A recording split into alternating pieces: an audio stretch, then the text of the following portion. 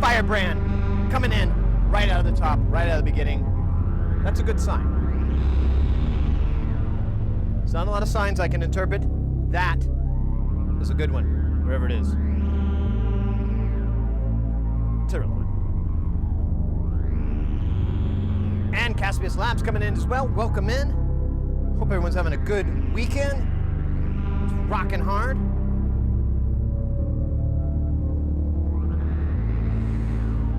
I'm here. I kind of woke up and I felt like sick today, like I had a cold or something. And I just kind of laid around for a bit. I was gonna take care of some business this morning, but I just laid around and just kind of puddled around on the couch. Started feeling a little bit better. Took a shower, felt better. Ate some food, felt even better. And now I'm like, I don't think I feel sick anymore. Cool. That was a close one. Pull this monitor out. I can't see. There we go. Hey, VCMD Potions. Welcome in to Jamtown. That's Jamtown Extravaganza. 18 plus to enter. All ages welcome. Where is it? Does it do the rest? Yeah, there we go. Modular Synth LYFE. 18 plus to enter. BYOB. BBQ. NTSF. CCR. QC. LMNOP. QRS. TUV. WXYZ.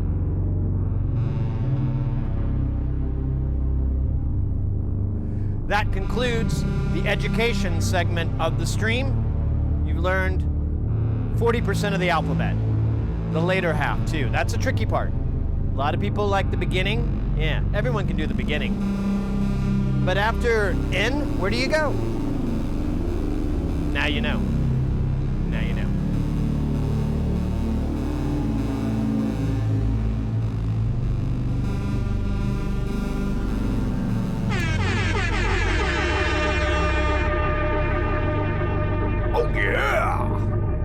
We got a little bit of that Mr. X in the house. Mr. X, how are you doing? Oh my goodness, we also got Fixer. I didn't even see you there. I don't know how I missed this badass emote. My bad. Welcome in.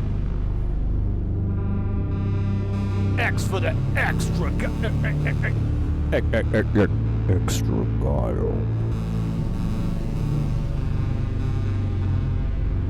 Good to see you, Mr. X. Yeah, I was saying earlier, I woke up, I felt a little sick. Like I was getting a cold or something, and then it kind of went away. And I just rested and took a shower and ate. Maybe I was just dirty and hungry. That might have been what's wrong with me.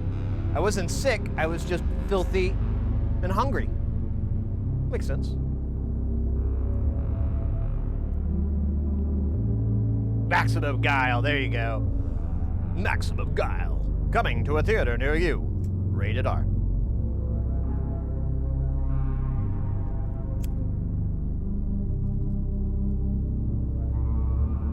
I wonder if there's a European equivalent to that kind of trope. Coming to a theater near you. Rated R. Of course, that whole thing could be living in my mind. Could not be real. Do cyclic hyperventilation. Right now?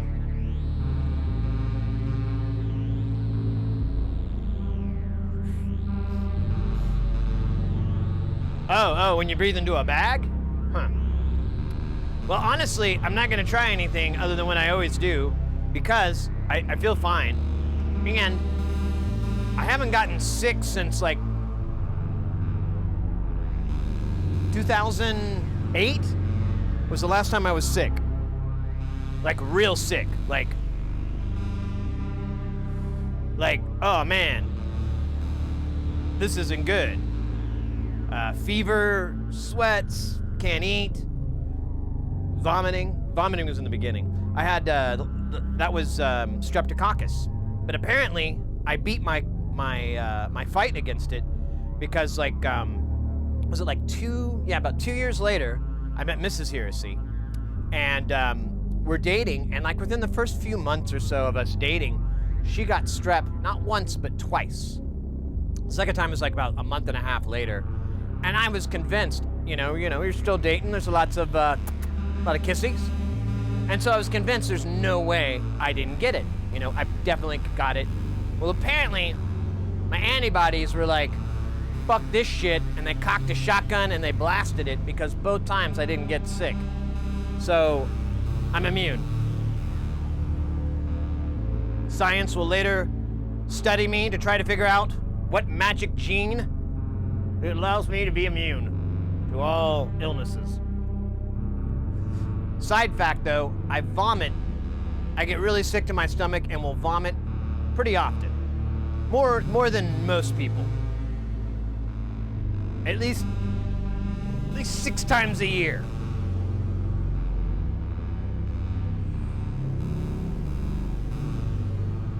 Filth and hungry. Filthy and Hungry, The Life of the Times of Sid Heresy. That'd be a boring ass movie. Just be like humping it for years.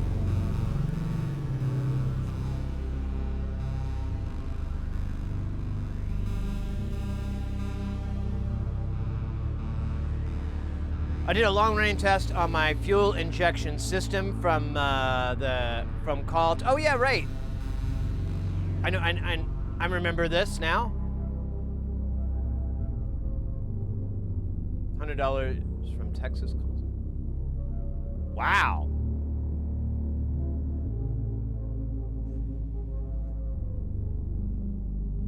All right. Fair enough.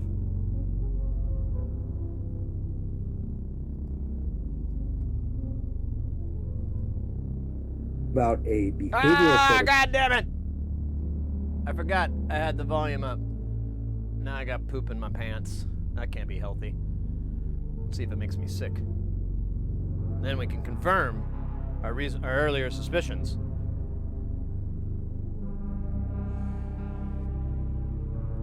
"3D Jeff!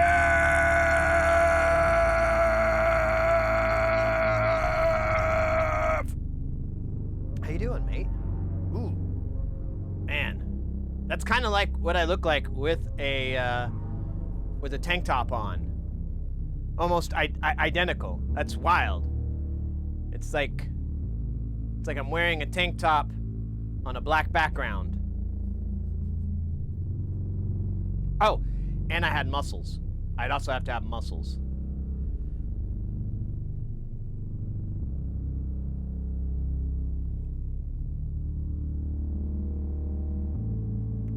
Was about to get off the computer, but oh yeah, no worries, mate. Understood. Thank you for dropping by.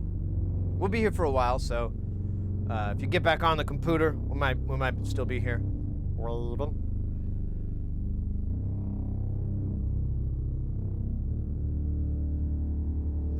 Oh, you're talking about altitude differences. Interesting. Interesting. Well, like I had the craziest thing yesterday. So I went to this job site, and it's a pretty long drive, and I get there, and you know, nothing big. And then I'm working the gig, and I go out to my car at like lunch, and I notice there's like water under my car, but they do a lot of landscaping, and I'm like, I think it's weird, but I'm like, oh, I guess like maybe there's a leak and my car is preventing it from evaporating faster than it would elsewhere.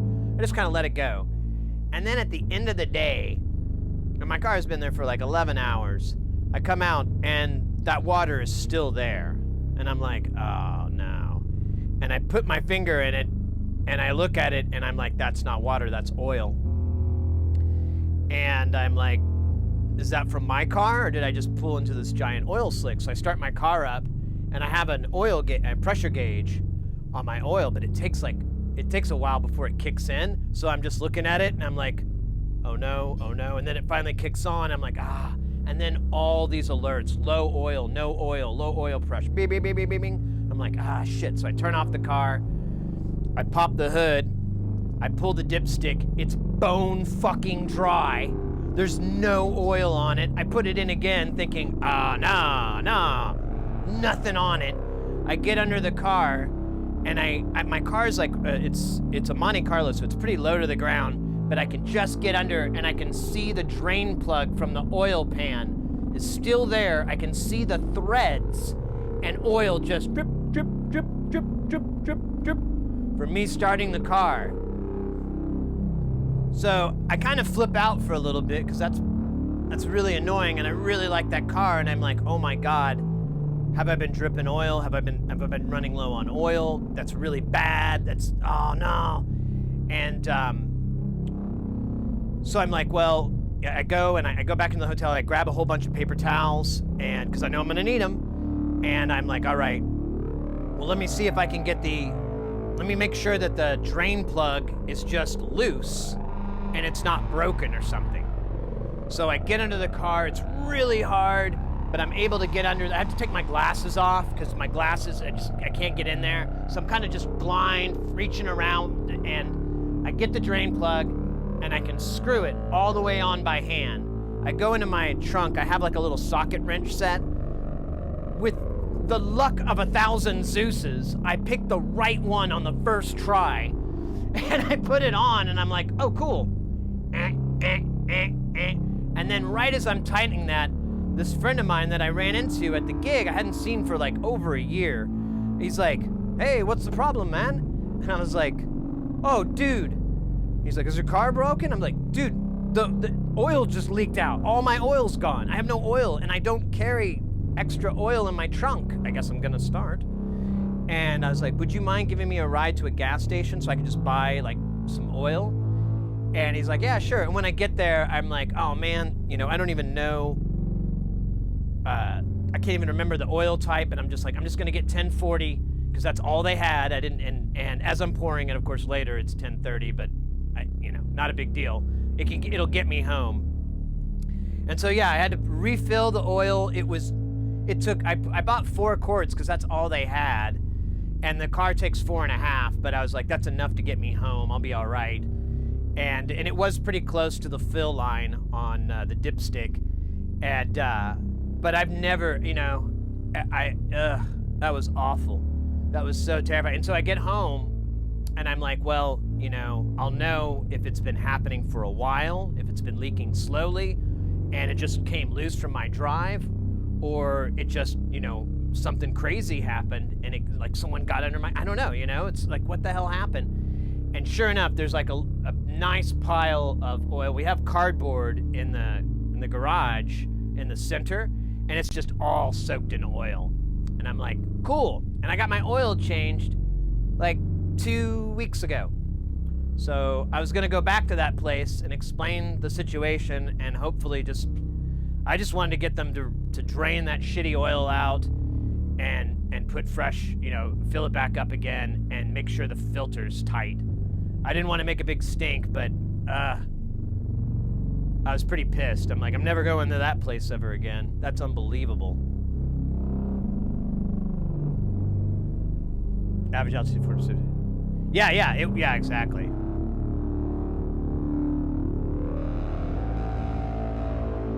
Yeah, I'm pretty confident I didn't destroy the car. It ran fine and everything. There was a lot of oil under it, so I'm pretty sure I probably had somewhere around 3 to 2.5 quarts, somewhere like that drained underneath my car. So I made it there okay, but yeah, I'm really mad.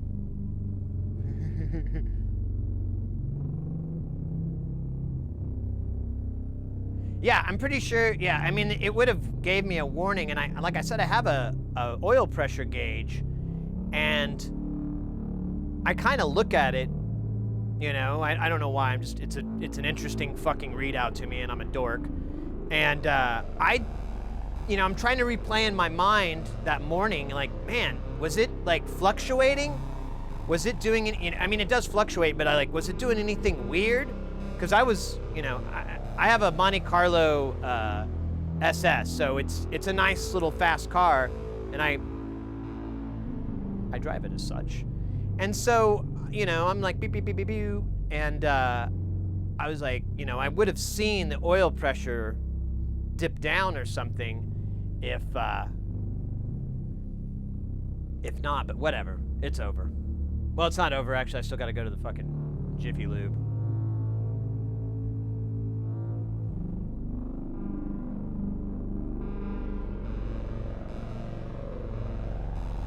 Only Guile? Your car runs on Guile? That's dope. That's that German engineering I keep hearing about. The Farfignugan? Which I still think, well, I remember when I was a kid and Volkswagen had that whole silly advertising push, and I always thought it sounded like a candy. I was like, you know, Germany could have just introduced that word and said it was a candy, and Americans wouldn't have known any better. Oh, yeah, tastes good. I had some Farfignugan. It was delicious. Gotta scoot. Yeah, Jeff, no worries, mate. Take care. Put the swag in Volkswagen. Oh. That's pretty dope. Did you come up with that on your own? That's legitimately brilliant. That's meme-worthy power. Meme-worthy. All right. So I looked and I looked and I looked and I looked some more, and I cannot find my guitar cable. I looked all over. I don't know what happened to it. I'm still kind of been searching, but, and I don't have an instrument cable. That's the only one I have. I just don't know what the hell I did with it. It's so weird. Like, it should be folded up somewhere, but I don't know. I don't know. Yes, I came up with that, but sadly, realistic. Yeah, probably.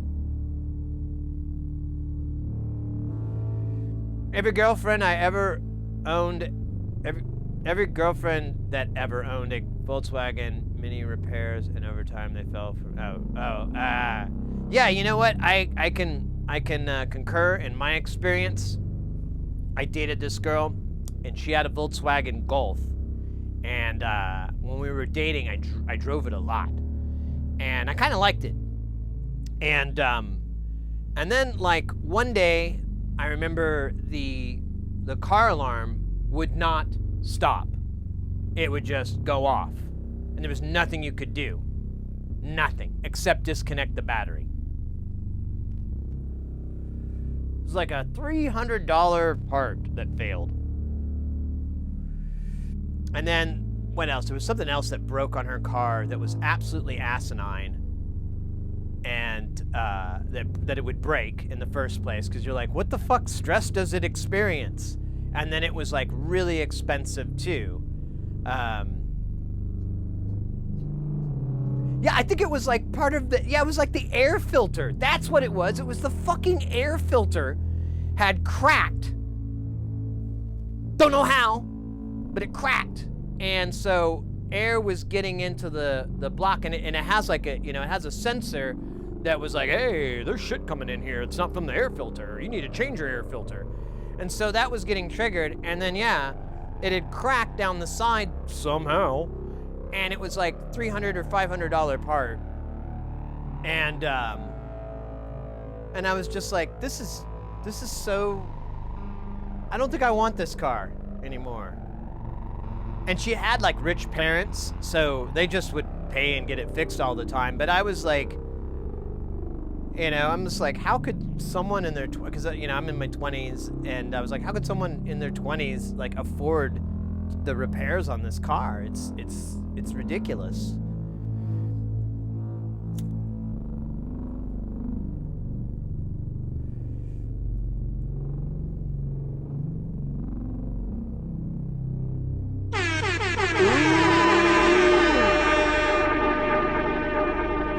Tom Morello guitar cable, how do you do that? Hey, Proton Fig! Man, I wish I could. It's a braided cable. I don't have that many braided cables, but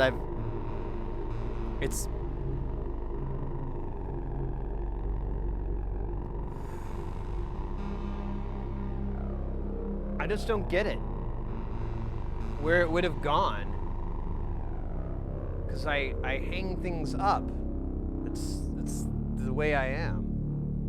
So I don't know.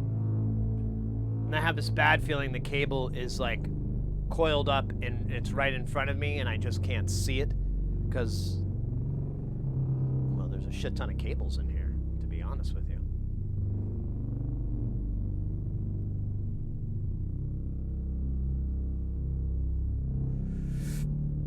All right, let me see here. I'm gonna look one more time because I just thought of a place it might be hiding. Negative. All right, well.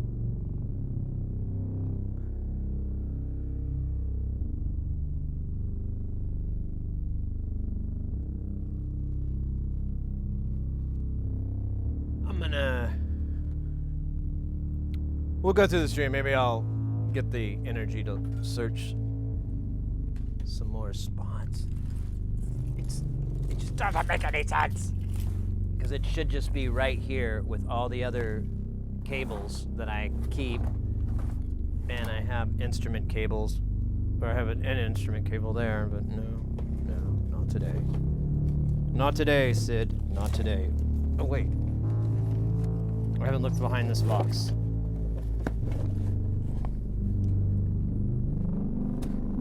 And I feel nothing. And I don't see it. All right, so we'll do modular again. It's so annoying now. I feel like I did.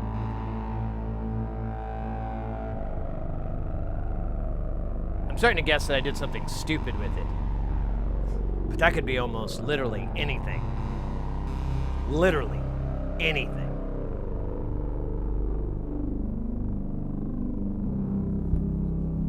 Literally anything. So I'm not sure. That's dumb. I'm not sure. We have enough time on the server to look for it, so let's jam instead. We got the beast.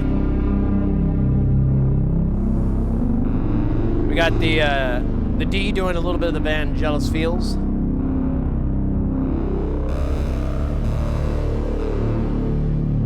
I don't know what BIPM we're at. It looks fast. Oh, it's not.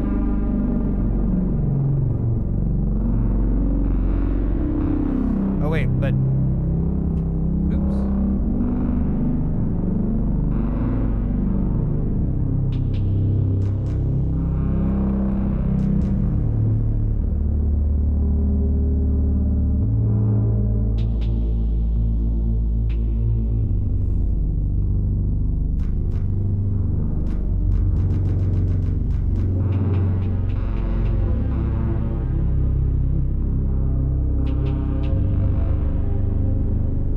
This one to the dubification.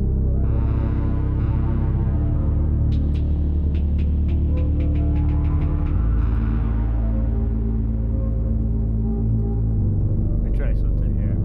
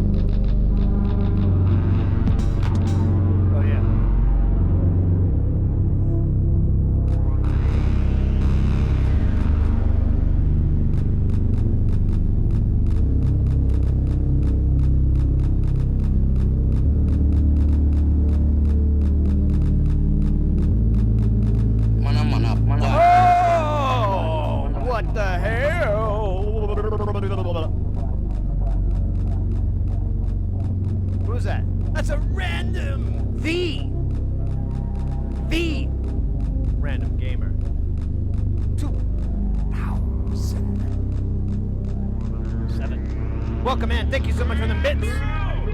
And DJ Dilly Dally with the follow. Thank you. You rock. I don't know why. I'm repeating everything. It's like a bad Zoom meeting.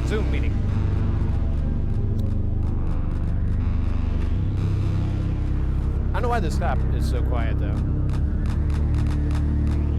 Okay, so this isn't from Dub Station Zebra. All right.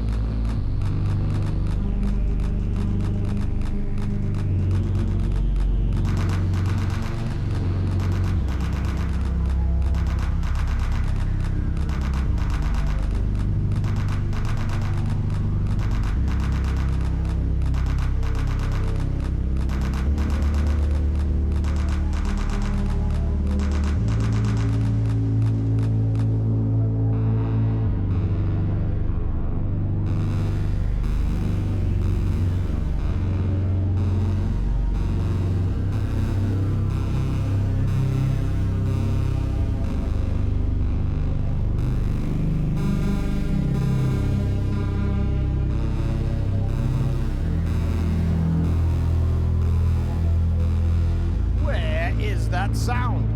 It's not here.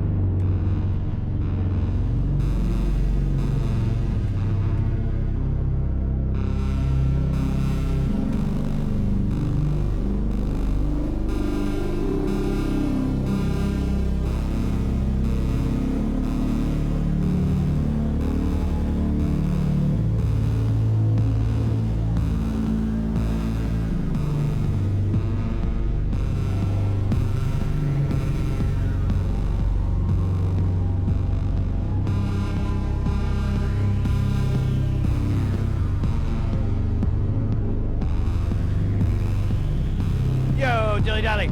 Hiya, not sure how I got here, but I'm digging it. Hey, in this instance, I would normally say it's about the journey, not the destination, but this destination leads to new journeys.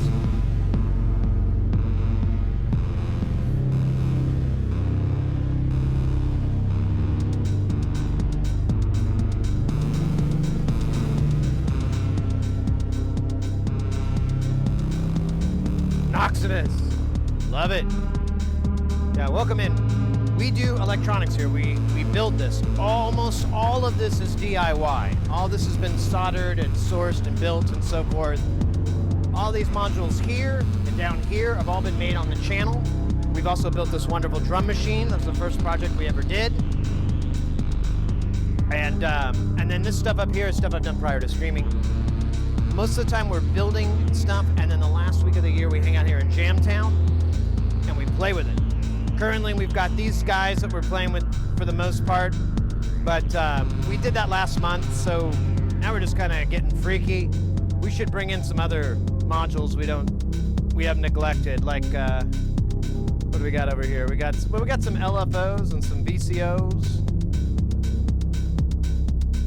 Oh yeah, this AR envelope is pretty dope. We got some stuff. We'll figure it out.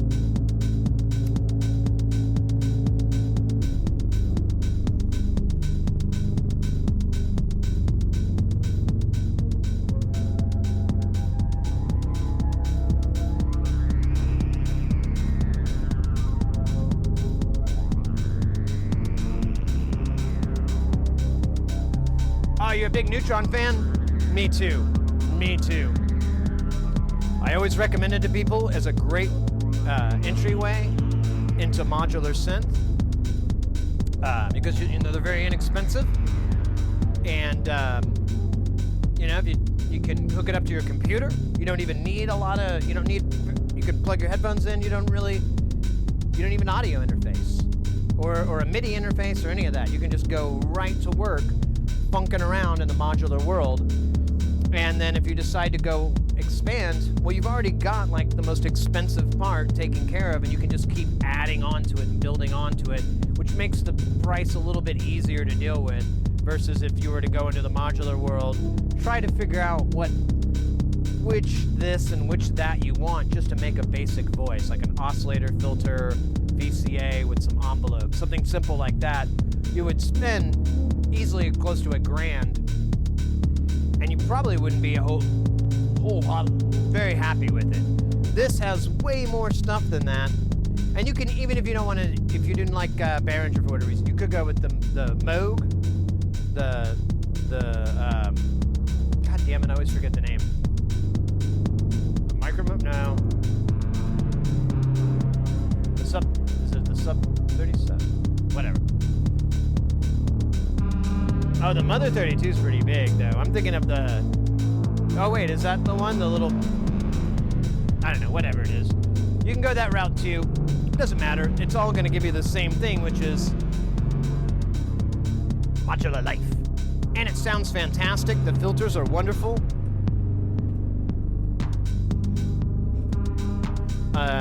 The envelopes are really nice.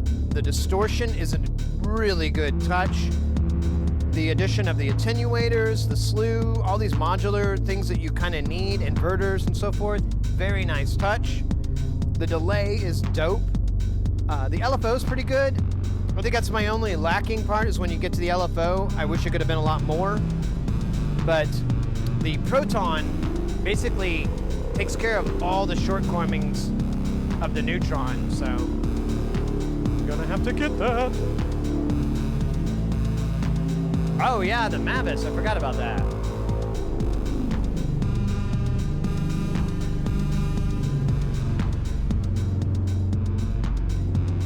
Yeah, and Noximus, there's a really cool, the downloaded manuals where I found it, the printed one that I got with it, didn't have it in it, so and you most likely will get the downloaded anyways, but the downloaded manual in the back, it had a bunch of example patches.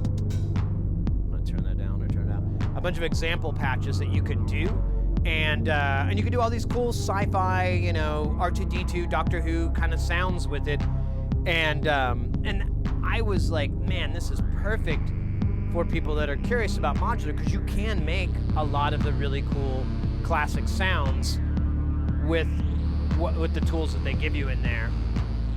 So yeah, I like it, and the filter's very original. I love the sound of it, the tone of it. I remember in the production, or in one of the videos, the promo videos, or something like that, the filter was the idea of one of the Midas engineers. So Midas is a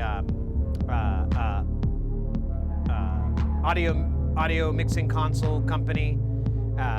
Behringer, Music Tribe, or whatever, they acquired them, and they've started integrating a lot of their stuff in.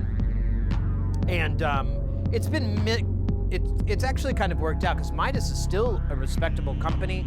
Their newer models, their newer consoles are fantastic. So it's not one of those, it appears not to be one of those deals where there's an acquisition of another company and then it kind of blands out, like I'm looking at you, Apple, and a Magic. Anyways.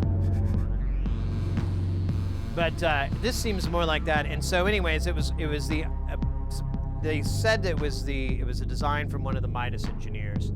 And anytime you have someone coming up with a new way to do a filter, I'm very interested.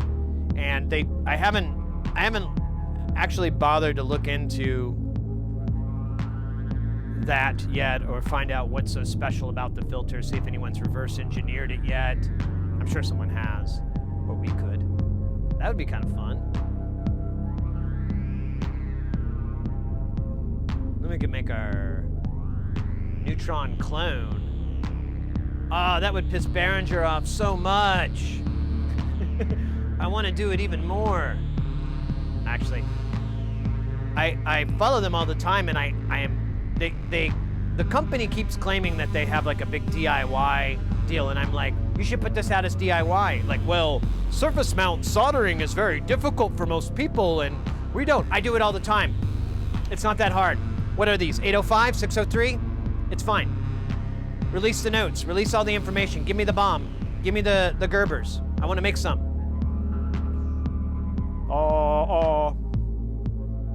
So I guess if you just reverse engineered it and put it out for free, I don't know. Maybe they could do something. I don't really care. Oh, I accidentally made a rather Aperture Science Portal style. Oh, cool. Nice. Yeah, well, got this guy rolling right now. I pretty much lately we've had him been doing baseline duty. Ooh, there we go. But we can always switch that up.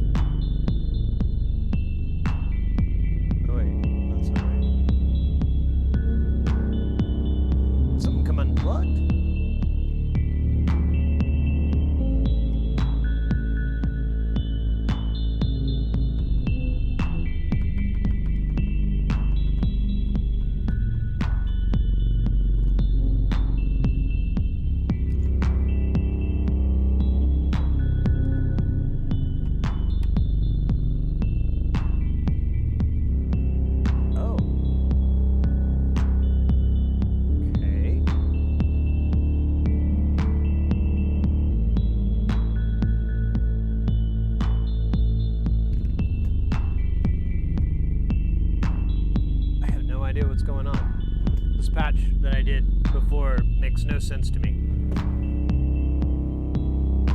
There may have been drugs involved.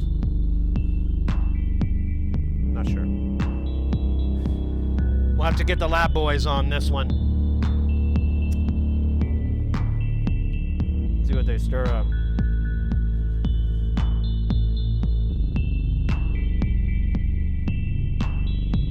Yeah, that doesn't make any fucking sense. Oh! Okay.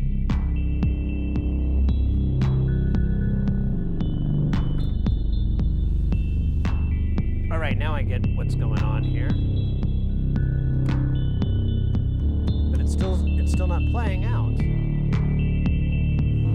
Let me take the 2600 out of the equation real quick. Where the fuck do we go though?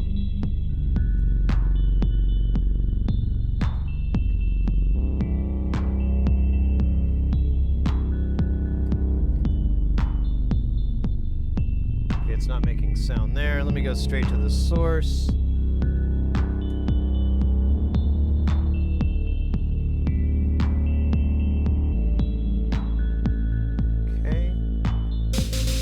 Okay, there it is. All right, let's work our way back.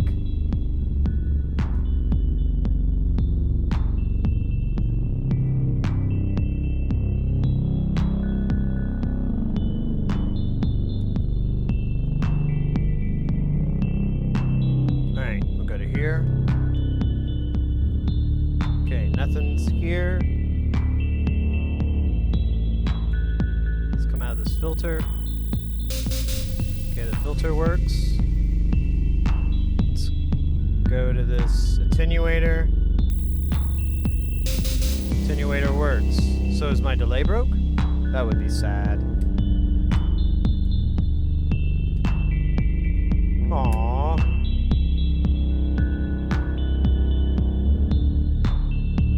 What the hell? Yeah, it totally doesn't work. Like, no sound. Did I do something dumb? Let me check. Audio in? Yeah.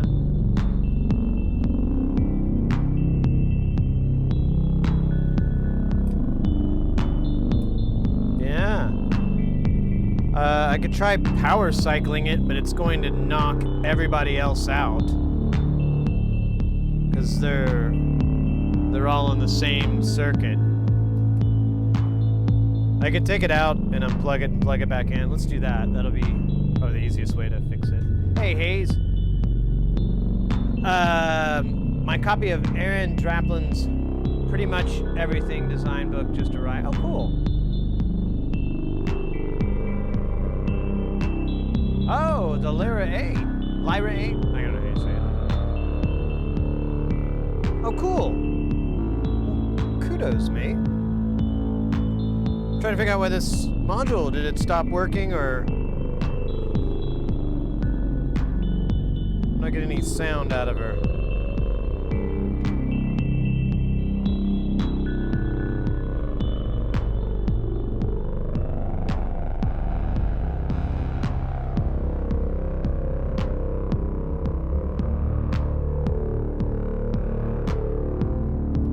I think it might need a power cycle, but I don't want to reset the whole modular.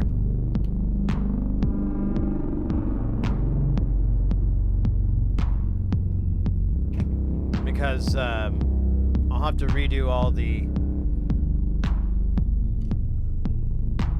Yeah. Here's the back of this thing. It's pretty cool. Not super... Not a whole lot going on. There's a DAC. There's the main chip, which is... Oh, it's a PIC 33F. Wait, never mind. So it is a PIC.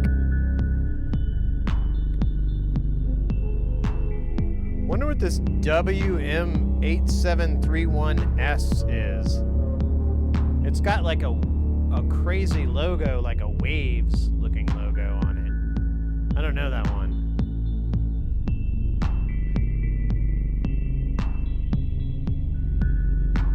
What's the year on this? Oh, it just says 112.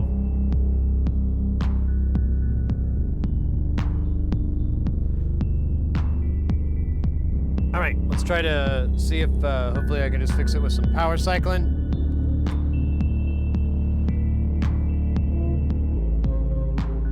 Plug something in. Otherwise, I might have to work on something. Oh yeah, let me just go straight into the mixer.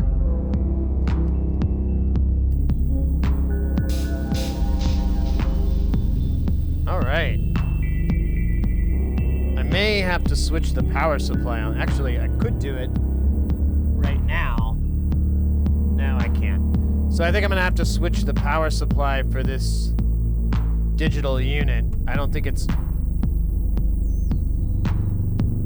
liking, so I have a power delay for the 15 volt system. I'm gonna put one up for the 12, but now I'm starting to wonder if that's not a good idea. Or I'm wondering if that is still a good idea, whatever.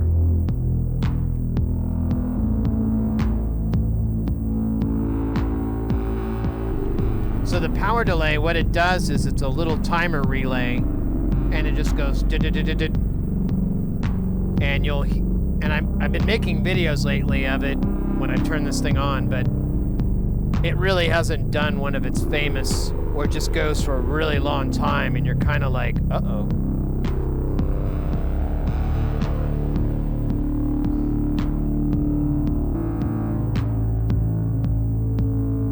But you have a knob to control it, but you basically control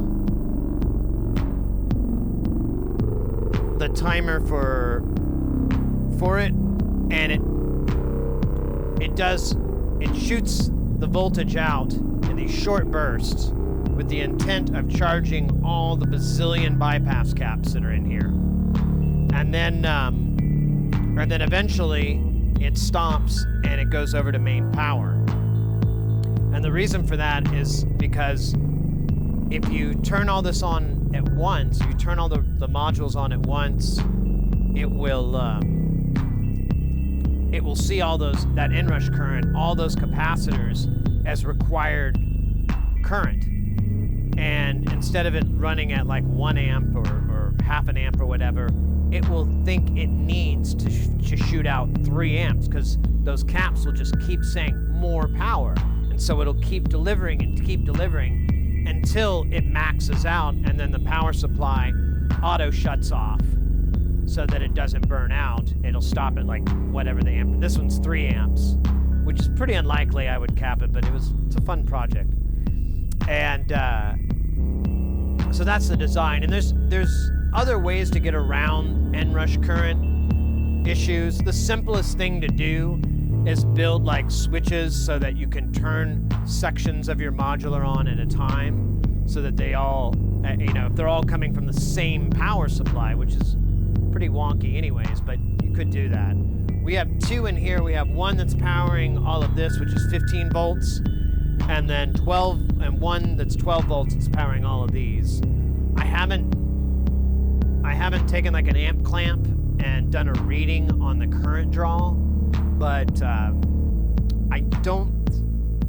we've probably around an amp on the Eurorack stuff, and we're probably close to an amp too on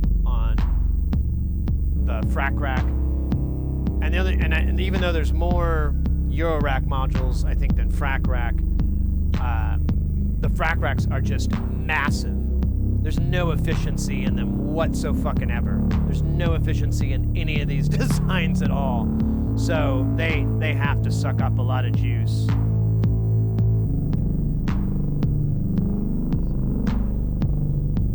Now, there's a lot more buffers involved to where that wouldn't be an issue, because you've got your transformers. This is post-transformer is where this is going to occur. So if your synths all ran off the same DC power block, which is a really bad idea because you're going to get ground loops and all this nonsense, but if it all ran off the exact same DC power block, then yeah, you would have a similar issue than you would with this, but of course not. I mean, it's insane.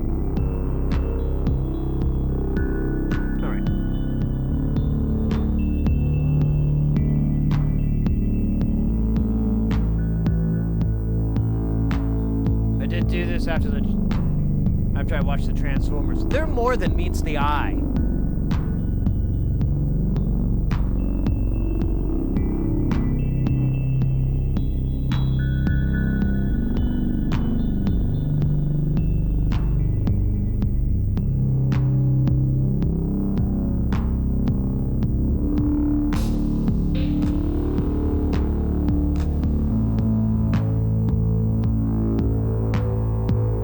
This one's not working.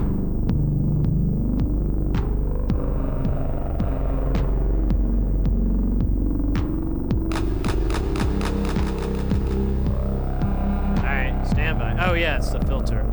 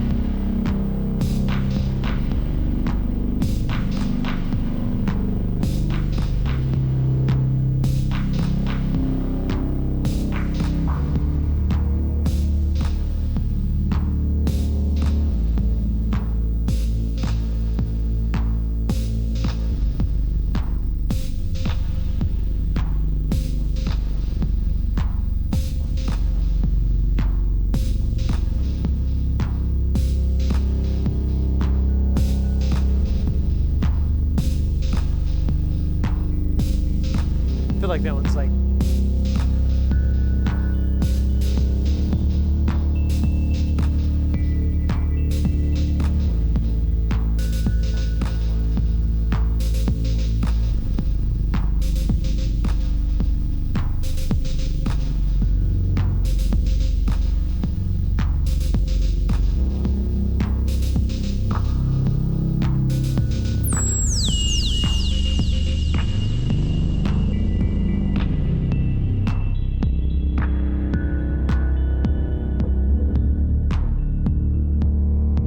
oh yeah, we still haven't put the... Let's see, how did that work again?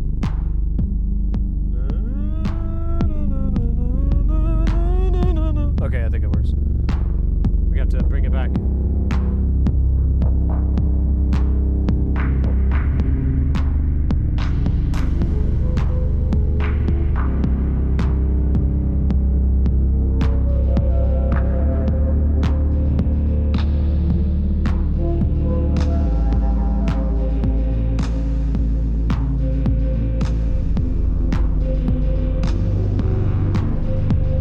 That's it. We get a big volume dropout. Wonder if we could gain the shit out of it. Let me try something. I got something crazy. Crazy.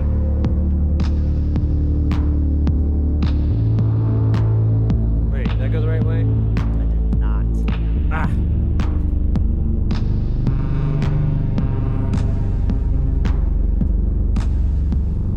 Into and my friend began to get turn this down so I don't blast it.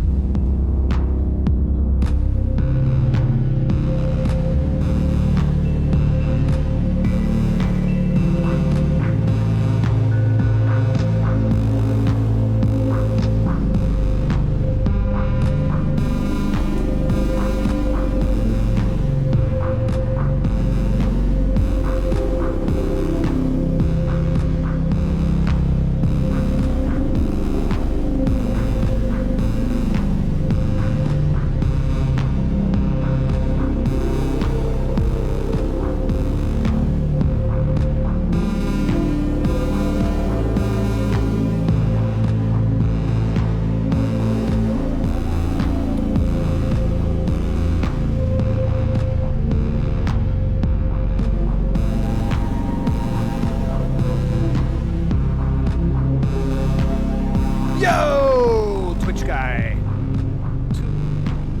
How you doing, mate?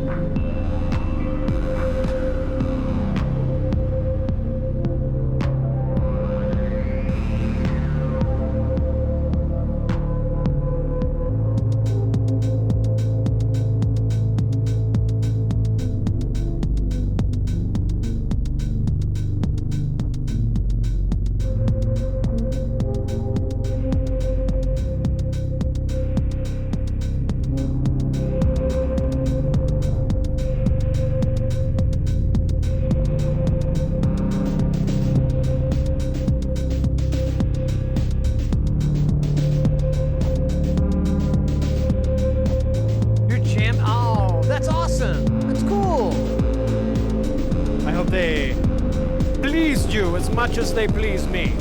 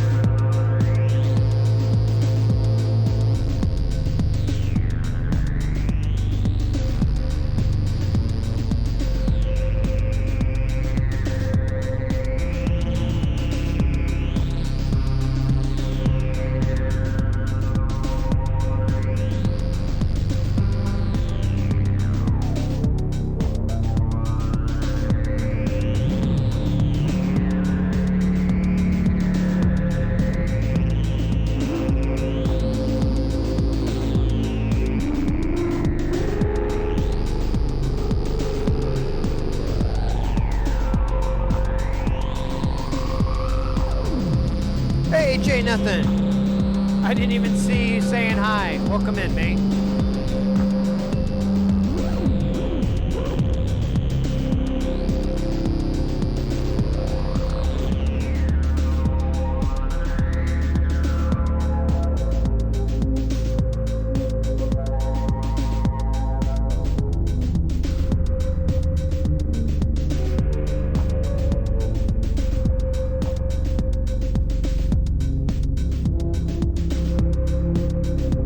Defense, the names were the same color, and I'm an old man, so it's very easy to confuse me.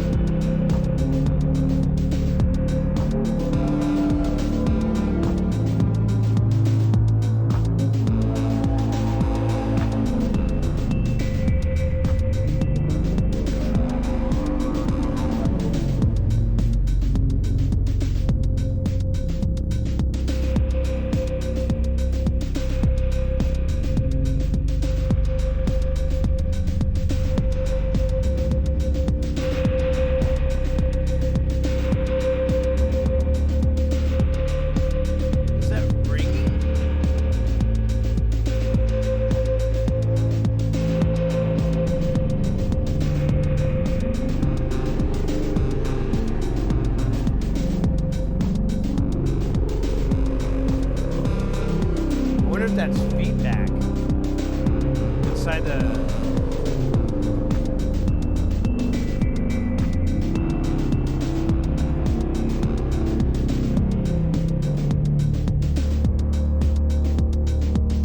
Maybe we should put the delay before. Let's do that.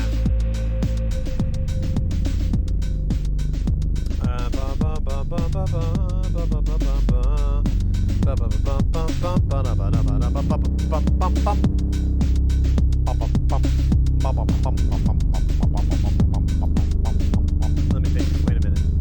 How's this coming in? This is coming in right here. It's gonna go in here. Make sure we don't need this. Wait a minute. Yeah.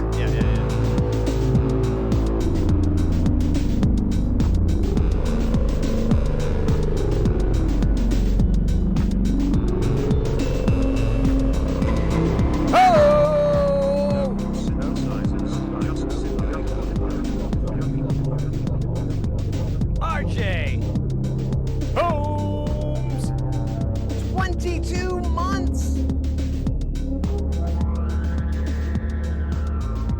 That is remarkable. Wow, thank you so much. Wow. That's a lot of months.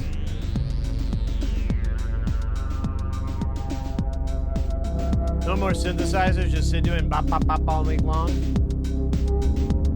Well, for the rest of this, we're gonna be back in the lab on Tuesday. Maybe Monday, I don't know. I go out of town. I leave for Tucson on Wednesday, so I can get my car all good. Gotta make sure that thing can make it there. Jesus Christ, I didn't even think about that. Fuck. And then,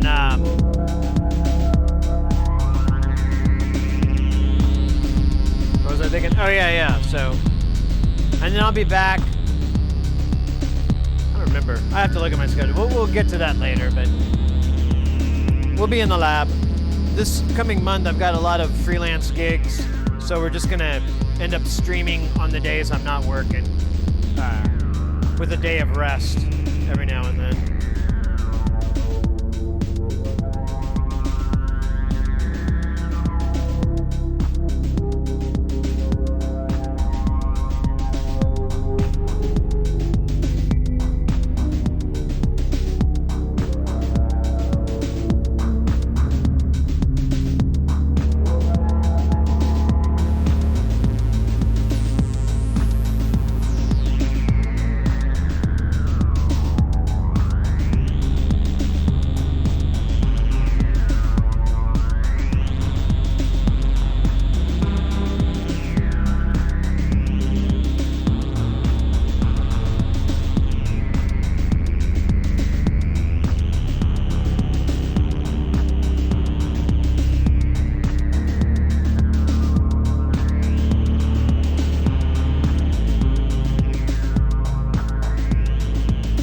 Oh yeah, I forgot. I was doing this and I got all excited. Thanks again, mate. Tucson, never been there. It is. It's near Tucson. Alright, I gotta go through this guy to attenuate him. Had a cable for that. That's gone. Gone, daddy, gone.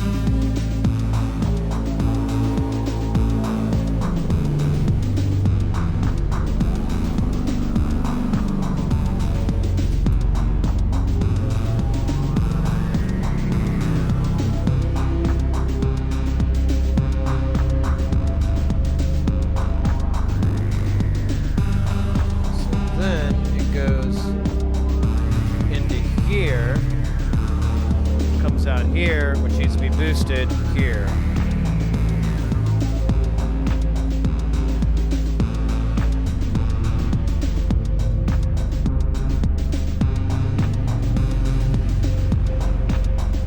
Which I don't hear at all.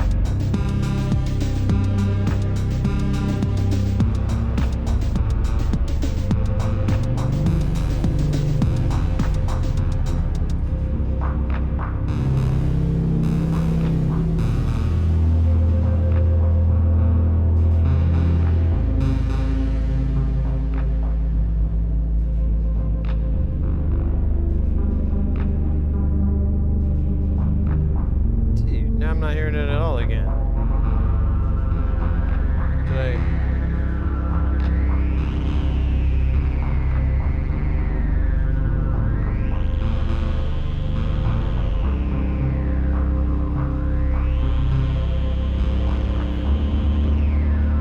Did I zigzag?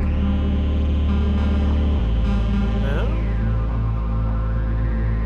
Oh, wait, what's this? No, that's right.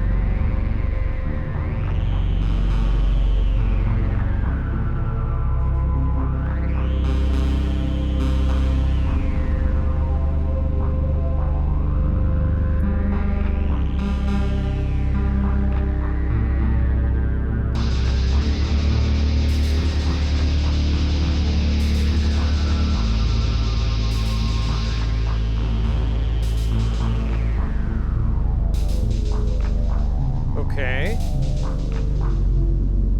So do you need a boost? Is that the problem? Yeah, it's like my backwards. Oh, Jesus Christ. No? You know, I was right. Mixer. Yeah. It's just damn quiet. And it shouldn't be. Let's boost it. I'll try. It's weird. Yeah, it doesn't really do it. You can kind of hear it. It's really quiet though.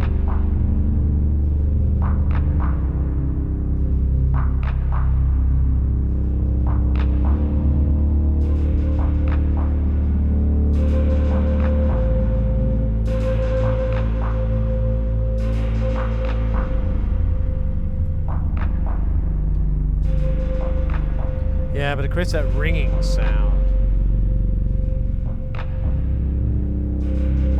Let's try a different sound.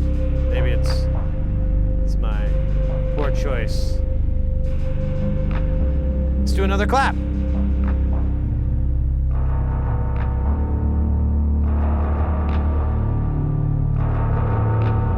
All right, attack of the claps.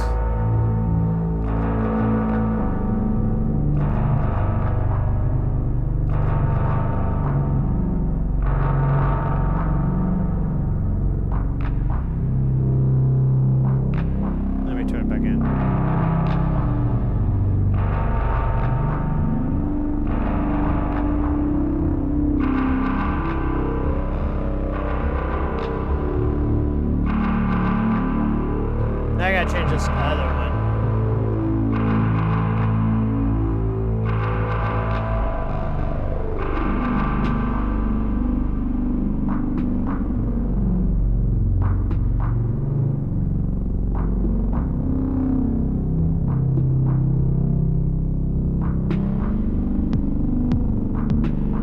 Ooh, weird.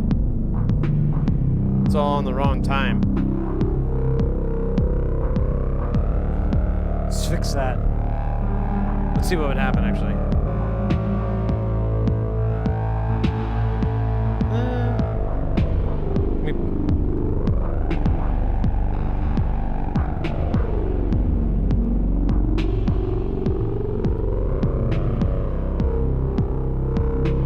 That's kind of cool. Let me skip it one more.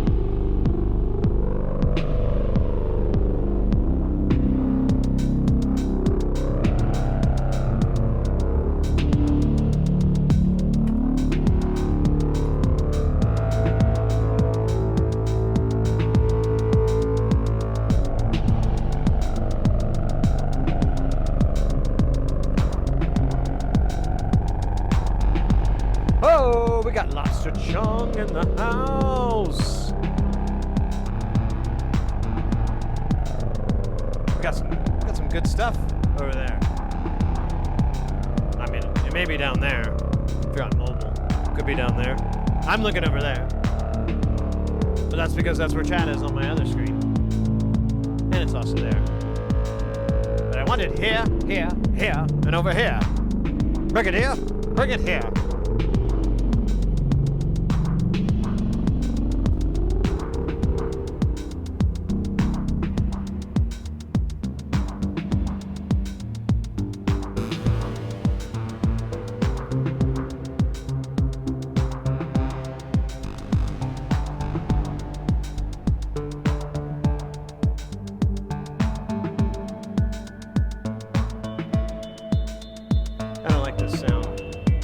Also, like, way up in the ridiculously...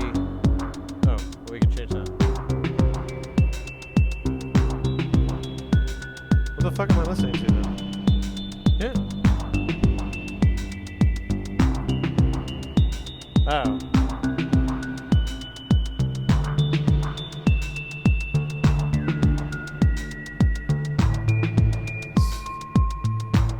Yeah, it sounds beautiful, right? It's like a...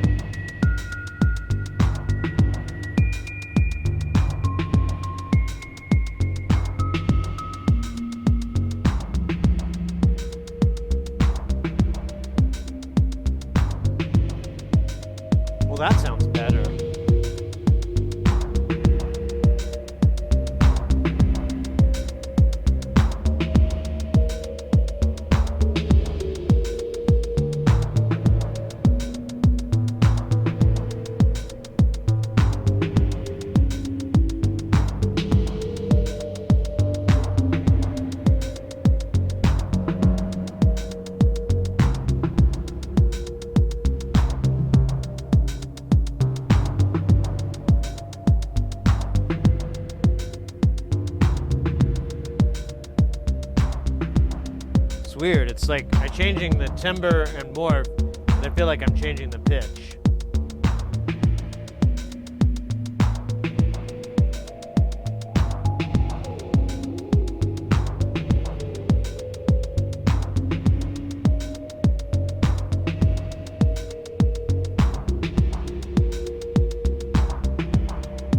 Let me check this harmony.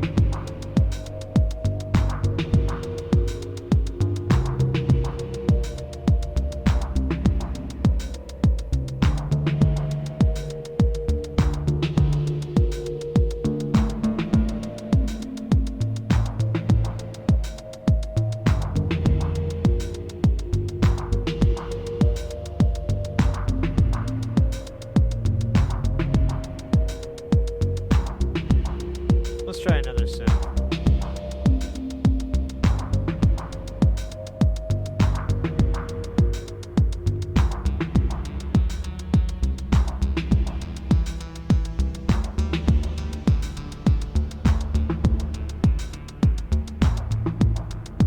Bump it back up. Oh, you son of a biscuit.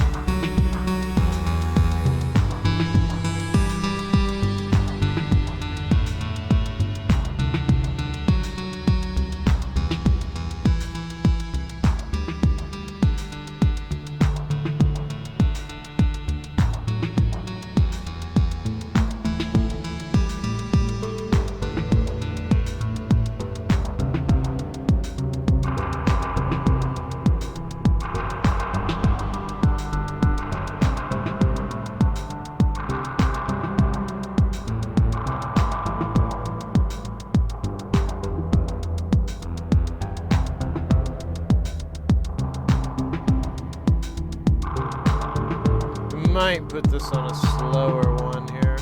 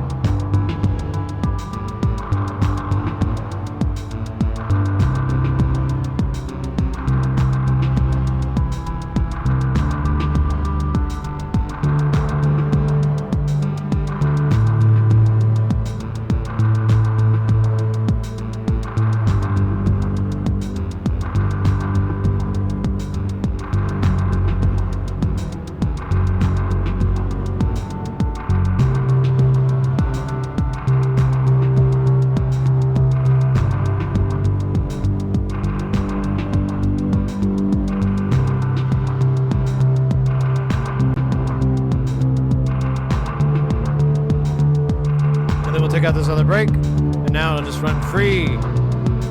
Free! Oh wait, let's fuck it up. Let's get fucking weird. Let me make it weird.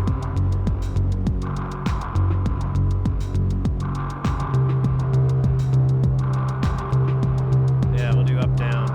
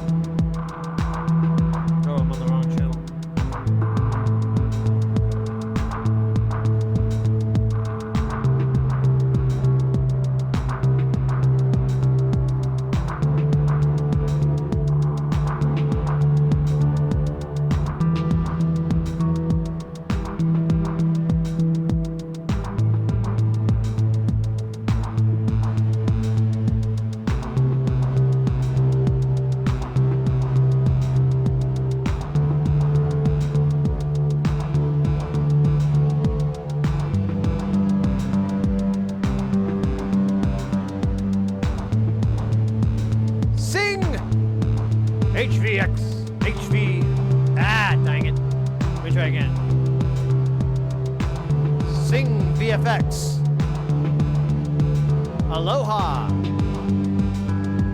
By Prime viewers and followers on blah blah blah blah blah blah blah blah blah blah blah blah blah.com.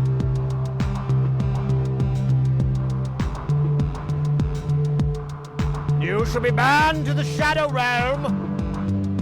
Never to be heard from. Oh, you've already been banned. Good job. Whoever banned. Banned. No? Or is it not? No, I don't know. There we go. Alright. It's not updated on my screen. Hey, McGroggins, welcome in.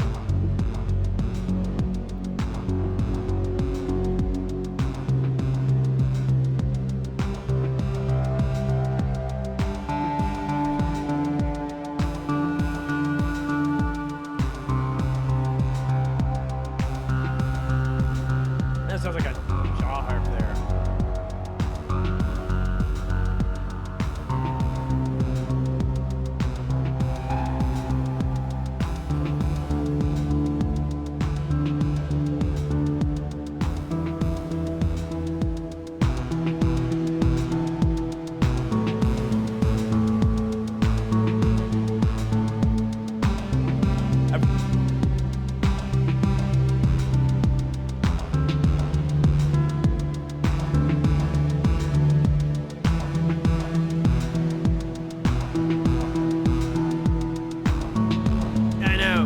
Got to be a big numbers game. I guess it pays off.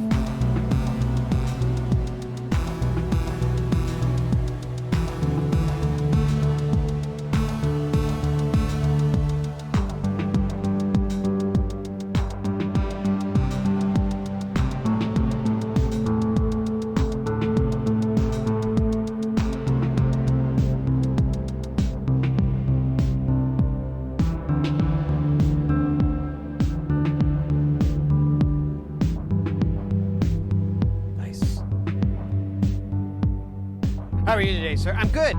I woke had kind of a crummy day yesterday. My car, I drove it to this gig and I came out, and long story short, the drain plug came loose. It was leaking oil, and then when I got there, I leaked all of my oil out into this parking space. It's really nasty. And I luckily, this guy I was working with, he saw me digging around and he's like, do you need a hand? And I was like, dude, can you give me a ride to a gas station? I just need to get 4 quarts. Filled it up, you know, got the drain plug back on, filled it up, got home. Yeah. And then just kind of, we've been dealing with our cat, our cat Choya. She's had seizures and we had to go to the hospital. It was a big old fucking deal. And so, you know, been dealing with that. So I came home, tried to, you know, watch her, give Mrs. Heresy a little bit of a break and whatnot. And because she's been watching her and all this. And then I just passed out. And then I woke up like 6 hours later and I was like, ah, damn it. And then I went back to bed. I woke up today and I just felt kind of sick, like all morning, like I was getting a cold or something. But it went away. I just kind of sat around and it kind of worked itself out or something. I don't know. I took a shower, felt better. Ate some food, felt better. And we derived that I was most likely just filthy and hungry. And that will be the title of the future HBO documentary. Filth, the filth and the hunger, Sid Heresy. But, you know. But I felt fine now and I was like, oh, I'll go ahead and stream, you know. I feel good and all that, but I didn't get my errands run, which was to go get my car fixed. Go down to the oil people that did it and go, hey, you need to do it again, and you need to make sure you tighten that nut. Don't over-tighten it. Just make sure it doesn't come loose from daily driving.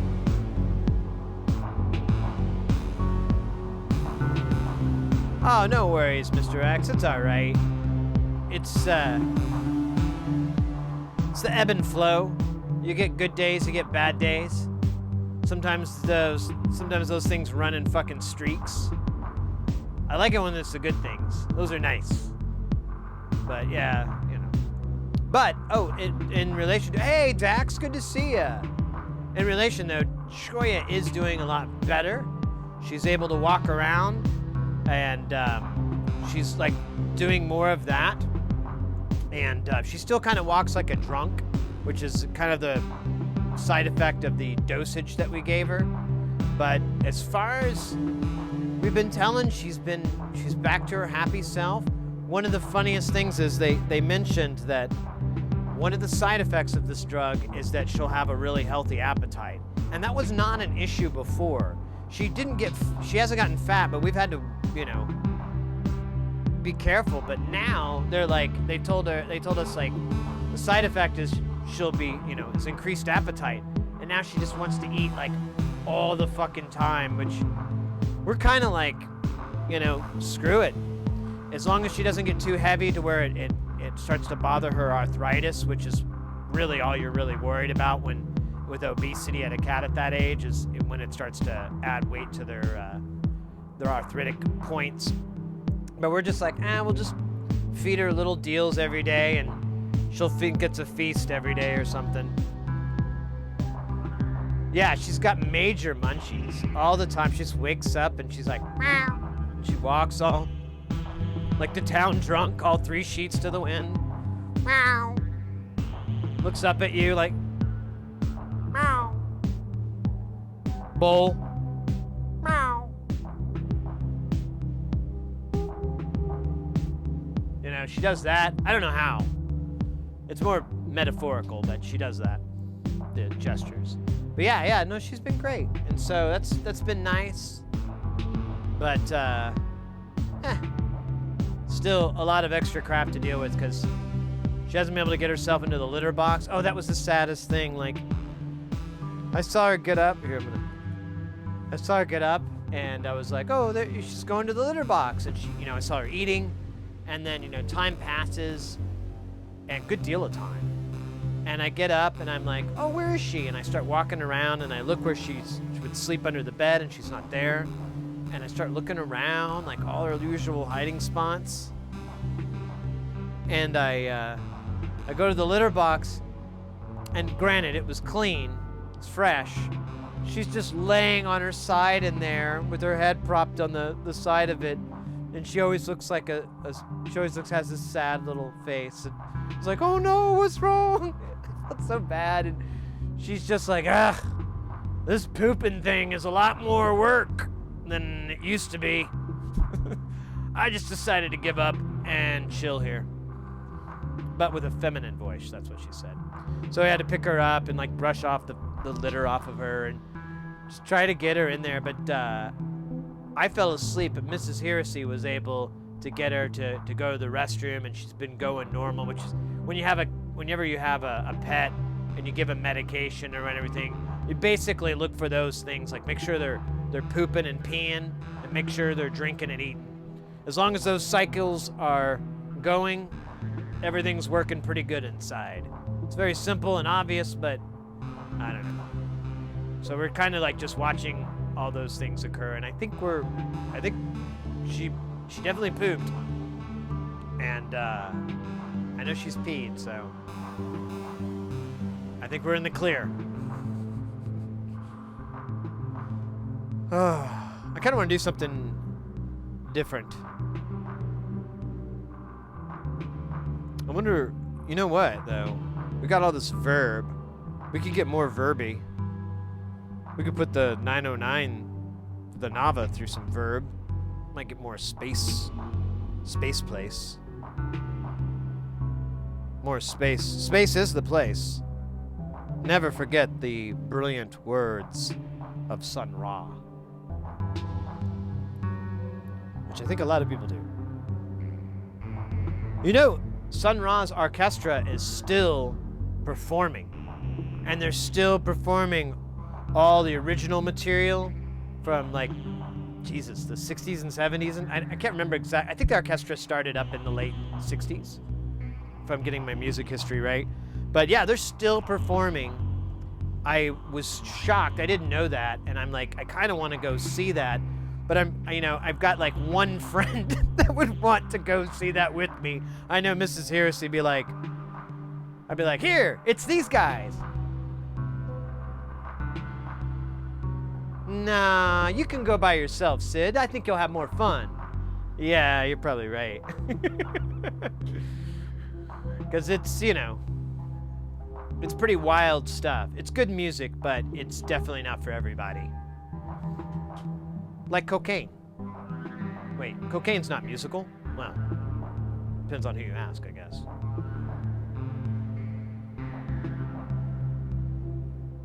Making sure I pee and poop is my whole day. Yeah, and getting the food and the beverage in me. Speaking of which, I actually decided today, I had like a little bit of a come to Jesus moment, and I was like, man, I think I'm gaining weight, and I don't want to, because like my work belt, I had to go to the next deal, and then I was kind of noticing my, anyways, I got these telltale signs. And I was like, all right. So I had one Dr. Pepper this afternoon, because I was feeling sick, and I was like, maybe I'm having like caffeine withdrawal. I don't know. And so I just decided to do it. And then, but then that's it. I'm just going to try to stay on water, maybe a Dr. Pepper a day. But it's the sugar water. I'm positive it's the sugar water. If I can cut that out, I should be able to fit back into my work pants.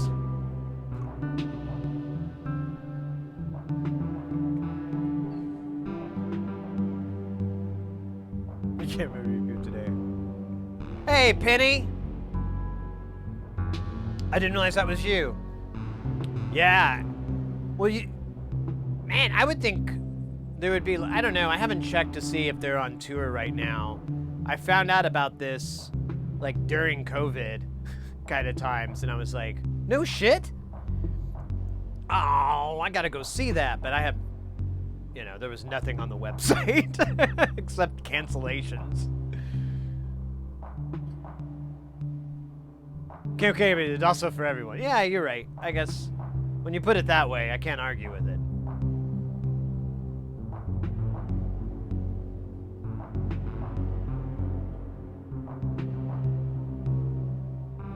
You need those work pants in a couple weeks? No, I've been working, but I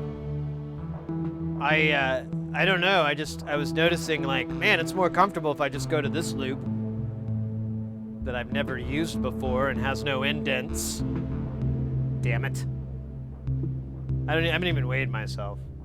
But anyways, I'm gonna try to drink little to no Dr. Pepper. Get back to maybe 5 Dr. Peppers a week, tops. Which should bring our Dr. Pepper bill way down, because it's pretty high. You got 2 Dr. Pepper addicts in one house. It's a $500 a day habit, I'm telling you right now. $500 to keep the old Dr. Pepper train rolling. But if I quit, we can get it down to around $250, $200.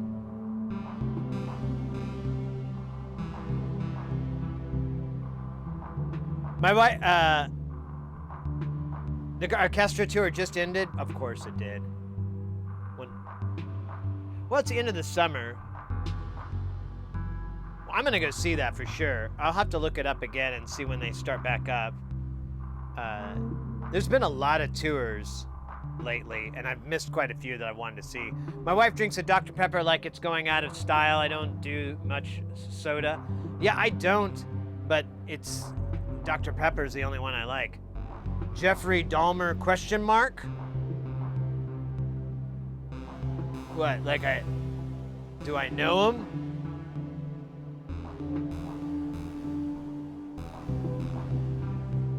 Next year, maybe. Yeah, I'm gonna go see them next year. I'll see them now that I'm aware that they're touring. I think like a lot of people, I found out about Sun Ra way too late. And honestly, I don't know if I could have appreciated Sun Ra when I was a younger kid. Maybe, I don't know. I liked experimental music, And I would have definitely considered that stuff pretty experimental. Sid, are you Jeffrey Dahmer? Yeah. So, man, we're just cycling through everybody now. Why can't I be that actor that played him? That dude's handsome as fuck. I'm straight as hell, but I'd make out with that guy. For sure. Tongues and all. I get grabby-feely, too. He'd probably have to shoo me off and go, no, this isn't what we agreed on. Man. It's pretty hot. I could barely drink half a Dr. Pepper a week. Soda's just too sweet.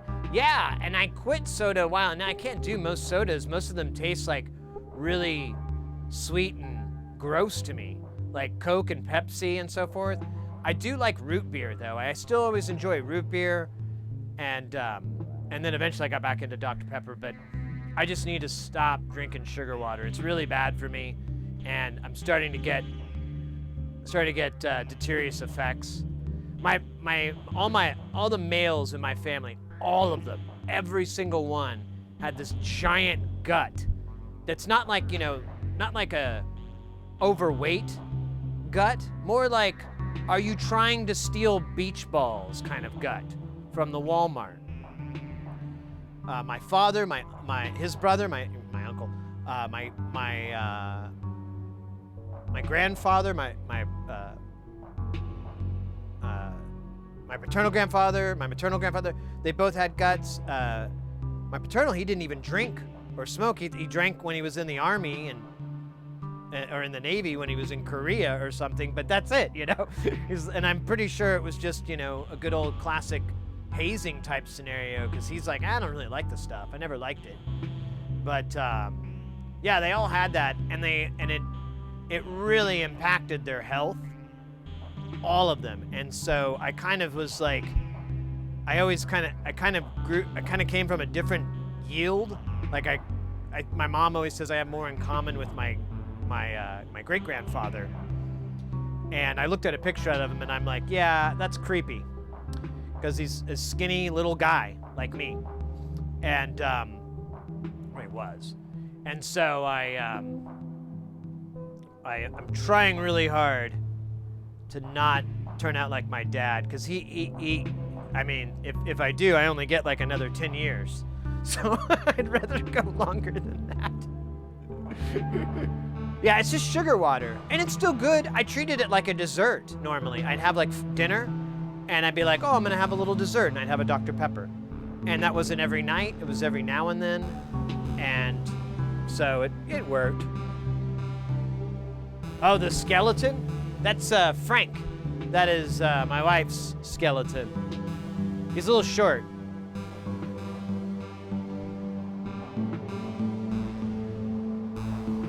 Drugs is a drug. Yeah, exactly. Yeah. Well, I can usually put a lot of poison into my body, and I've been able to do pretty good. But as I get older, the poison processing capabilities are getting not as efficient as they were when I was younger. I mean, if I look back to what I drank back when I drank and smoked and fucking ate garbage all the time, I thought it was funny how much garbage food I would eat. That was fun, but now I can't do that without serious repercussions.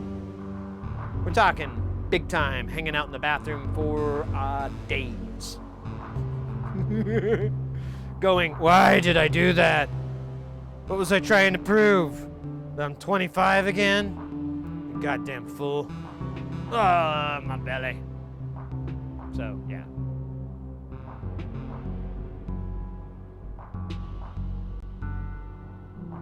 Are we all? Well, just, I'm trying hard not to, are we all? But it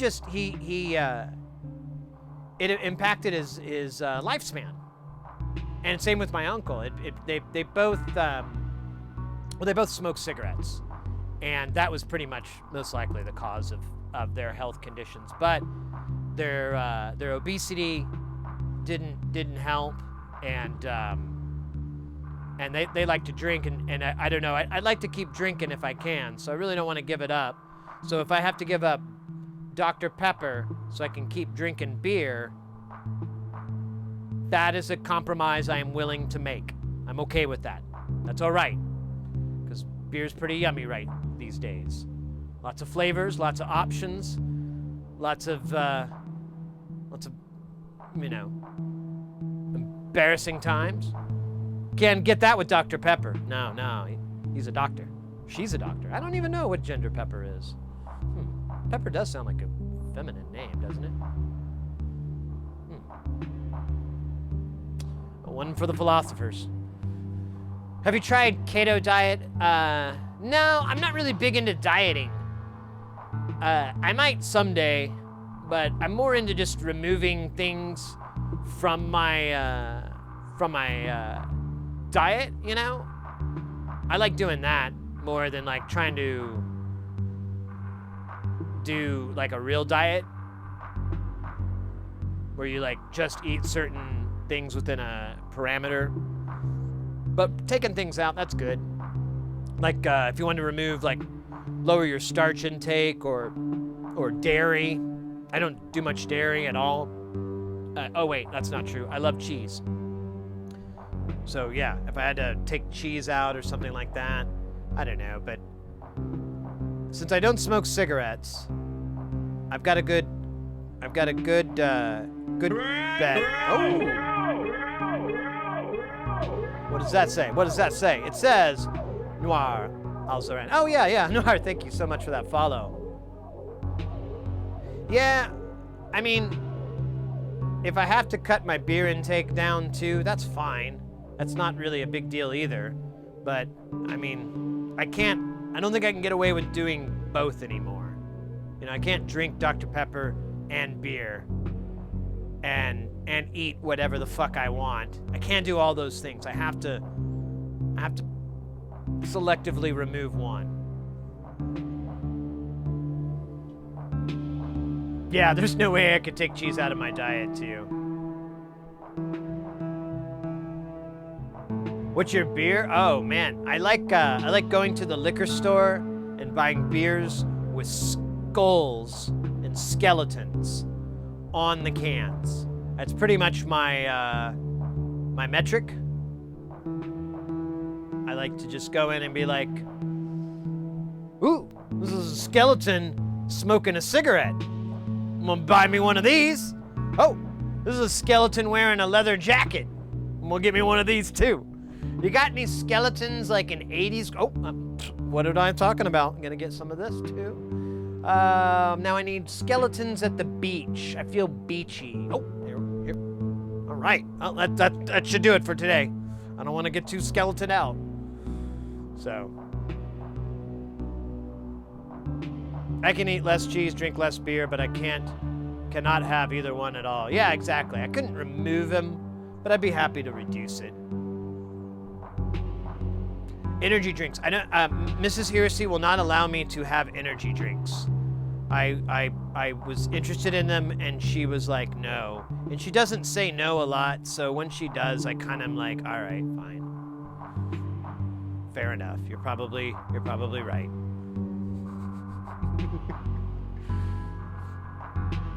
She's pretty mild on those things, so that's why. But she did buy like a bunch of monsters. I don't even like the way they drink though, or the way they taste. So I haven't really gotten into them.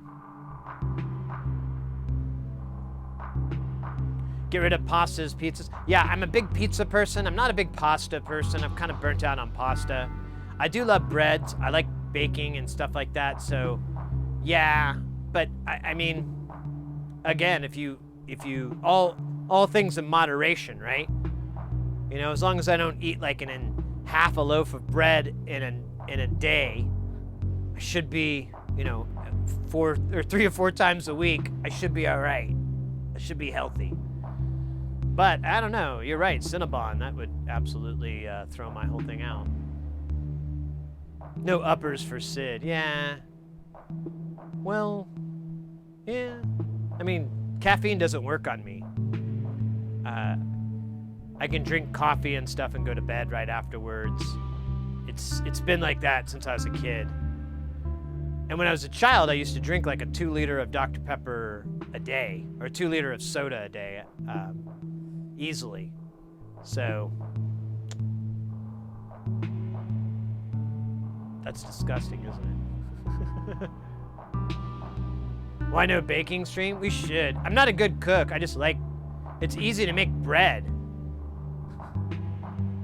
I've thought about it. There's like a big window in my kitchen that goes into the living room, so you could put a camera there, and I'd literally have a physical frame that I know I would be inside of. So when I stood there, I know I'd be on camera 1 or whatever. I wouldn't even need a monitor for it. And I don't know, we could do it sometime. It'd have to be something really cool. An issue with a lot of cooking, the logistic, which is incorrect terminology, but the problem with that is that, you know, some things take a long time to cook. I guess I could just drink beer and talk about stories when I'd stub my toe or something. Better Call Saul made you crave Cinnabon? Oh man, we're just about to finish up the last season of that. We haven't watched it yet.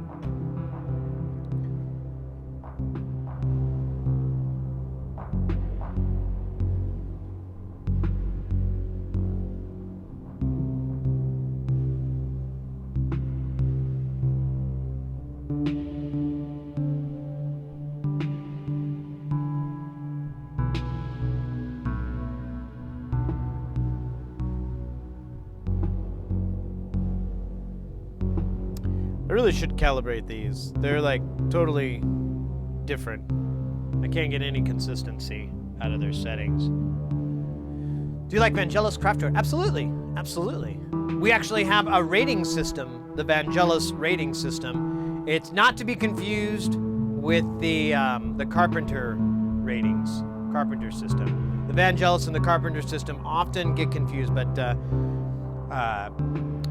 let's see. Well, right now we're at about 3,500 Vangelis there with the amount of reverb we have going on. Now we can increase that to an even 4,000 by washing it with more reverb.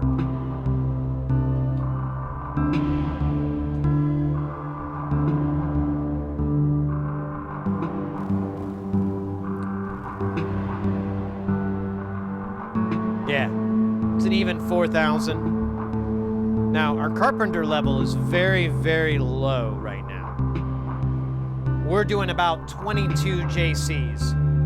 So, and that's common with our minor chord that we're doing right here. The Carpenters are gonna remain low. If we want to increase that, we're gonna have to shift some notes around to possibly increase the Carpenter levels to somewhere in the 50s and 70s, you know, much more comfortable numbers. We can work on that.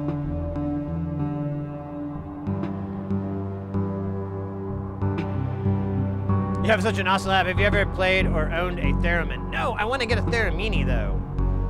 I love the fact that there's a built-in quantizer in it, and the price is right. And the most important thing with theremins, and there's a lot of DIY kits out there and stuff, the amplitude and the pitch bar are two separate ones, which you kind of want.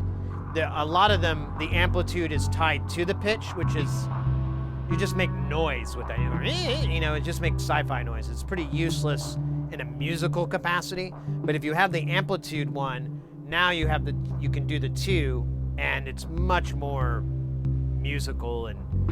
And since it has the quantizer built in, and there's lessons and all this, you can learn the positions, the hand positions for all the different notes and whatnot. And it's just like, you know, playing an invisible like cello or contrabass or whatever, where you don't have markings, so you just have to remember your positions and use muscle memory and in your ear to kind of zap it in. Yeah, it's a Moog, exactly. It's fantastic. I think it's, if I'm not mistaken, it's like $350, somewhere around that. It might be more than that. I may be wrong, but I remember I was shocked at how cheap it was. And I wanted to get one, but I just haven't gotten around to it.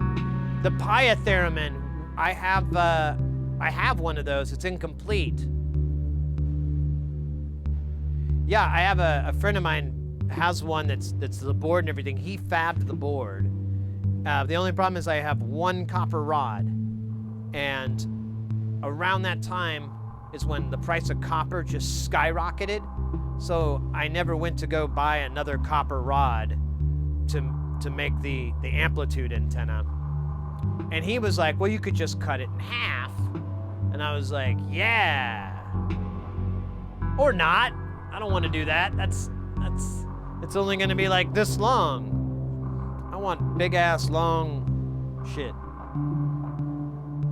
The Theremin is really fun. Yeah, I know OpenSet has one. And as well as a few other streamers. I'm forgetting their names, but I know a few people have had them, and they just look like a treat to play. And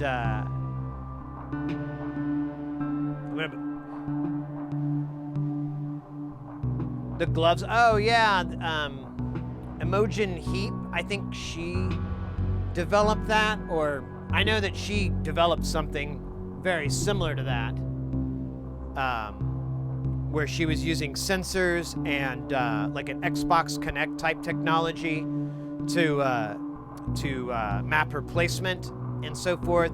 And so she could write, and it was almost like dancing as well. And very expressive, very cool. Yeah, and I've watched, I found out about it from her TED Talk like years and years ago. And then I think Ars Technica, or some you know, tech-related publication revisited that, because I want to say it was going commercial, or they were developing it to be available for the masses, for people to buy, because hers was basically this never-ending prototype. We did a theremin day at work in 2020, filled a studio with every theremin we could find. Wow! Yeah, it's just gotta sound like a bunch of cats.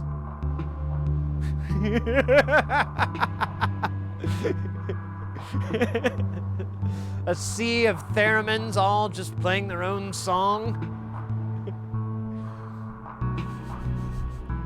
That sounds like nightmare fuel.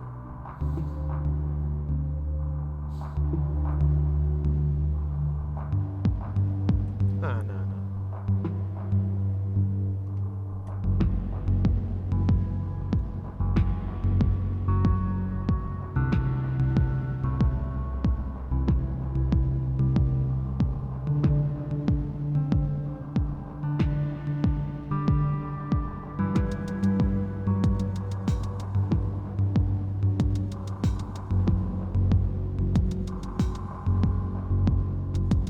Do you think the future of music is augmented reality? I have no idea. No idea. I think music will, though. There is a lot of interesting innovations in music right now that are kind of funny. They're like nature finds a way kind of scenarios. For one is, there's an artist, let me put his name up again. I'm a huge fan. His name is Dennis Martinson. I think I'm pronouncing that correctly. He, oh, nice. I didn't realize I had that. Oh, man.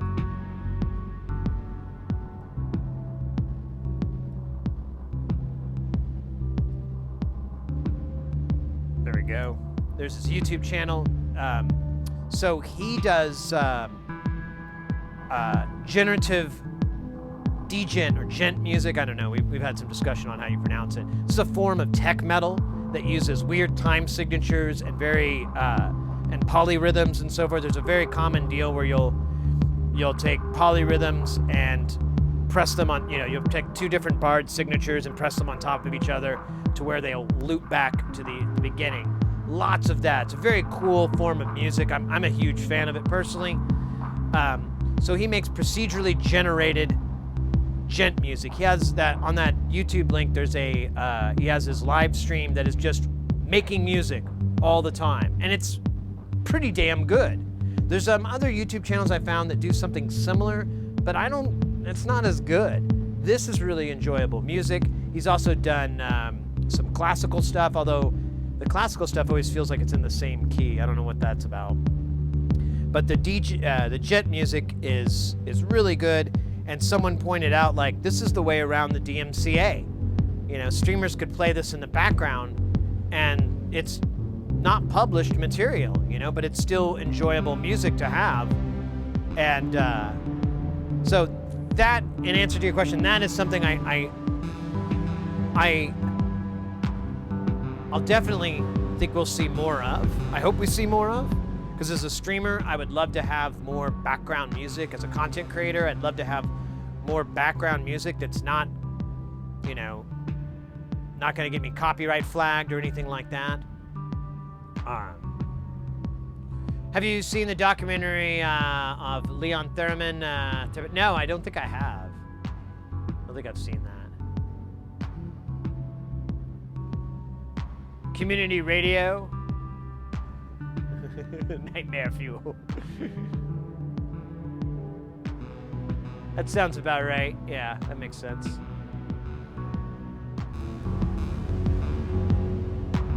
But yeah, as far as electronic music goes right now, though, it's this weird retro movement for the last 15, maybe 20 years, maybe 15, I don't know, where people have been getting into modular, and modular's become more and more common and more dominant, and you just see it in more and more studios. And honestly, I think a lot of musicians and sound designers are attracted to it because it provides two really interesting things. One is that you have like an infinite, you can just do whatever the hell you want. You know, your wallet is your rack is the only limitation that you have. If you want to, you know, bridge 17 of the exact same filters together, you can do that. You could have them all sync and close to have like some 2,000 decibel cutoff point. You could do something like that. And so there's that aspect, that your sound designs are pretty broad. And then the other part is it's a challenge all the time.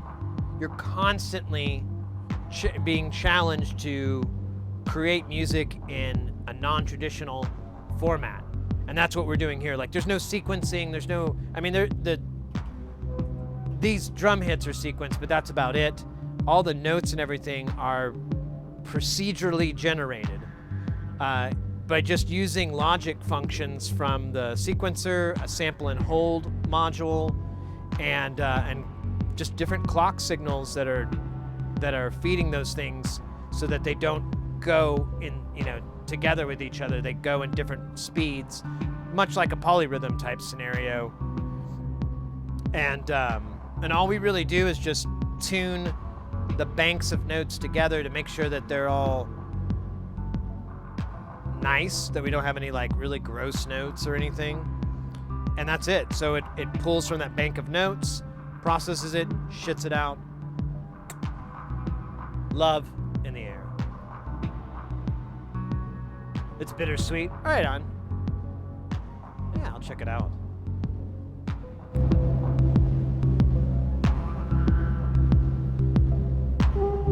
I think we could increase our carpenter levels with increasing that like Lindrum sounding clap. I don't remember where it is though.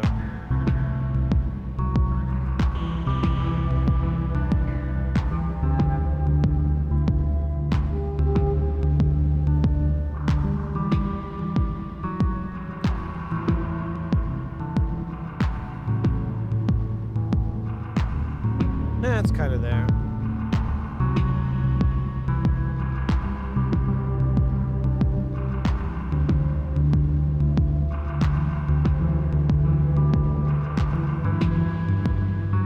We could use like another voice. What do we have? We have 1, 2. Where's the fourth one?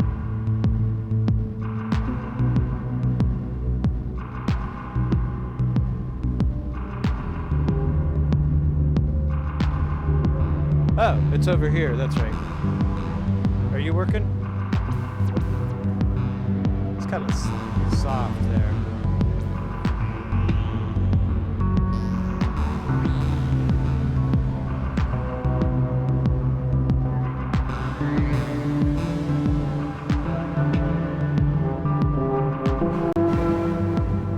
There we go.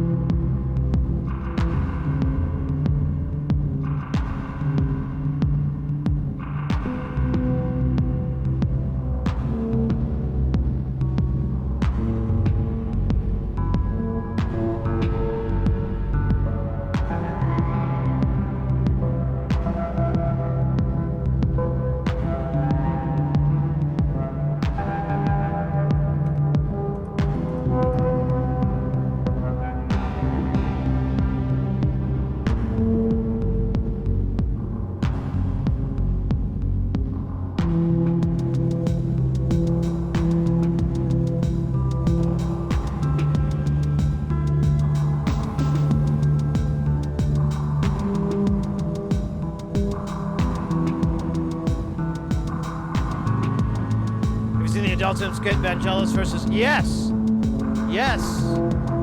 Zangelix, Windows, Sorona, Zangelix, Sorona, Windows.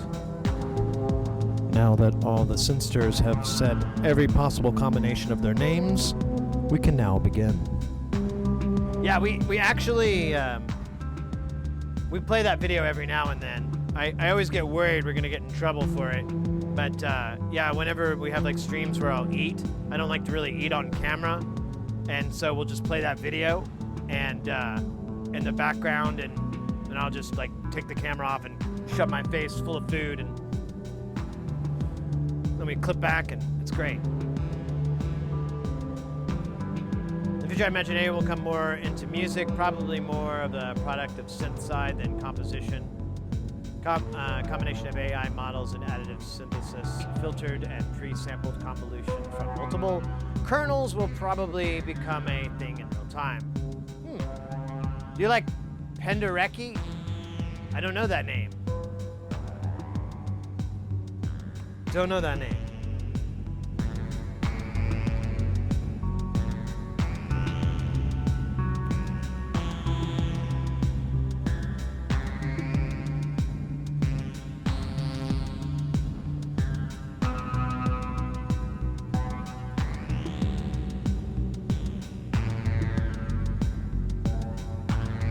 You know. What the fuck?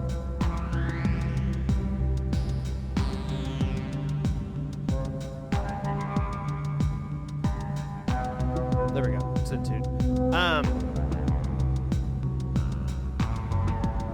I kind of want another sample and hold, another quarter main.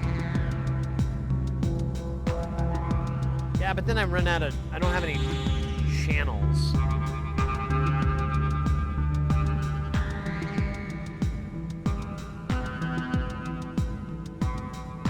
Oh wait, we do have it. Channel 8. We could do that.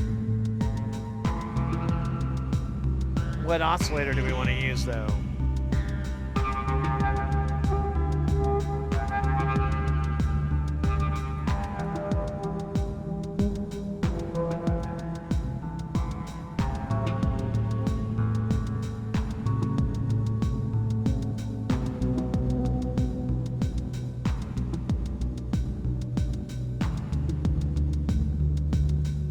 We've got a couple of oscillators. I mean, we have the Plague of Demons.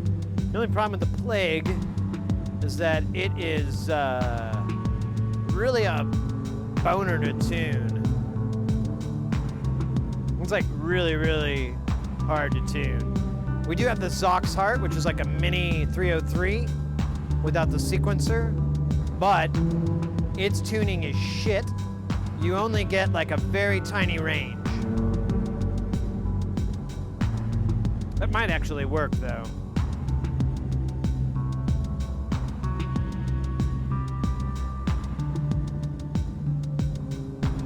Yeah, but some other issues. Using that guy right now. What else do we have? We do have the mini wave, but it's just a wavetable sampler.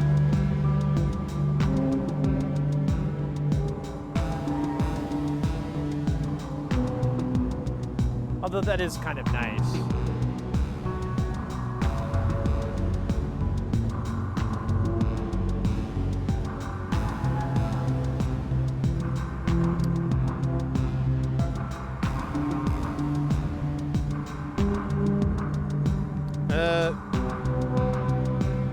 Yeah, that's kind of all we got. I guess we could try the 303. Polish composer, he's famous for the work of Serenade for the victim of Hiroshima. Huh, interesting.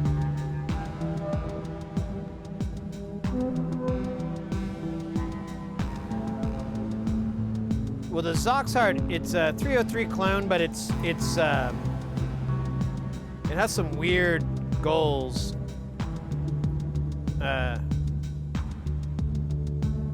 So one is, there's no sequencer. So you have your gate and 1 volt for node on, node off, but then you also have gate inputs for accent and slide. So if those go high, it'll activate one of those. The other thing that makes it kind of cool is you can just run audio straight through the filter. I don't know why I haven't done that yet. We might do that. And then also the original 303, you could choose between the saw or the square. You couldn't do both because of the inversion on the waveform, but they added the extra op amp to do that. So now you can stack both those waves on top of each other. It sounds pretty good, adds a little bit of beefiness. And yeah, but that's that. I swear something.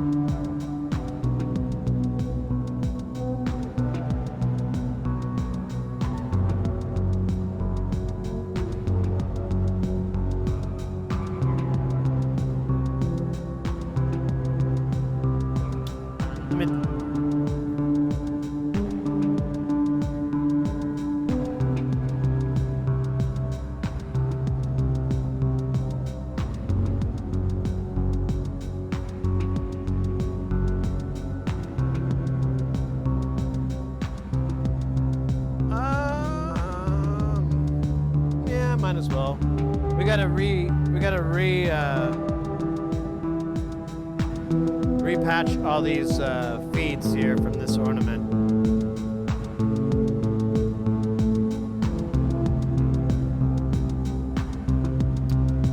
Okay.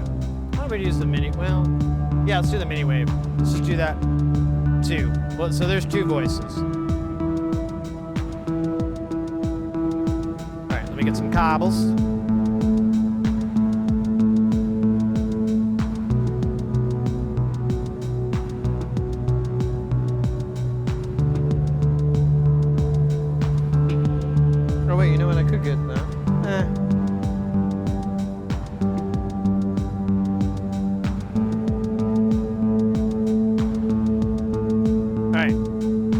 Big jumps, big long gabbas. What is the way?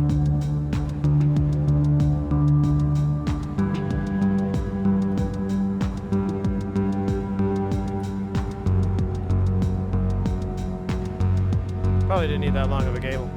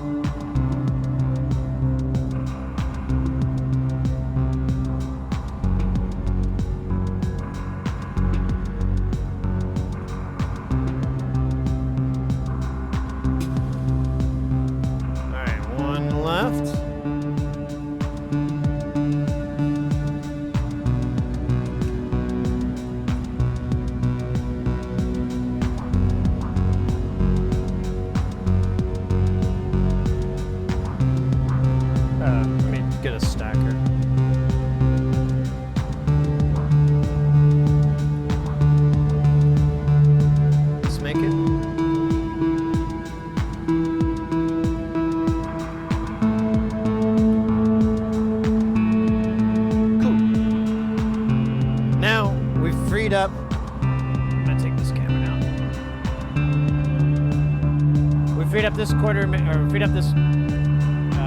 in crime. So we're gonna put it in quarter main mode. Program it so it's the same as what we're working with. Which I think is Lydian.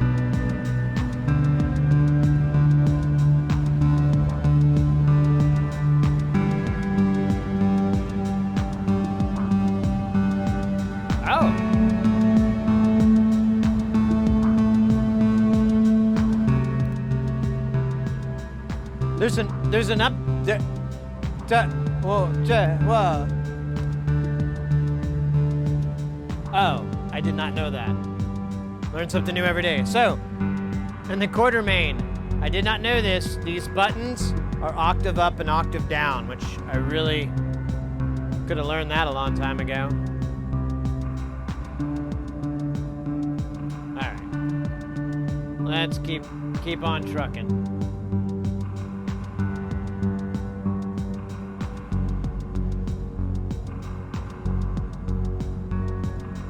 All right, so we have Lydian on all the scales. I need a clock source. We're gonna make all the triggers the same input source. So I'm just gonna go to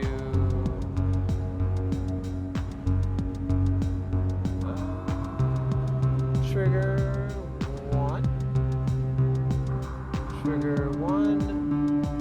and trigger 1. And then we're gonna change the divisions for all these triggers to something different.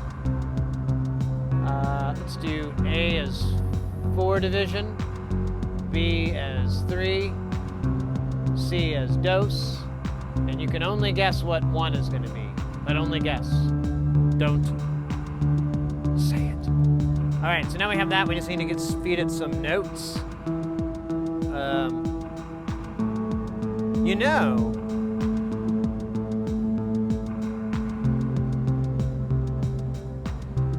wait, would that work? Nah, well, it could.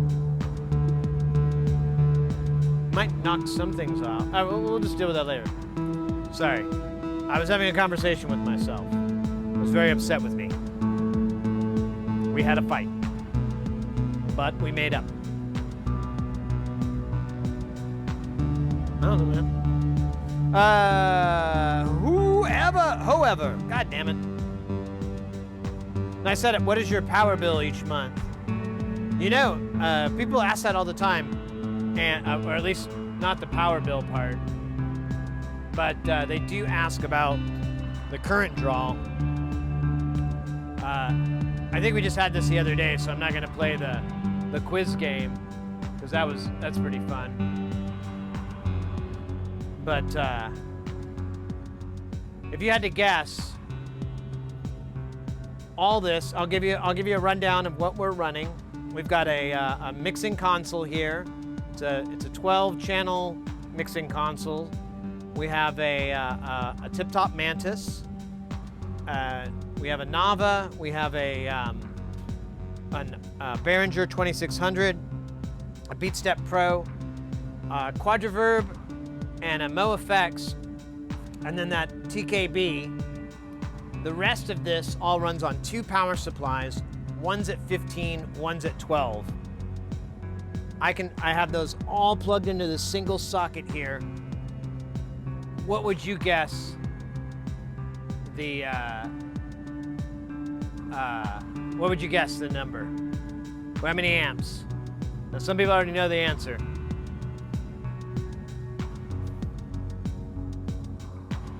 Well, yeah, I'm in a residential home, so I have a 15 amp supply.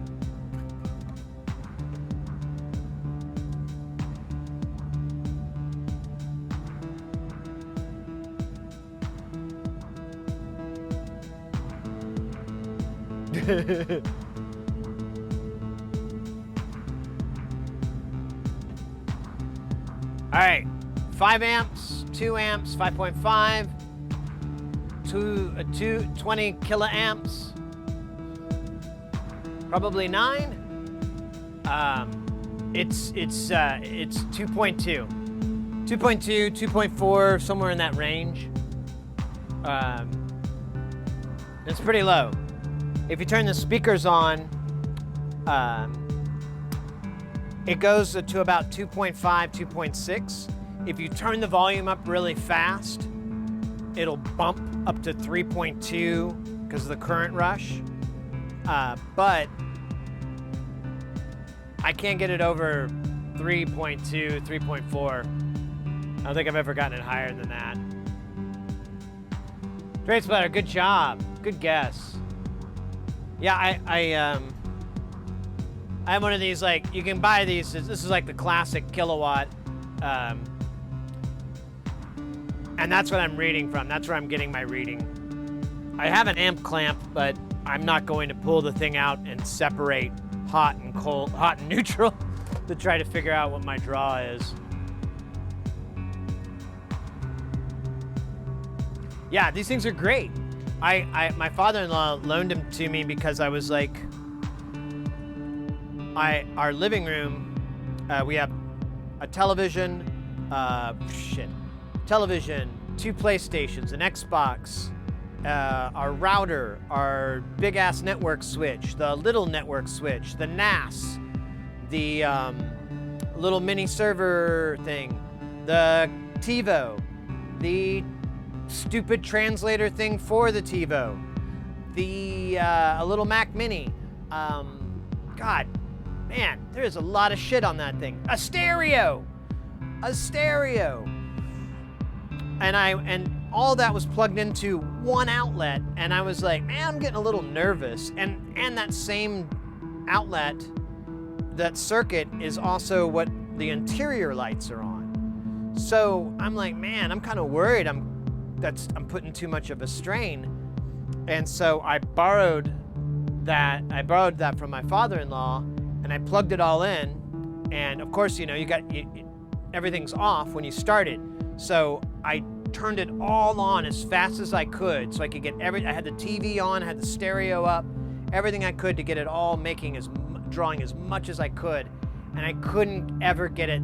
I think I got it to like 3 amps. It was like 3 amps max, 2 PlayStations, an Xbox, all that shit running, and I could, you know, granted they weren't playing games, so I probably would have gotten more of a draw, probably would have gotten around 4.5 amps if they were all 3 playing games, but there's only one television.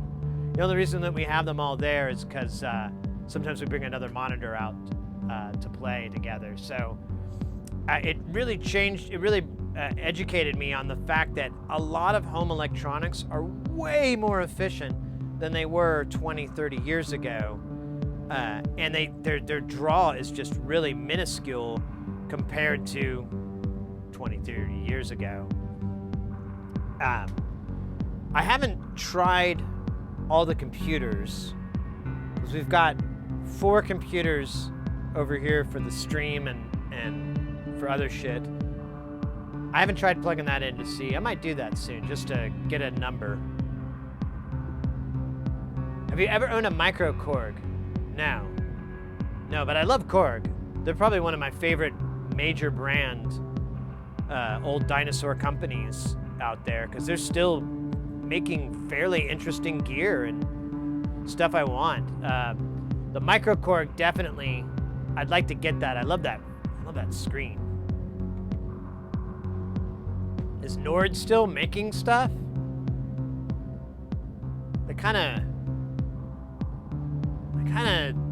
I mean, they've been putting out the same thing, but they're kind of like, you know, Yamaha, just riding the wave of 10-year-old shit, 15-year-old stuff. Yeah, it is, but that's my thing. It's the same with Yamaha keyboards and so forth. Like, you know, they're just kind of like, I'm more interested in innovation, which Nord may not have the money to really do, or not the interest. You know, they found their niche. I'm guessing, I don't know. Have you ever been to NAMM? No.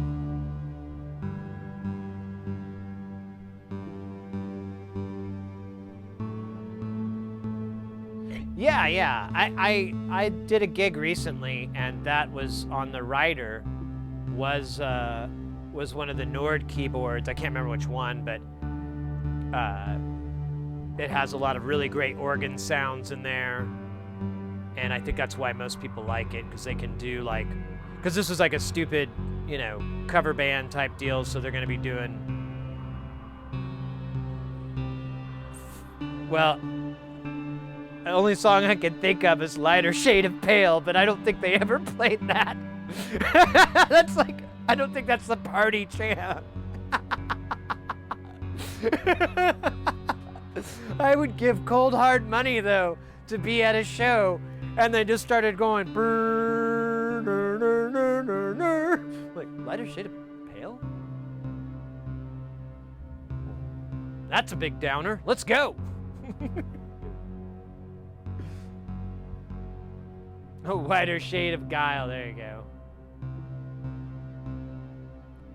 Hey, Grandpa's iPad.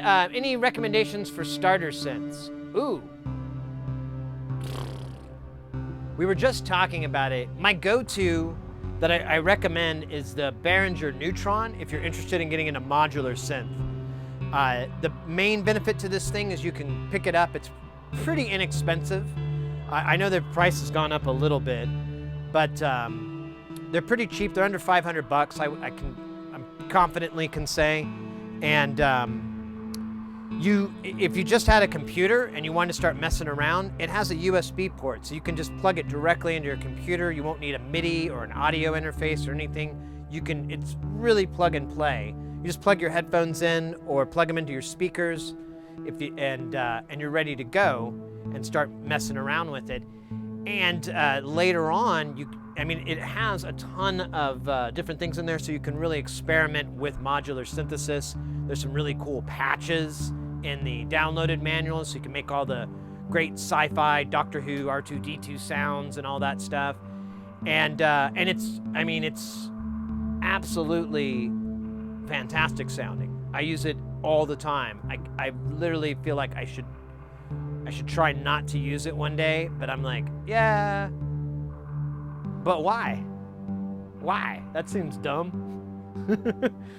Why? Where do I win? And it's completely Eurorack compatible. You can take it out of its original case, put it in a Eurorack case, start adding modules into there and go nuts. But if you didn't even want to go that route, you could still get away with it and just play and have a great time with it. It is a mono synth though, so keep that in mind. You can't do any chords or anything like that. Well, I take that back. You kind of can with the Neutron because it does have a duophonic function, but it's only on the MIDI side and the USB side.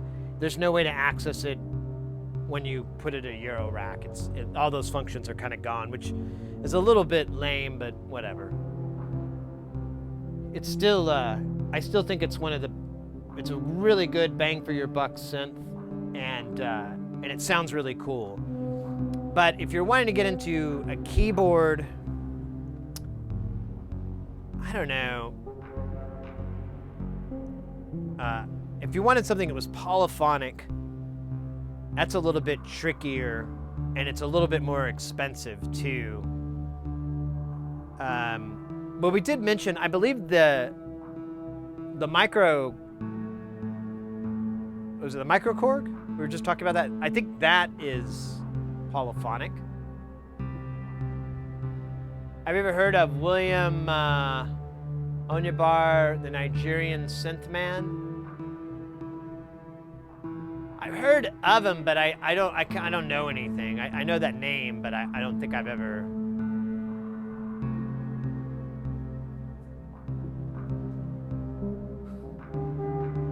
Would have been awesome to see. Oh, yeah. All right, I'm gonna get some more water. We're gonna keep on pumping away. What do we got? How far are we into the stream? Oh, we're only 2.5 hours in. Oh, that's fine. Let me get some more agua, and we'll oh wait, there's a. Oh, that's just stupid. It's a broke thing. Broke.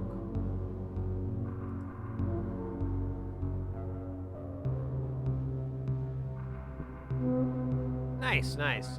I think the last documentary on a musician I saw that I really enjoyed was Lee Scratch Perry, and there was like a small independent theater here in Phoenix, and me and Mrs. Hearsey went to go see that. This is like, I think pre-COVID, and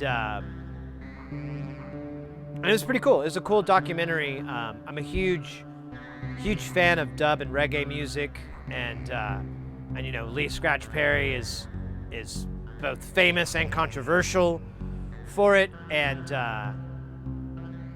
so it was really interesting to see what one looks like if you smoke that much pot. He actually took a break from weed. It was like, oh, too much dread. He quit weed, but I think it was, I don't know how long that lasted. Maybe like a year or something. But I thought that was like crazy. I was like, oh, that's Lee's not smoking pot? Oh man, I think we're all gonna die. The apocalypse is coming. But nothing happened. All right, I'll be right back, guys.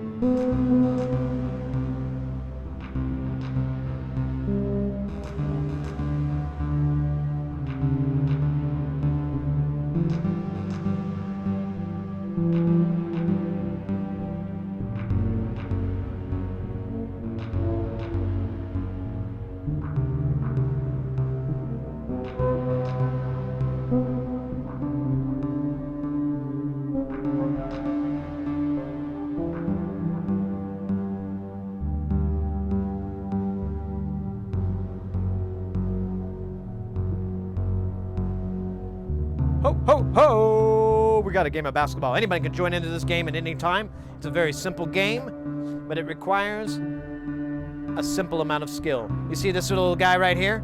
That's where you're gonna be firing from. There's a 0, there's a 90, there's a 180. That's your first number.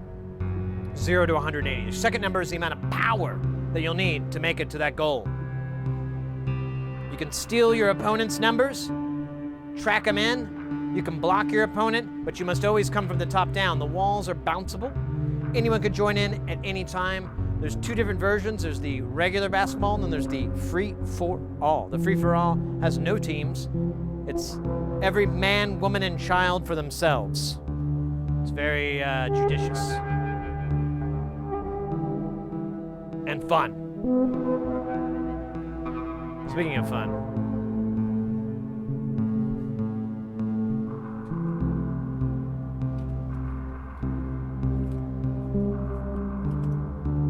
Oh, damn, that's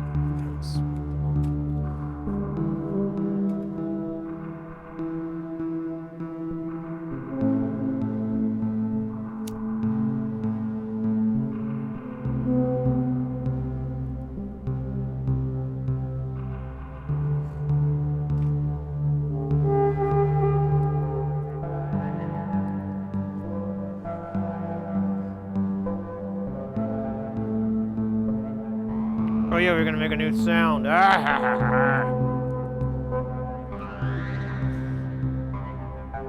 like it.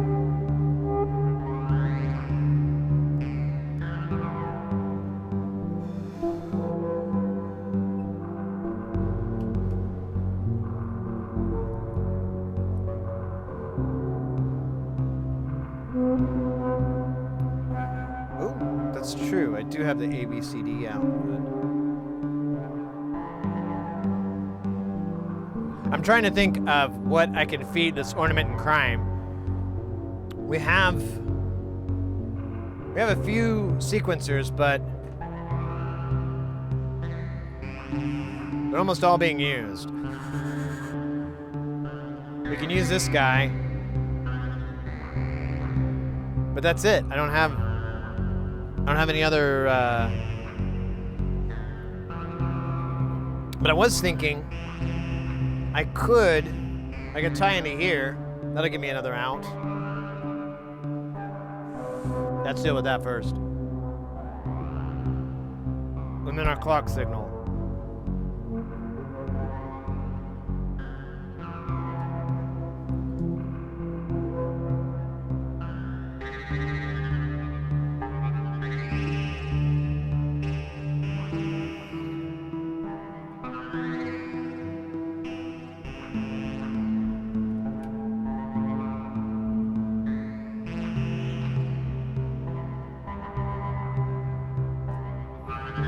Oops. Nice.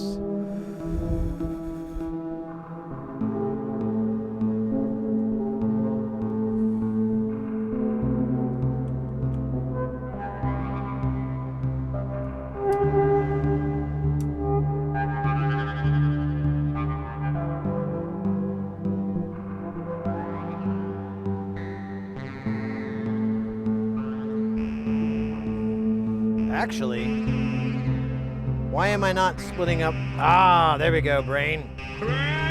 Oh, yeah. Hold up. Who that? Hold on. What do we got? We got Dakira. With that follow, welcome into the channel. Welcome everybody into the channel. Anybody new here? Howdy. Lurkers and workers. We're really big here into music, electronic music, synthesizers. We mostly build this stuff. Most of the time we're in the lab. You look at some of our older VODs from last week. You'll see you'll see the blue mat, that teal mat. And that's when we're working on this stuff. We build most of these things. We really encourage people to get into soldering, get into electronics. And I think, I've found, that the best way to do that is just to go through the whole process. You know, make that module and then play with it. See what it can and can't do, see what mistakes we made, see what we can improve, et cetera, et cetera, et cetera. It's a good time. Normally we spend the whole month in the lab and then the last week here in Jamtown. Of course, I know it's October 1st, but sometimes the best laid plans. Booja! Oh, yay!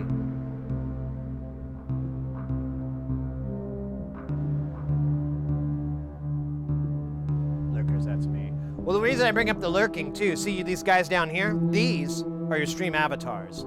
Now, if you say something in chat, they'll spawn for, I believe it's an hour.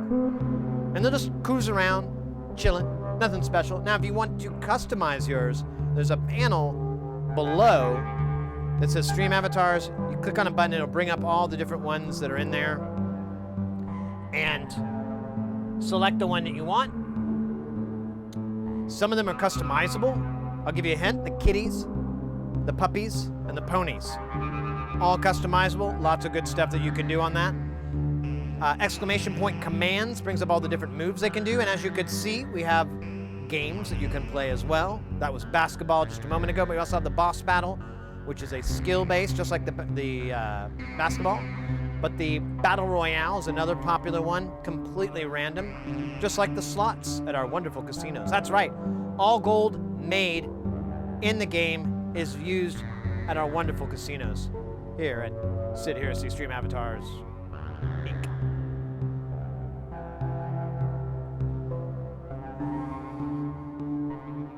All right, so we got, oh yeah, I was gonna do this. And I got all excited because someone showed up. All right, let me change the CV input here to 1. Let's see what that does. I'm very curious.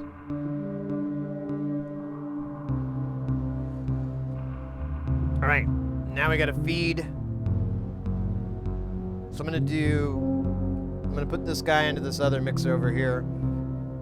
Oh Jesus, let me unnoodle this spaghetti. Oh shit, I flipped a switch.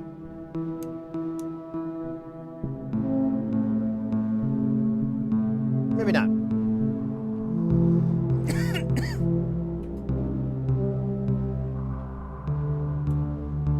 Doesn't seem like the switch did much.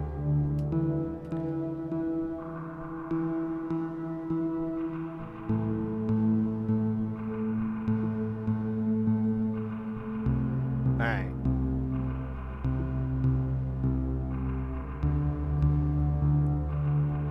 We'll do the 303 first. And then we'll go from there.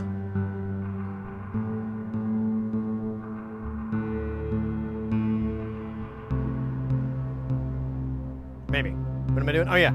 Synth. Synthesis. That's where we're at.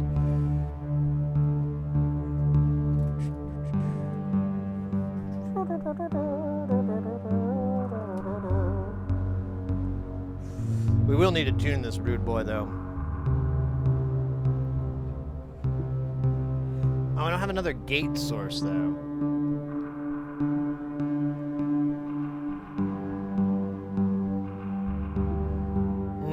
We could use a clock. I got these Euclideans. We'll use that for now. The Euclideans, scourge of the universe.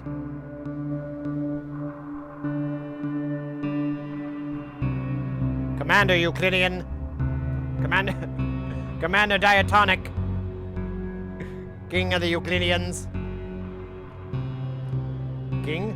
Commander? I don't know. King or commander? Just throwing words together, hoping that they make sense. And that's not happening.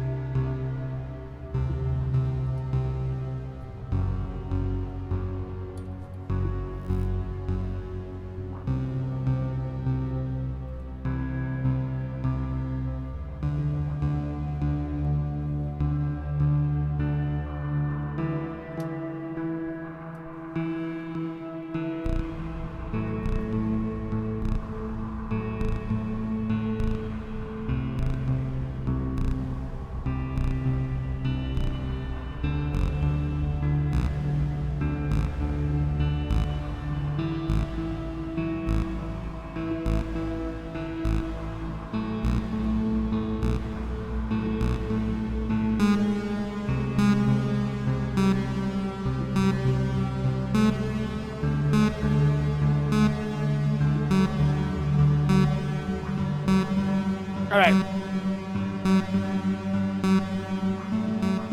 We gotta tune that mother trucker.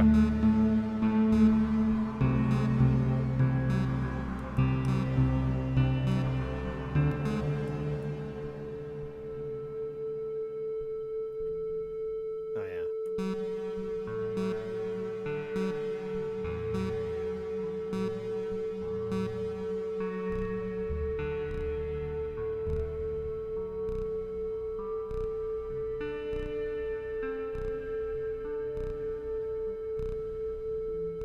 Hey.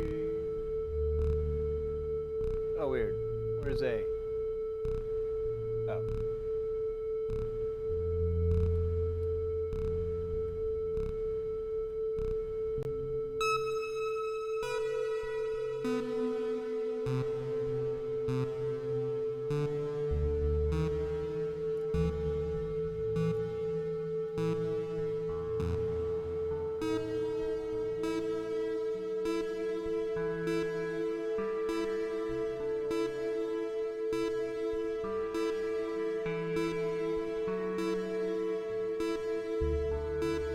Well, that's a good sign.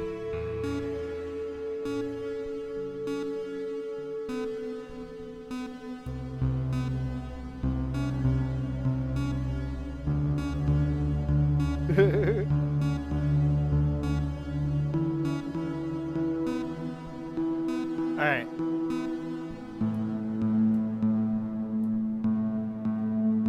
Let's tune the rest of it.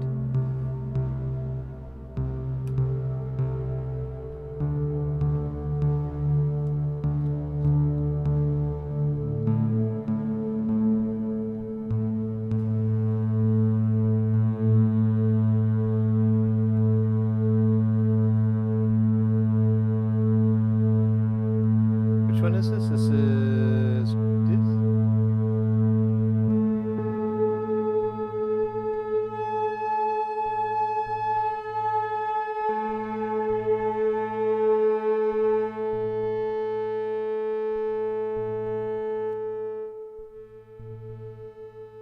Why is it so quiet?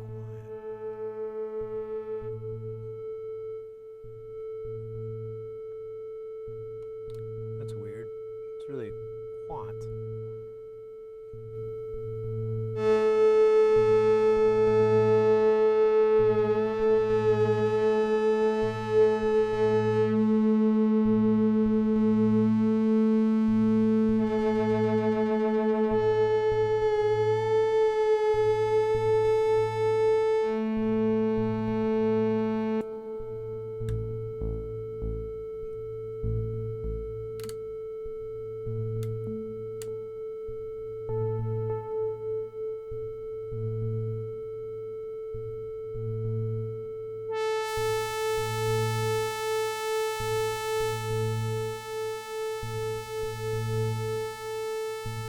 That was pretty close.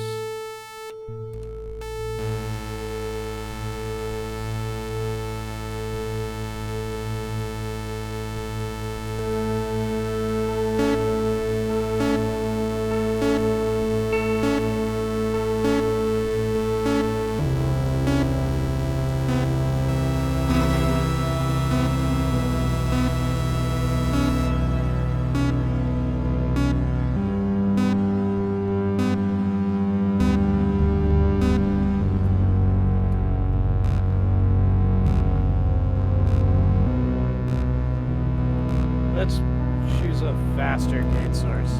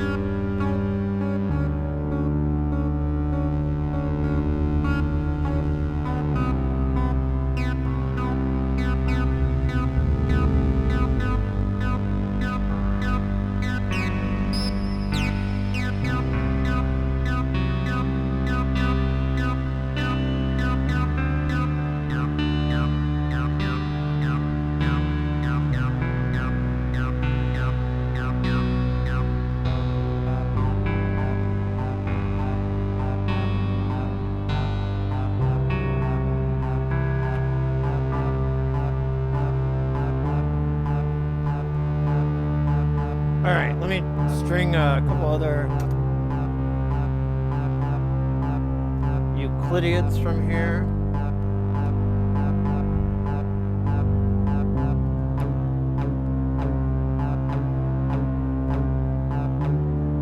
Okay, so that's cool. That's working.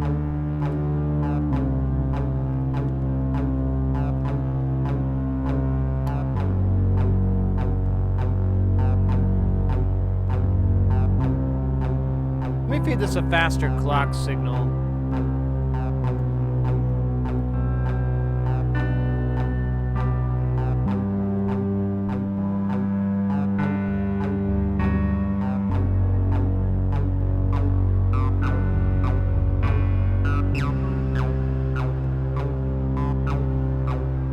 Alright, let's modulate these rude boys, and we're done with that guy. We can take it into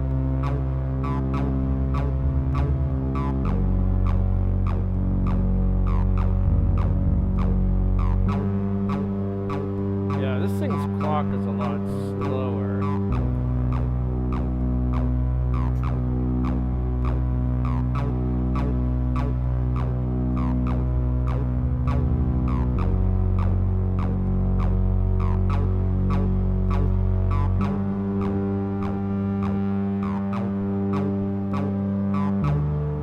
And I have no idea what this cable's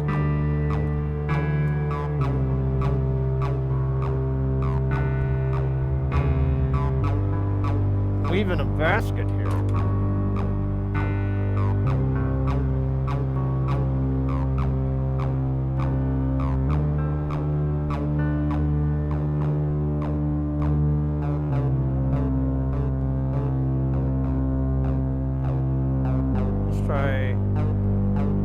Let's try the modulation on this. Make sure it's working. We got an LFO that does sine saw or plus minus.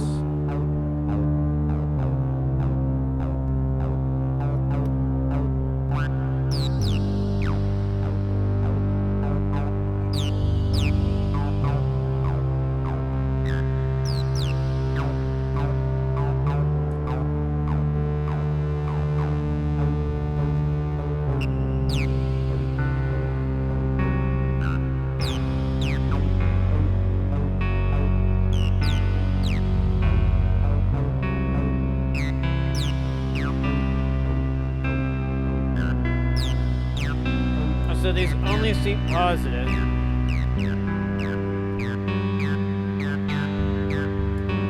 So I'm gonna feed it a whole bunch of sloth action.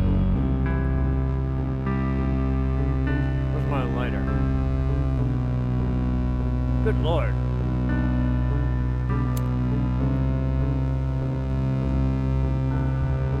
It's like Lollapalooza all over again, man. It's wild stuff. Be careful. You could hurt somebody. Somebody you love. Nah, I'm just joshing. It's safe. Uh-huh.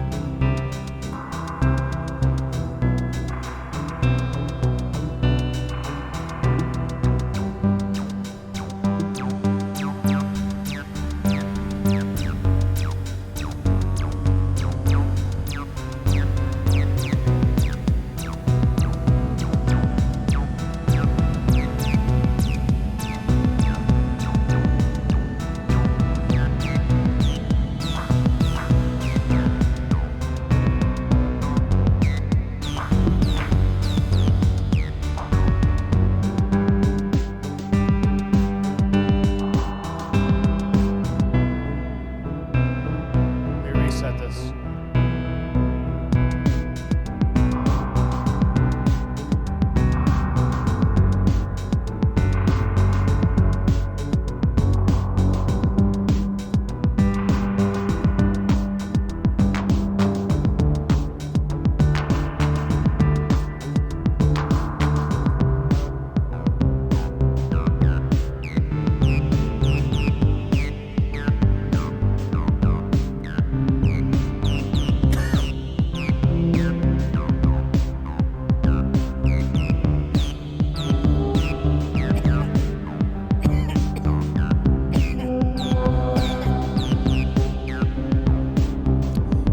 I don't like this gate.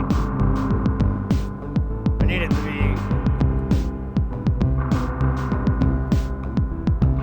I need it to be more complex.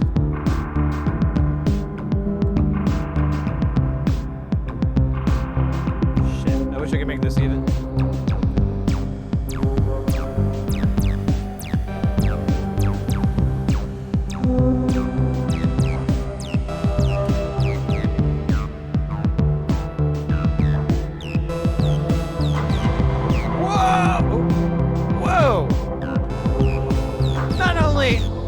Let's go, but perfect timing. Perfect timing. Like, landed right on the downbeat. Kudos. And my starts and drop Jefferson. 2 months. Thank you so much. That is killer.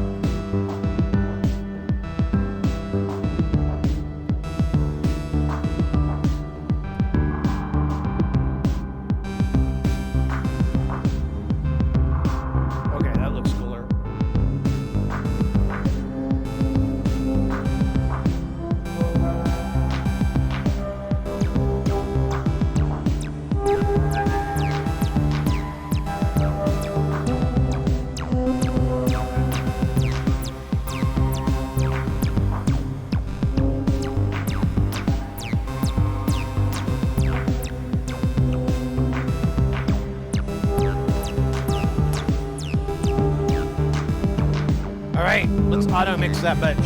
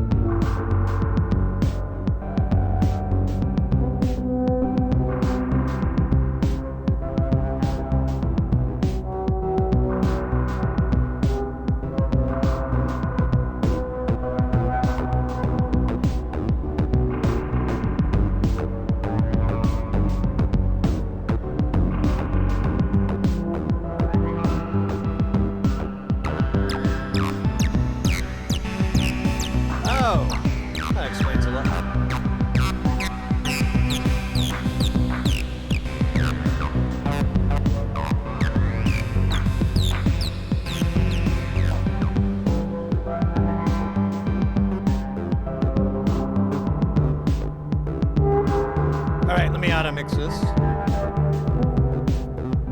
Robo mix it with a sloth.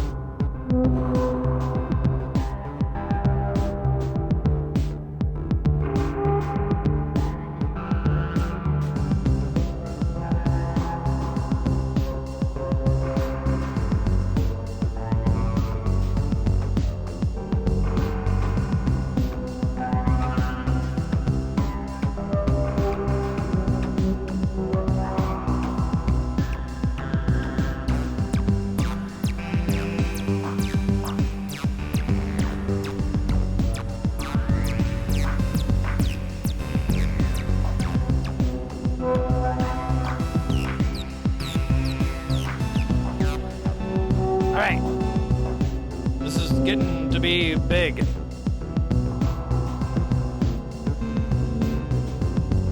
And the synth bash is large as well. That's a penis joke for you. That's right, that's how highbrow we go. Straight for the high road.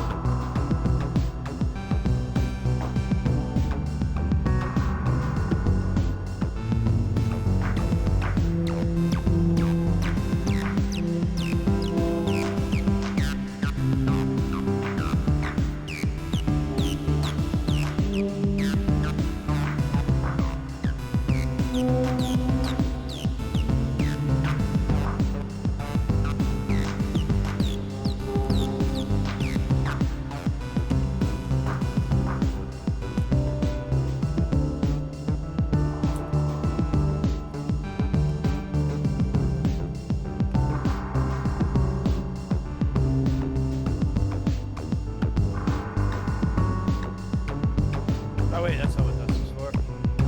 Oh shit, that's right.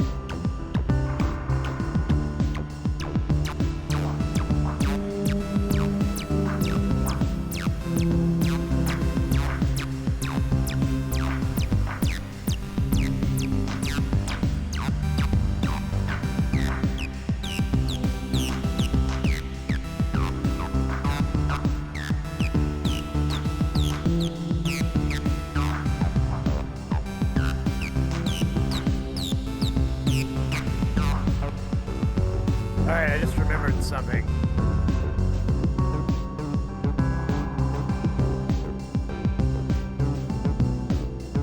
I forgot, the mini wave needs a master oscillator to drive it.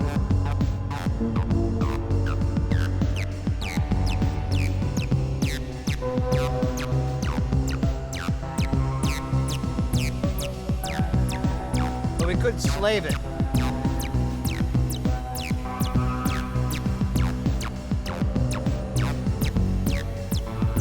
But then that would kind of defeat the extra.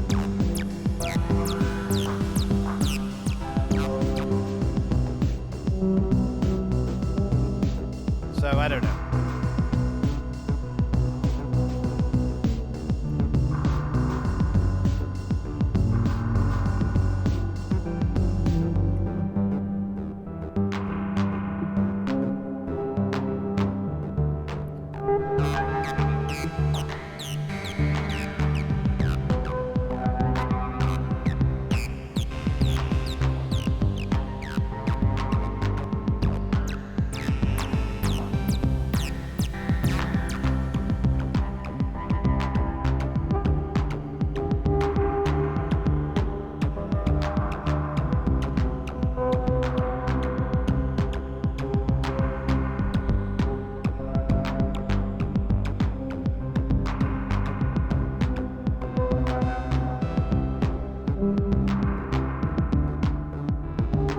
This is pretty cool here. So I get this closer.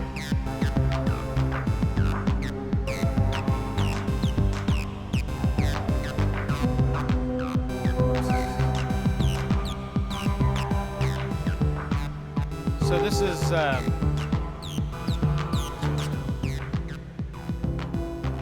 this is our one of our sequencers that we're running. Ooh.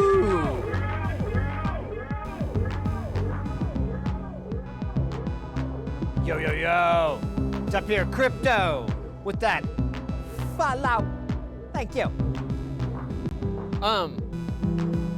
So this sequencer is really, really interesting. If you can note that it's really not going very sequentially. So what it's doing, I'll shut it all off.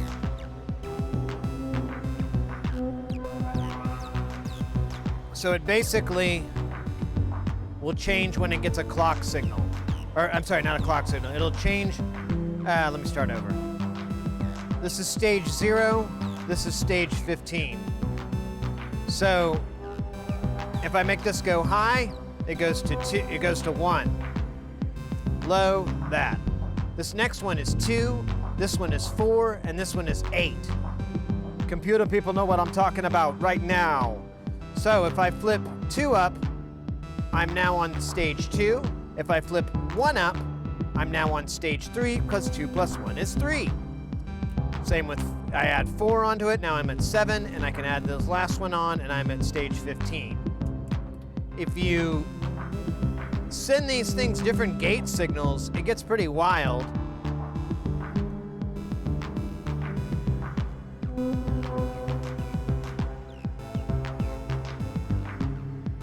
These are probably a little bit too fast, but I'm kind of cool with it. So now they're all active. You can turn it off, so now this one's not, or this, I'm sorry, this one's always on. So now 8 is always added to it, so it's always going to start here or anyone else. You can turn it off completely, and now it's going to stay up here. It's never going to make it past 7. And if you can add it in, it's all there. Same thing goes for all those other ones. So you can see you can create structures and different portions of it was how I kind of looked at it. Like, oh, I could have like an opener, and then I could have like a bridge or a different melody or maybe a chorus. I haven't gotten there, but that was the idea behind it for me. Right now, we've got it feeding it into here. We've got it feeding 2 different signals at 2 different divisions. So they're the same notes, but they're not at the same time. But we're only listening to one. That's the fast one. That's the 303. He's kind of hidden down. That guy. I'd like to add another synth, but we're kind of limited. We could do the dual LFO VCO. This is a great VCO. The only part that sucks is it doesn't have a fine tune. So it's really hard to tune, and it very rarely lands right. The other option is the Plague of Demons, which we could just run like a regular oscillator, I guess. But it's really kind of boring. It sounds cooler when you get weird with it. But it's a through zero oscillator, which is a form of FM synthesis. I just don't know if we're gonna get that thing in tune. So it's like 2 tuning issues.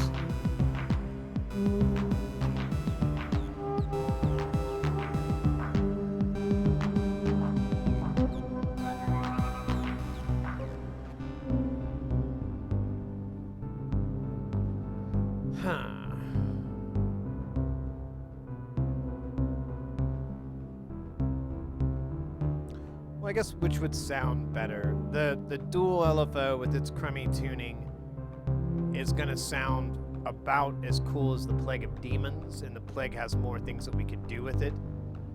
So I guess that one wins. The Plague of Demons wins.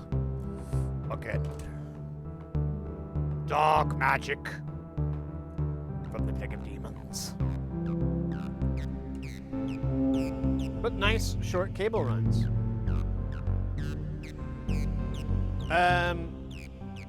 Yeah, and then we'll just come out of here. Let me zero this out so we don't have any. I think I hit something.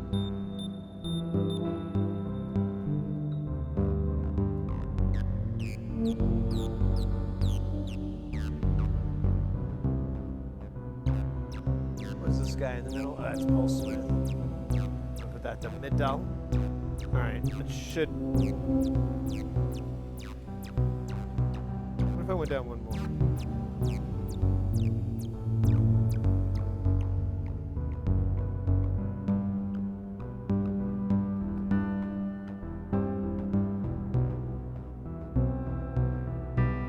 All right. Now,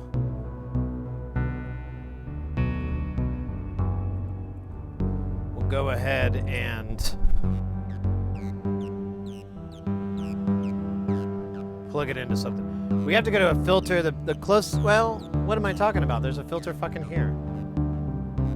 It's a regular filter. It's not a fucking filter. I'm sorry. I didn't mean to get that confused. Yeah, I don't know why I didn't do that. Crack cocaine.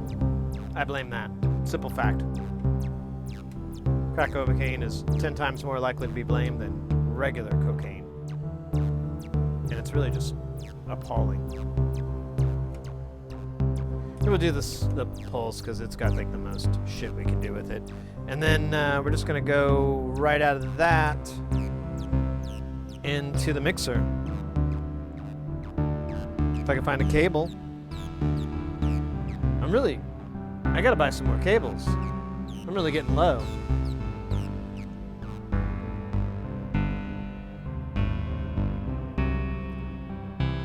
Is this gonna even fucking make it? Or regular make it, not just fucking make it. I could take both.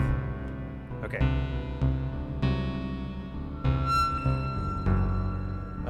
What? Oh.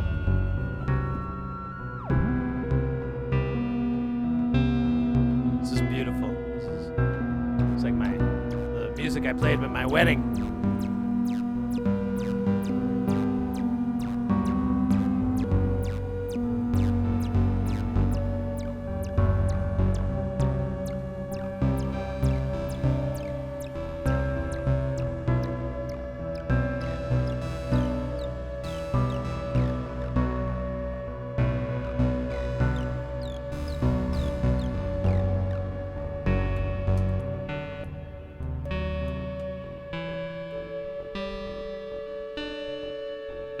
What the hell am I listening to? What are you?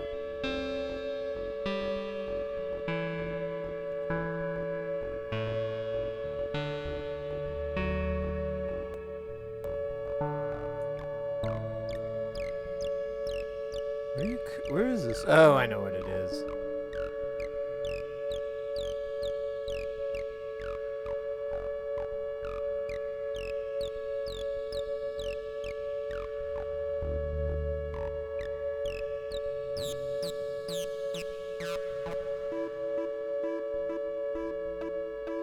Oh, it is out of tune.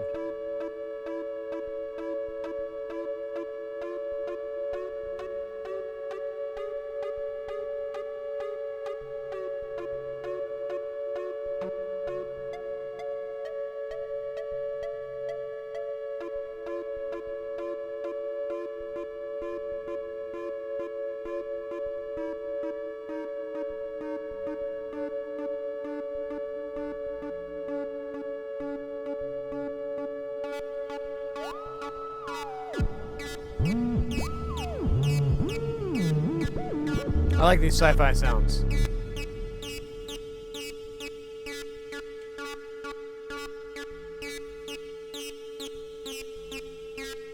I don't think that's right.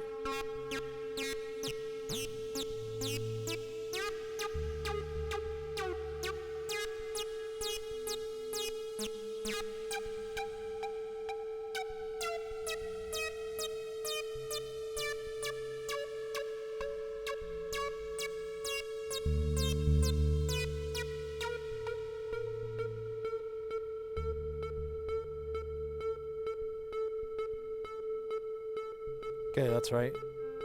Oh, I don't want you. I don't want to.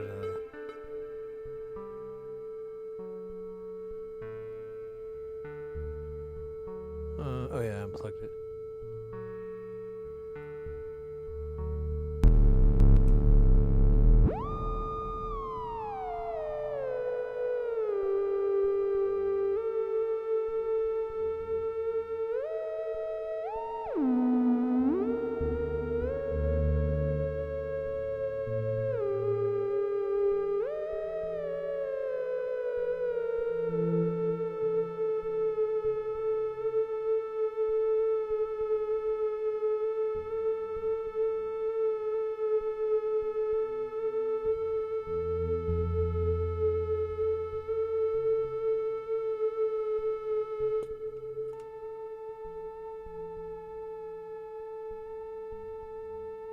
Okay, that sounds right. Alright, bye-bye.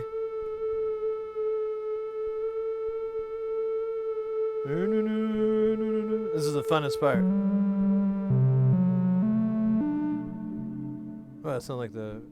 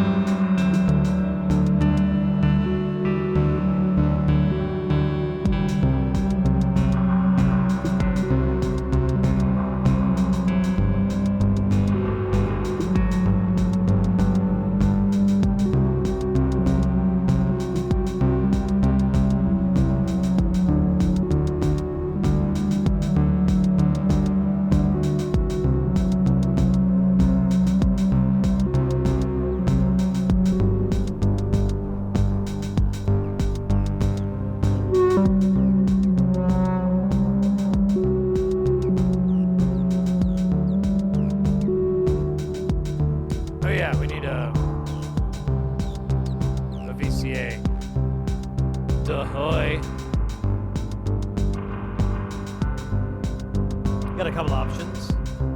Did I have something over here? Oh yeah, it's all these guys. They're all used. All right.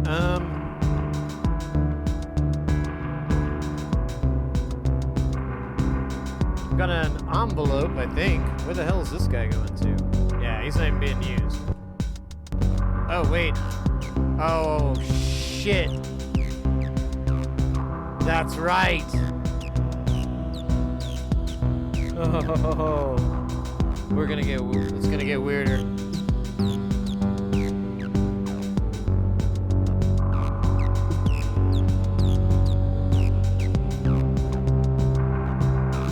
Oh shit.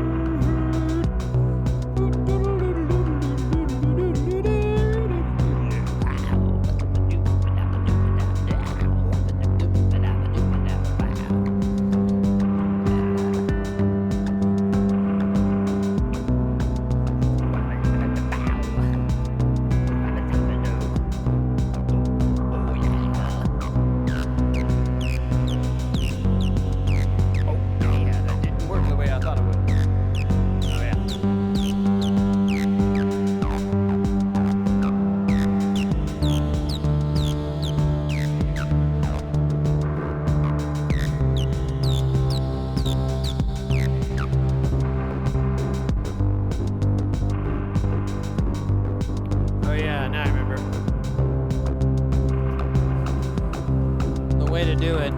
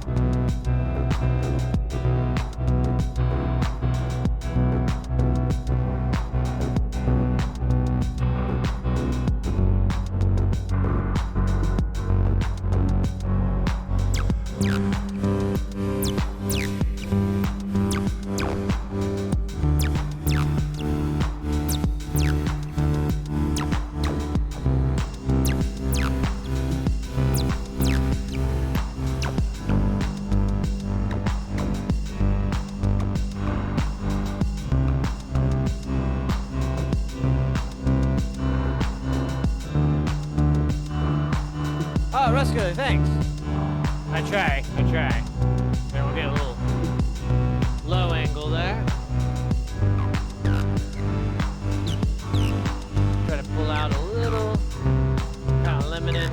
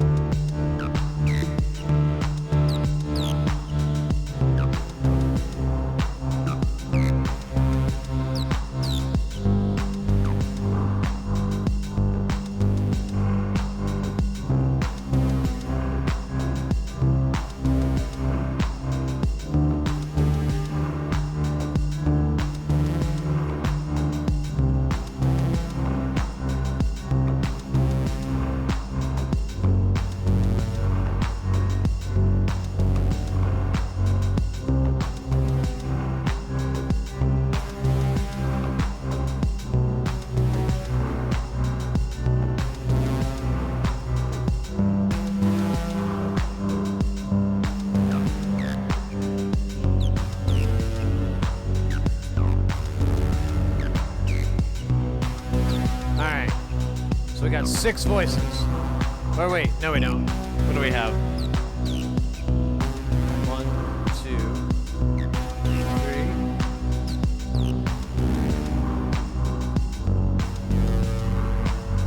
3. No. Oh, 4. I always forget that guy. So 1, 2, 3, 4, 5, 6. And we got this.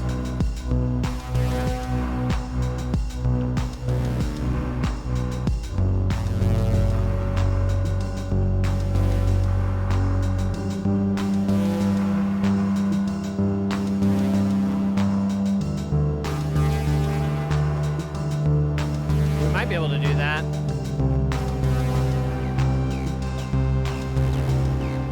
We'd have to sacrifice something. But there is a speech synthesizer on the Micro Ornament and Crime.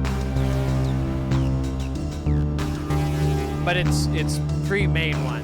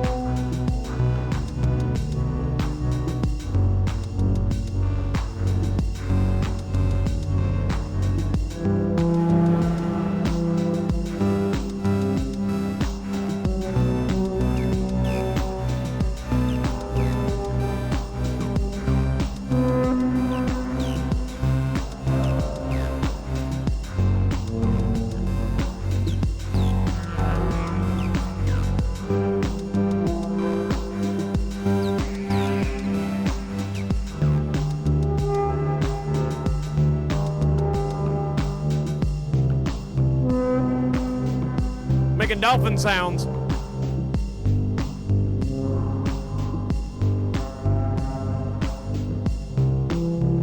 I can't wait to get those mixers. As soon as those Tesseract mixers get in, that's the first thing I need to make, because we need mixer room.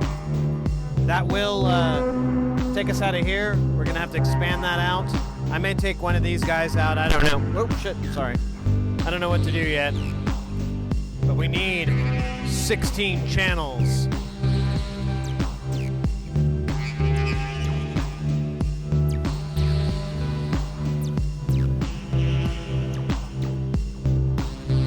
Dolph Lundgren.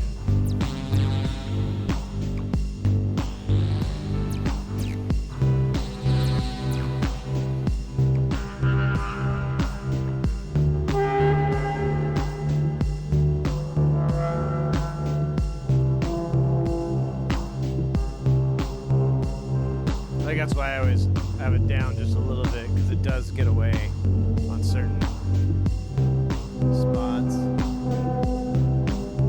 I'm trying to think of what else we could do.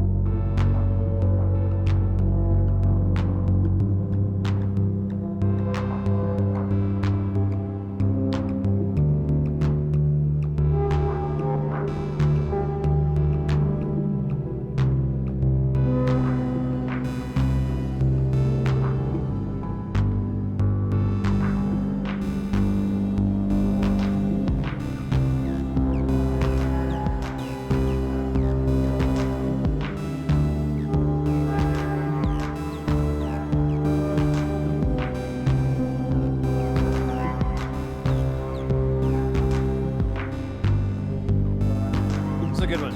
I like it.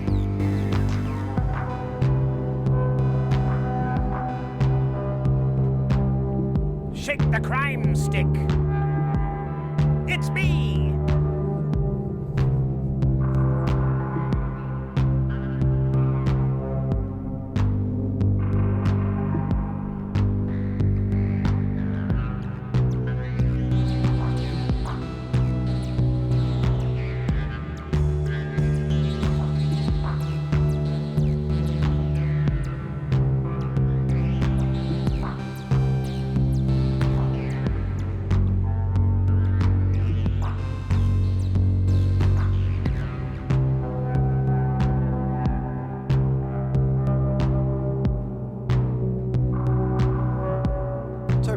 BPM's at. Oh, we're down to 92.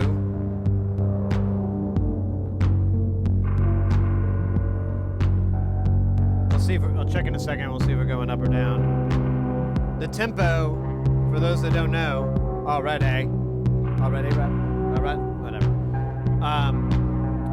The tempo is being controlled by the sloth DK. It's coming down the pipe. Goes through an attenuator. So the voltage swing is like 8 volts peak to peak. So we narrow that down. It comes into the voltage control for the ramp input, and that is put to the comparator. And that's our clock.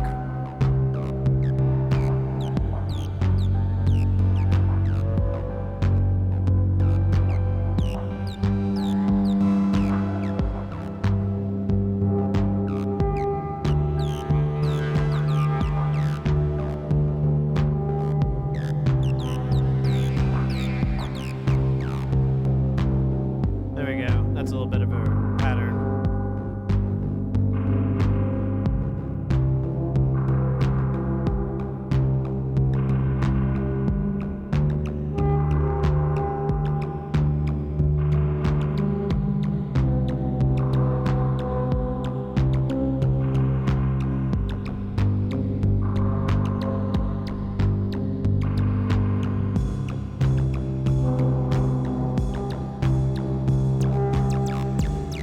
Time for me to head out, sadly. Have a great trip. Hey, thank you very much, Mr. X. Take care of yourself. Hope to see you soon.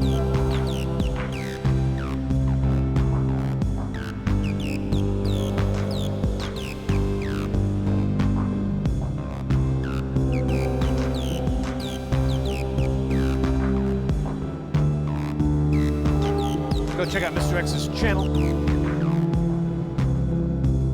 More jams, more tunes. More music for you.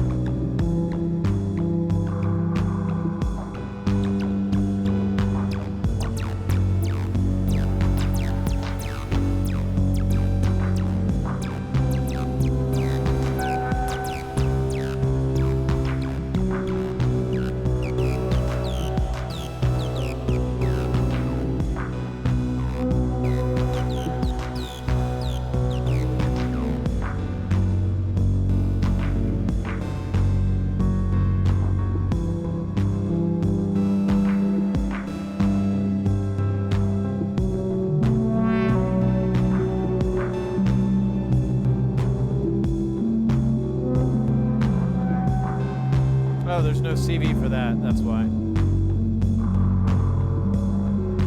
We are running out of CV sources too, that I like to use.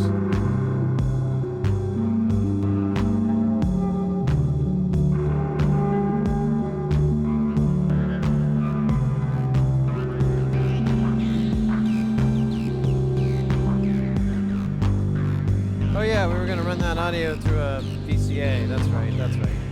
Let's do that real quick.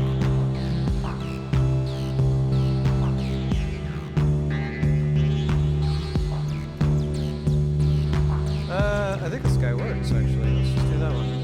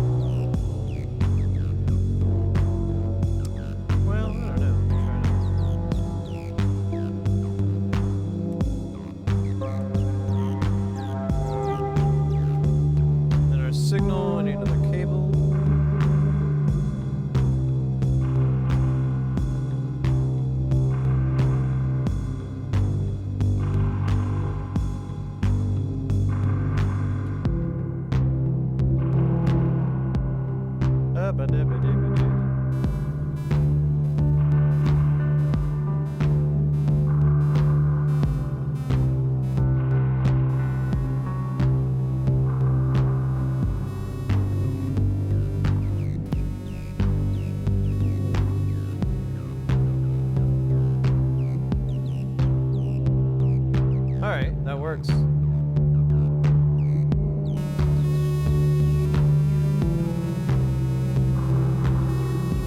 Let me go get another long cable.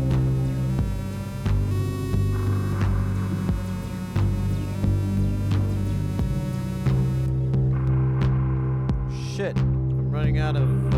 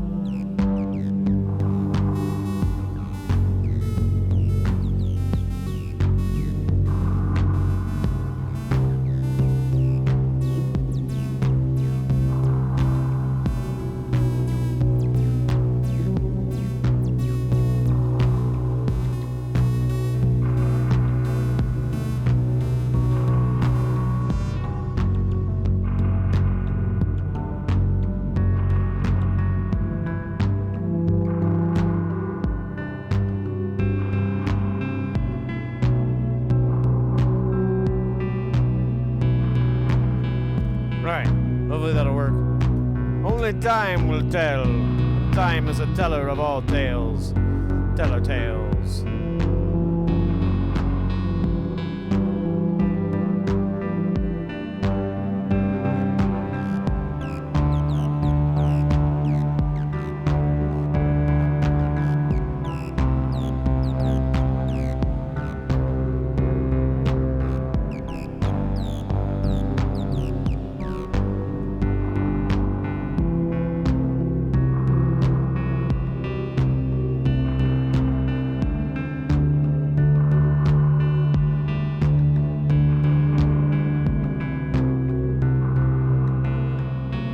Alright.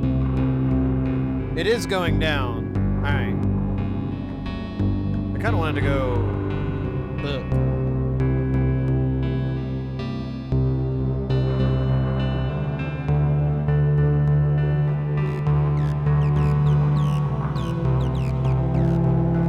Alright, there's 100.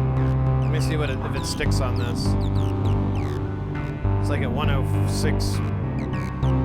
Or 10 at 0.6.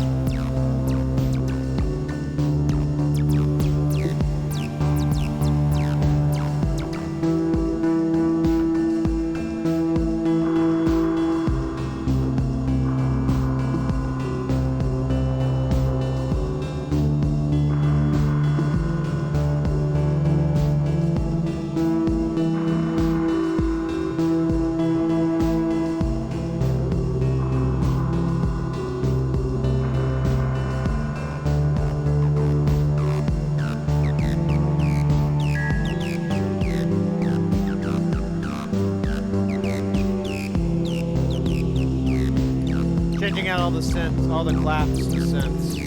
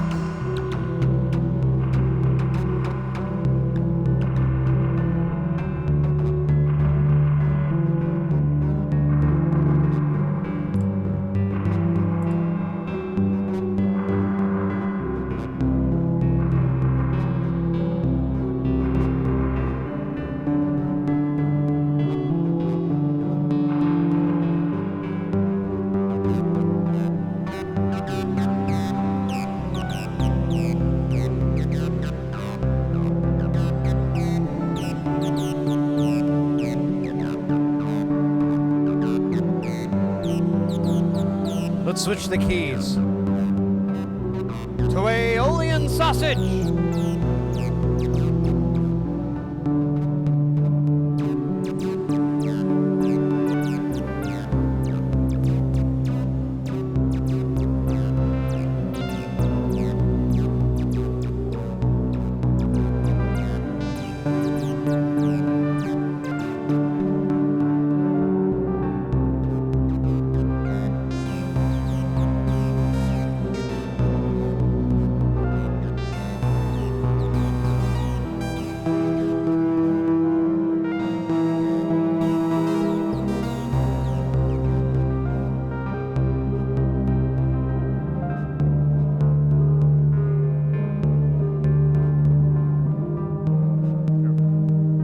It's still going down. Let's pump it up.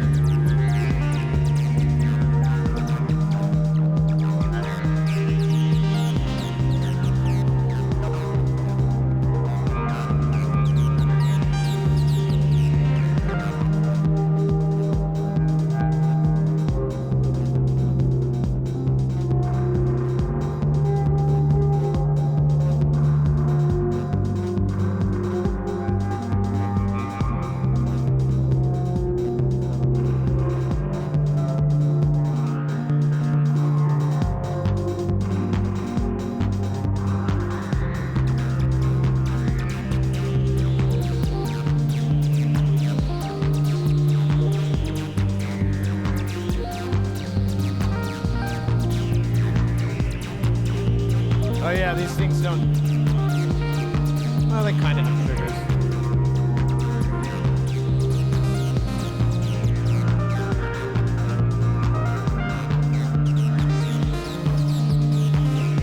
Let's replace some of these triggers. We'll do it with some of the ones we already have.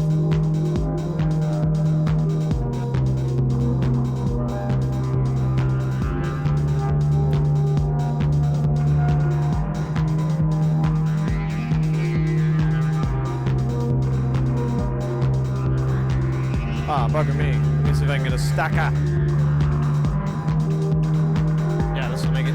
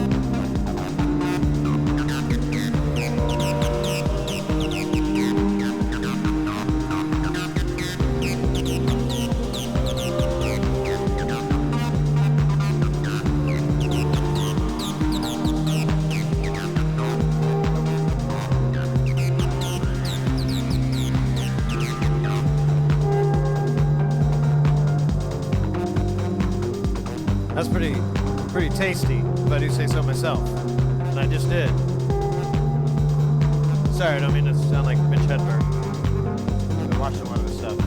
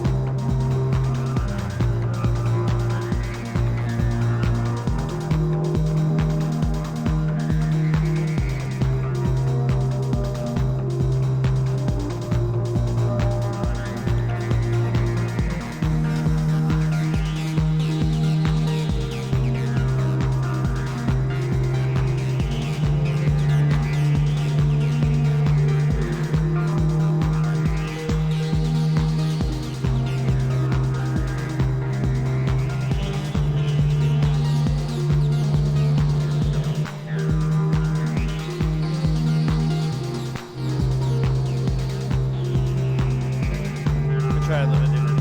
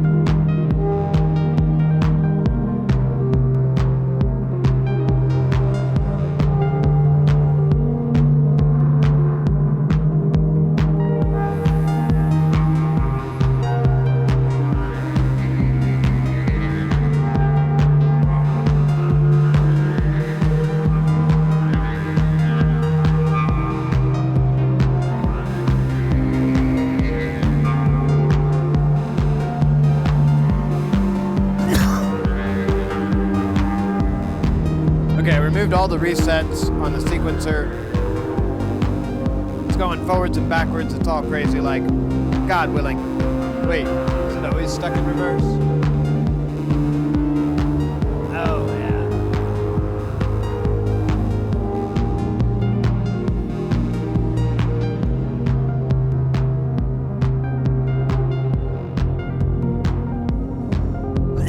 I forgot. Our divide and conquer, I need to fix that.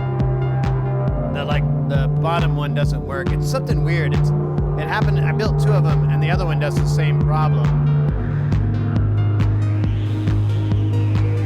Should probably take a look at them again.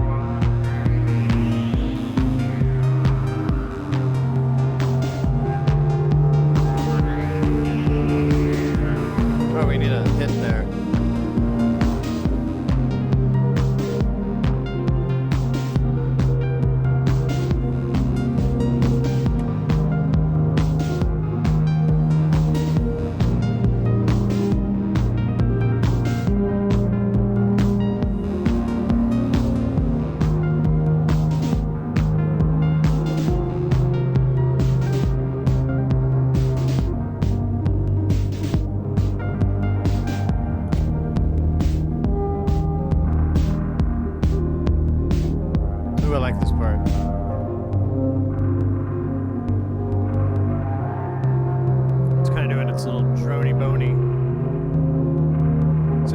Pops.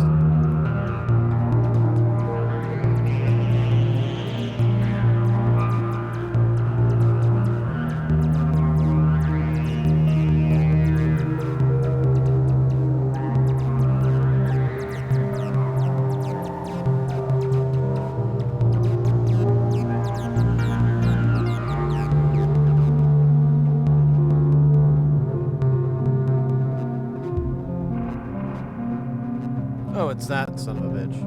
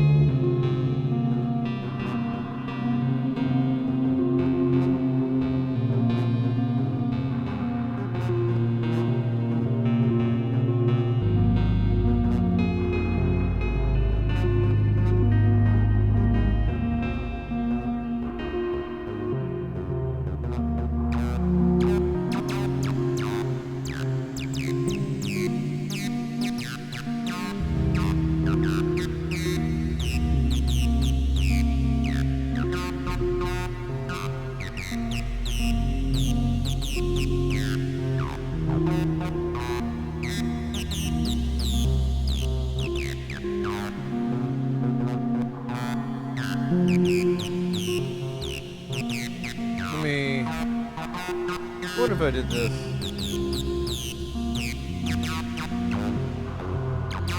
Oh wow, it members. Alright, let me send these guys a reset. Because they all need to be resetted really badly.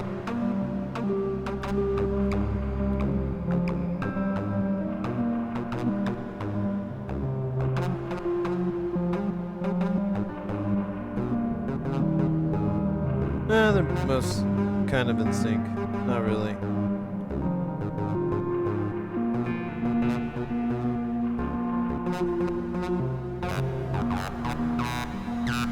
Oh, that's awful. Oh well, whatever.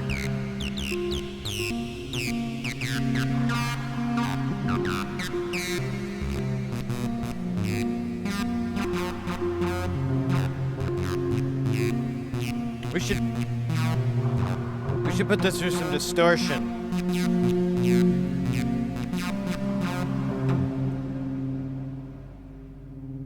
Let's do that. We'll minimize all this shit. We're just going down to 2 cents. 2 cents. Let it roll for a minute. Let's get rid of the chaos. It's a little gnarly there for a moment, right?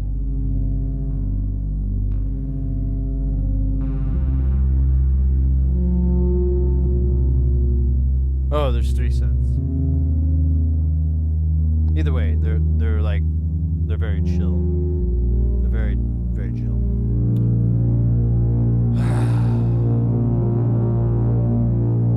Right, we're gonna distort the 303. The only problem is, it's kind of dumb, is the distortion module and the 303. They could be further away from each other, but not by much. But they're really like the farthest away they can be. I think I'm gonna have to extend the cable, but that's fine. Just looks dumb. Which I'm should be pretty used to by now, right? Dum, dum, dum, dum.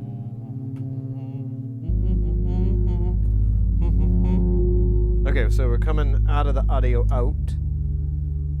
Do we want to go? Oh, yeah, we do.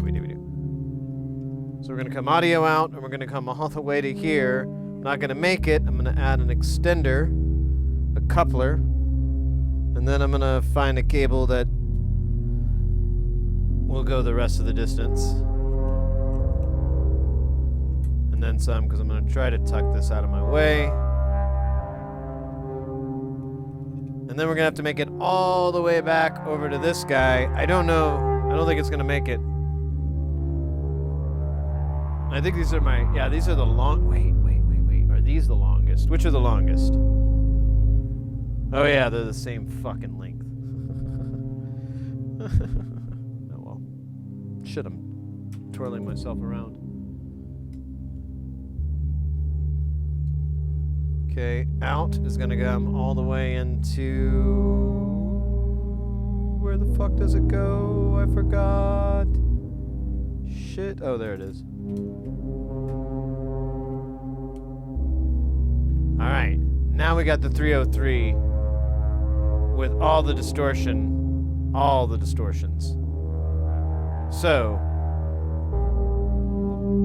I should be able to turn this up, or I should be able to turn this on.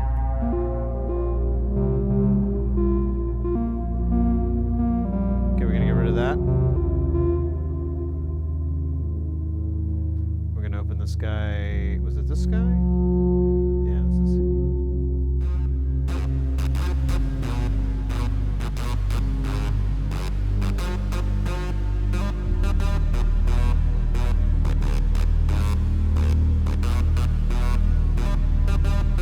kind of wish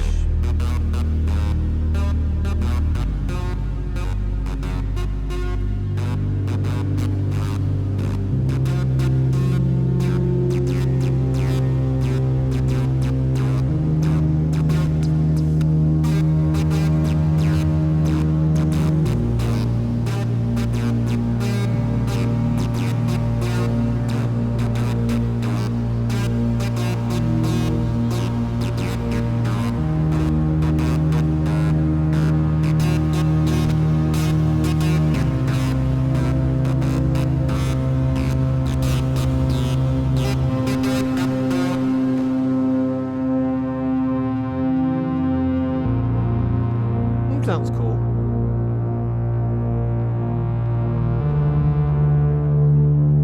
Definitely gives it more funk in the trunk. More scoop for the boot. More chug for the lug.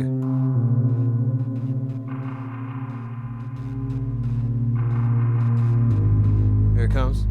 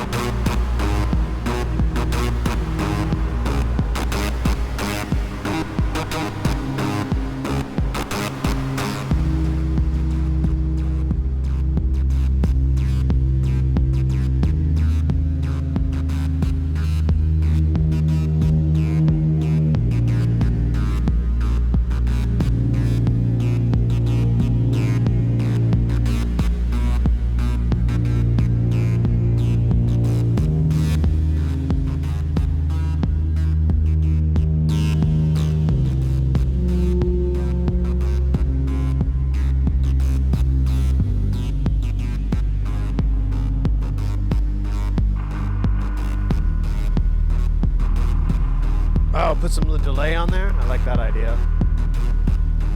I think I have some delay. Yeah.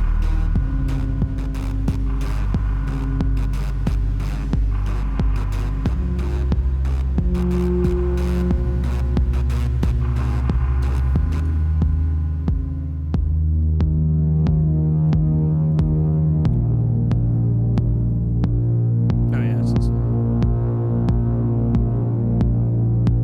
really running low on cables.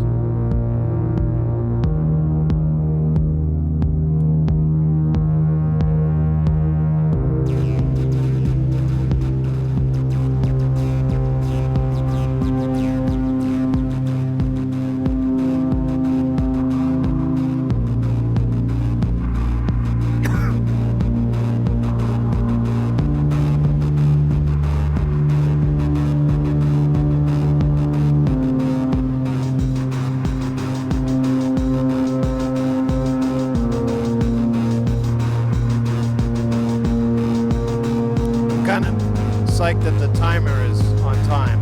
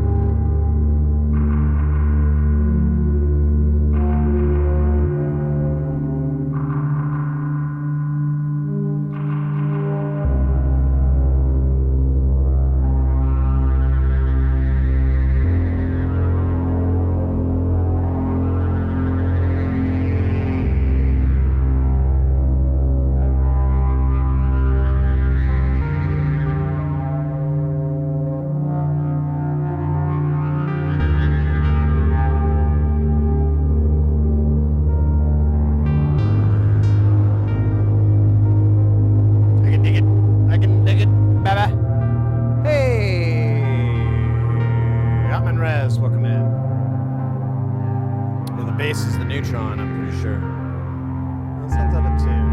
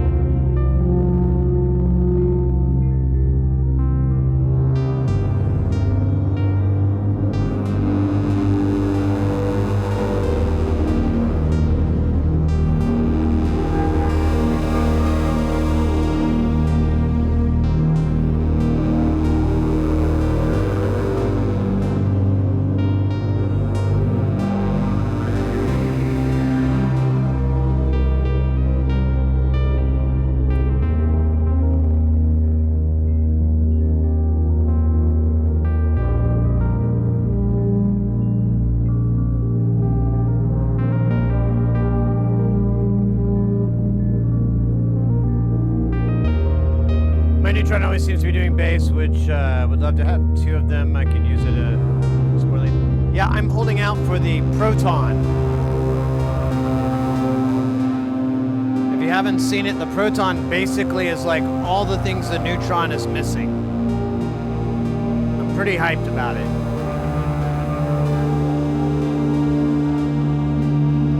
Together they should be pretty badass. Maybe right back. I need to go to the restroom. Nature calls me on the telephone. Actually, my weenie, but I call it my telephone sometimes.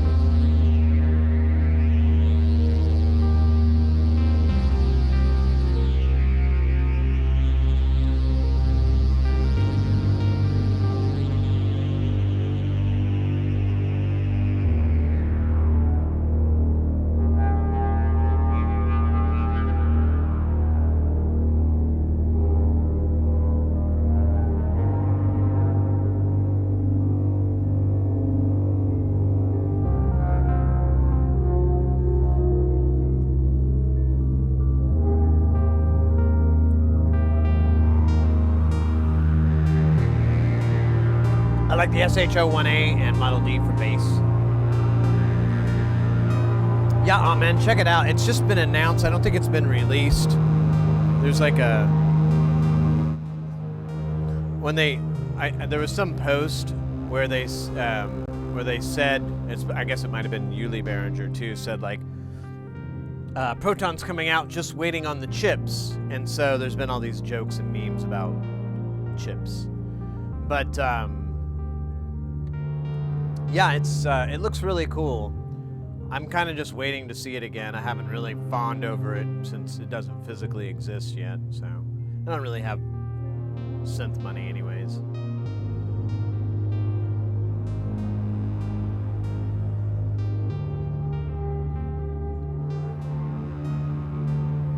Incorporating the proton is I replace the K2. I like the new going to the bathroom song. Yeah, it's great, right? It's different every time, too. Full version.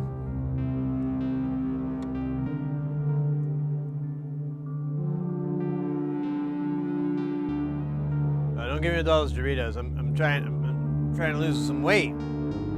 Try not to gain any more, at least. My Doritos, I don't really like Doritos that much. Actually, my favorite, you know that show, How It's Made? They're, you know, where they go, it has that narrator like, the engineer fills the pine with the purportin and the plumbles, you know, all that jokes. Plumbus. So, I was watching one, and I'm pretty sure they didn't say Doritos, but they were triangular chips. And, hey, Brat, welcome in. And, so they look just like them. And, you know, they go through the process of, like, it's on a big sheet, and it just cuts out the triangles, and then, you know, they drop and cook and all that shit. And then the funniest part was, they're like, I'll narrate it first, and I'll explain what it is. The engineer takes a bag of seasoning and dumps it into the hopper, ready to season the chips. Sounds cool, right? Okay, the visual is a man in something that resembles a hazmat suit with like a rebreather and shit. And he's got this like giant 50-pound, 100-pound bag of cancer. That's the only way I can describe it. It says seasonings and flavors, but I'm like, I don't know. Might be death. And he dumps it into the, like, this metal colander thing, and he's like dumping it in all this smoke from it and you know, dust. And I like right then I was like, I don't know if I want to eat that anymore. I'm sure it's just toxic to inhale it, but I don't know. I just kept laughing and going, he's dumping cancer into there. Yay! No, anyways. You could try the beer diet to lose weight. Ooh, I like this diet. You drink until you pass out, wind up not eating for 3 days. I don't know how that's gonna work on the fam and the jobs.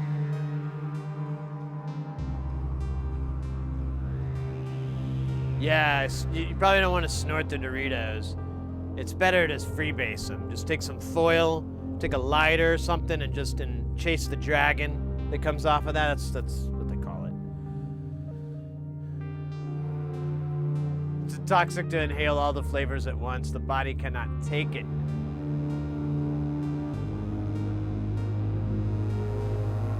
Yeah, exactly, Twitch. It was comical to me. I was like, oh yeah, that can be good. And then it's like, and the chips are ready. And it's just a bag of them, and I'm like, pretty sure that was iodine he just dumped into the thing. Just a whole bunch of iodine, powdered iodine. Maybe some thorax and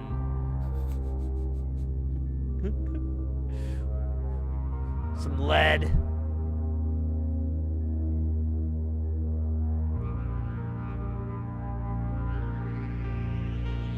Powdered dry kills. Yeah, that sounds like a pretty horrible way to go too. Good to see it, by the way, Engineer. Sit for president? Oh, not yet. I wanna be a running mate first. Then I'll go for president.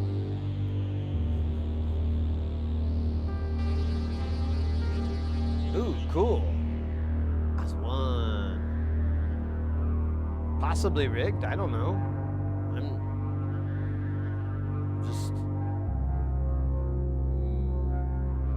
Well, you timed it though. I didn't see how it landed, but if it like got really, if it fell and then went, yeah, maybe you might be onto something.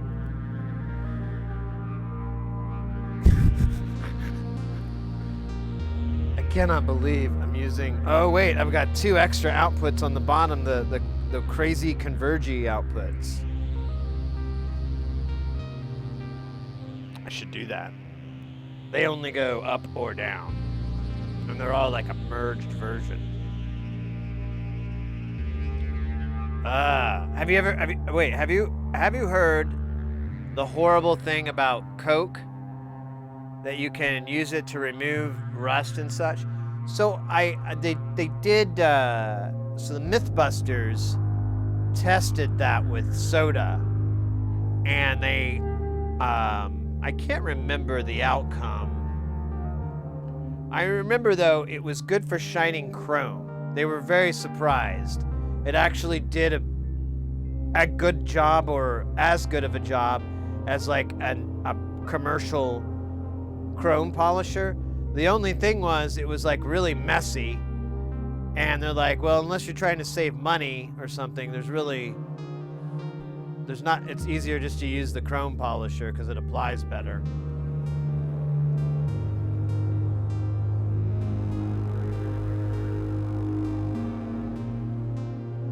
I can't remember what the rust experiments yielded.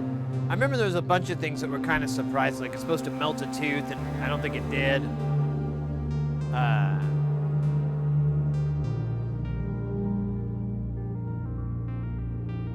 Stomach acid on chrome. Are you gonna have like a fucking The Fly moment and just regurgitate acid and then go, ah! Look at that shine! Factory shine right there, thanks to my bile! Ha ha! Whoa, I'm gonna be a hit at the car show this weekend. Oh shit, the car show. Well, my car's all fucking stupid. Oh, put the 2 together? Yeah, I don't know. That'd be a good one too.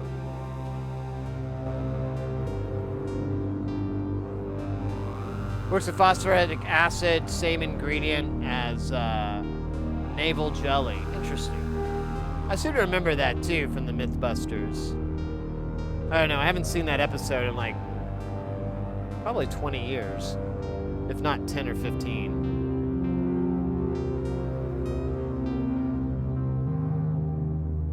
Nice. Ah, came back. And it goes silent again. I love it. I need to build more ornament and crimes. I need like a lot more. I'd like to have an entire rack of them. All the versions or whatever, not just the same ones, but like, I'd like to just have like a whole ornament and crime utility station, evaluation, creation, implication. Even better, use crumpled aluminum foil as an abrasive pad. And the Coke, the aluminum is an electric. I think they did that. That sounds familiar. I think they did that. And that was the practicality thing with the chrome, is that like you're pouring soda and you're running it and you're just, pouring soda everywhere. And it makes a bit of a mess. I guess you could put like a drop cloth or a tray or something underneath it, or I guess a tray would be better, but yeah. I don't know. Now I want to watch that Mythbusters episode. I wonder if that's even fucking possible. Oh wait, we had Discovery Channel. I wonder if they put all the Mythbusters, even from back in the olden times, the before time, whatever that is. Corny mint and limes.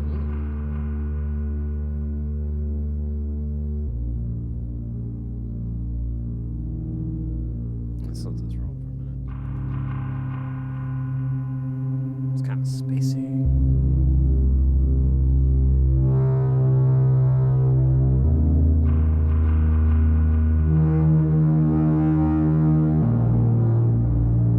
spacey cool. Kevin? No, can't evoke that name anymore.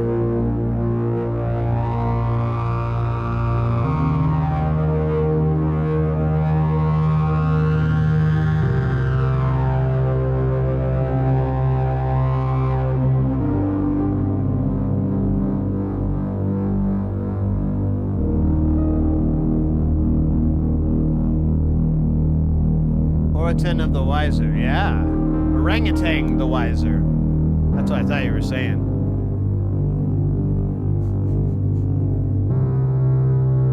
Alright. What are we gonna do? There's a lot of shit here now. We've got like all these fucking synths. We could bring synths in and out. We've got what are we at now? 1, 2, 3, 4, 5,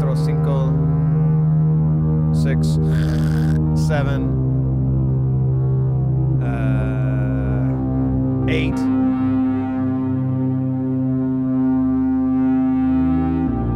Yeah, we're at 8.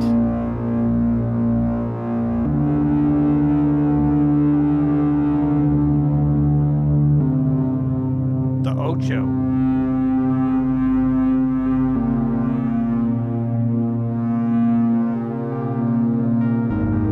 There are not a lot of rusted objects here. It's the desert. Wonder if I can bring the gatey gate back.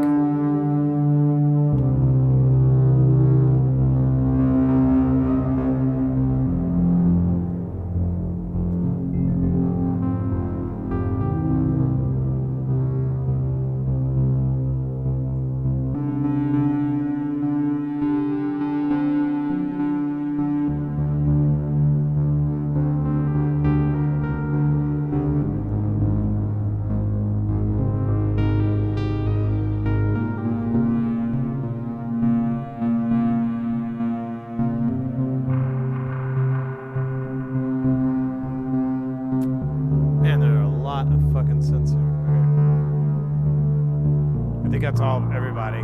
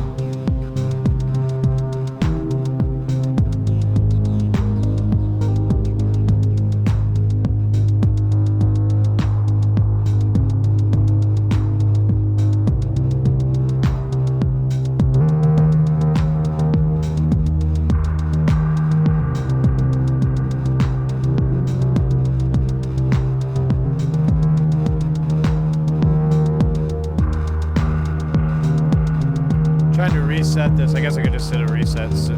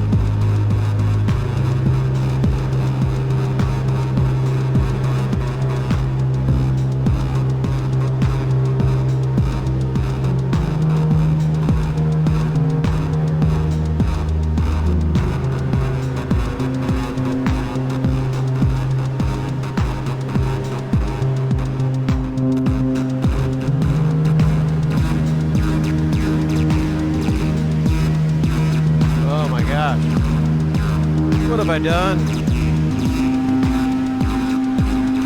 Try one more time.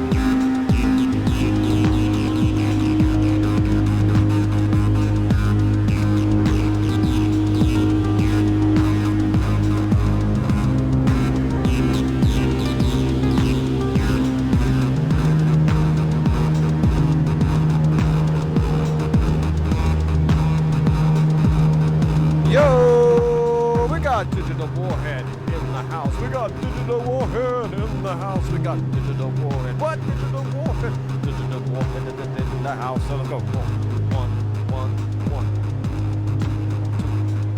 Digital.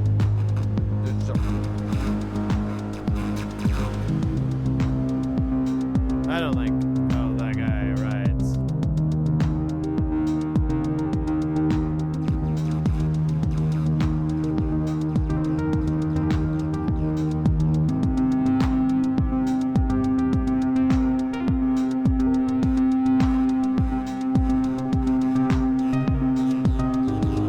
That's right. That's why we did that, because I needed a slide.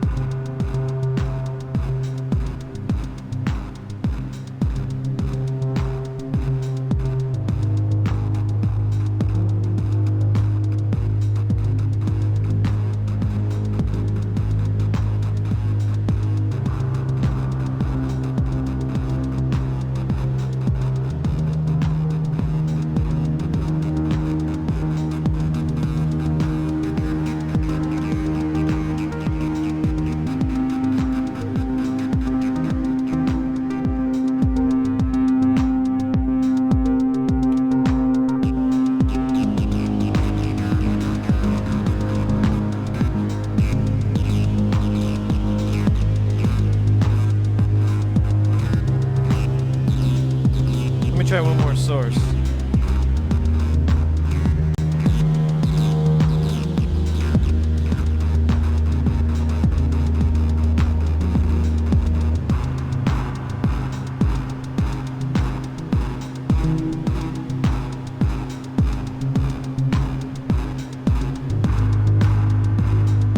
Yo, oddball.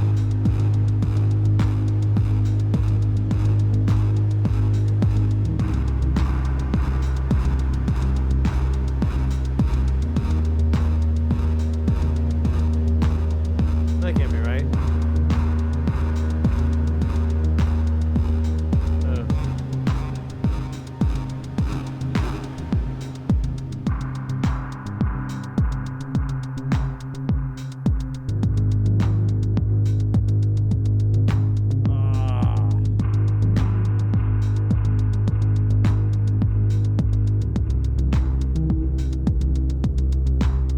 It's like a 2-note.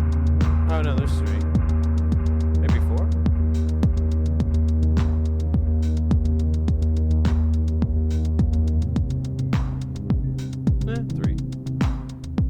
probably is 4. I just don't hear the 4th one. Hey, Romulus. Let's go, let's go. Welcome in.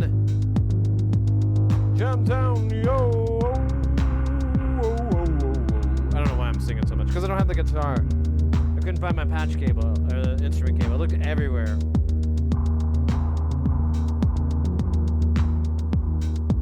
I think I have to clean up and find it. I think it's in some dumb box or something. Fell into some horrible trappings.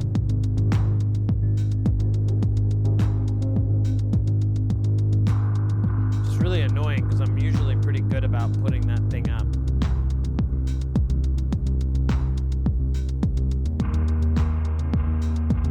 But, you know, whatever.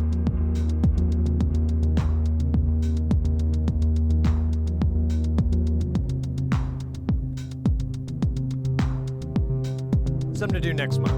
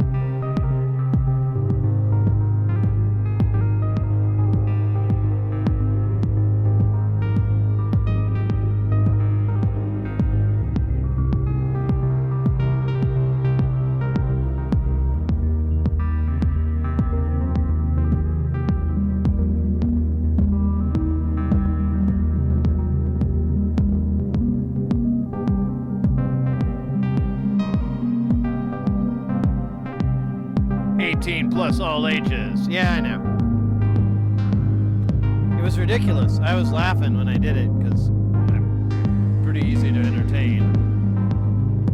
But today's full stream is Jamtown Weekend Extravaganza Modular Synth LYFE.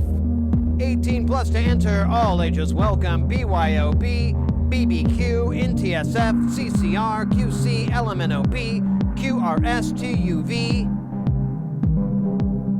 WXYZ. The full one.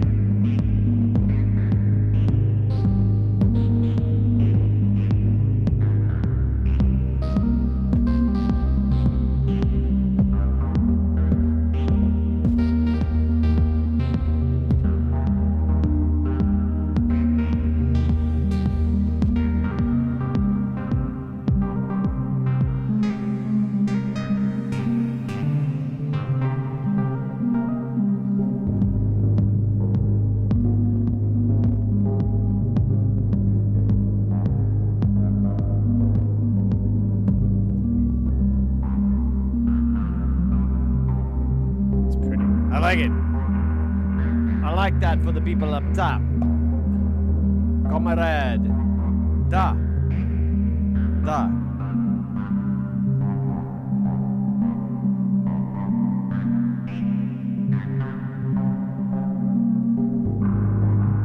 Hey, juggling biohazards. Great tunes while getting some work done. I'm so glad. I'm glad to hear that. This is the lurking is totally the jam.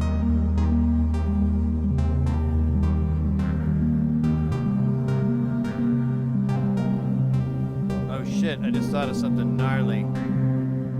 So the distortion for the 303, we could go through the timbre and double timbre it. That's right. two timbers inside a single timber. Ouch, shit. Yeah, it'll double timber it. Timber on timber action. What's the timber? Oh yeah, I should have brought that up. It's a wave folder. The wave with the Midas touch. Wait, what? That doesn't make sense. Alright, I gotta crouch down here.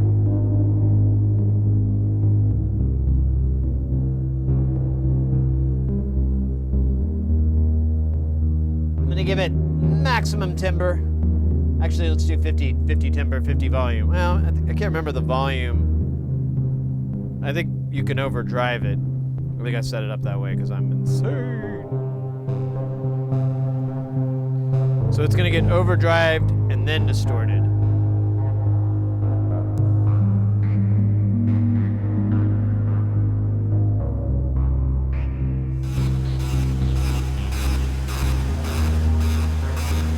Oh yeah, we have the delay.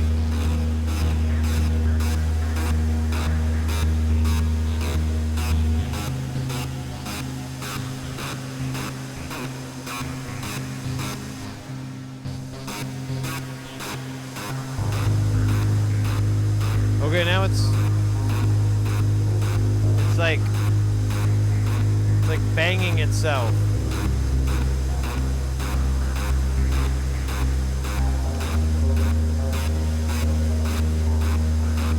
We need to put it through another filter.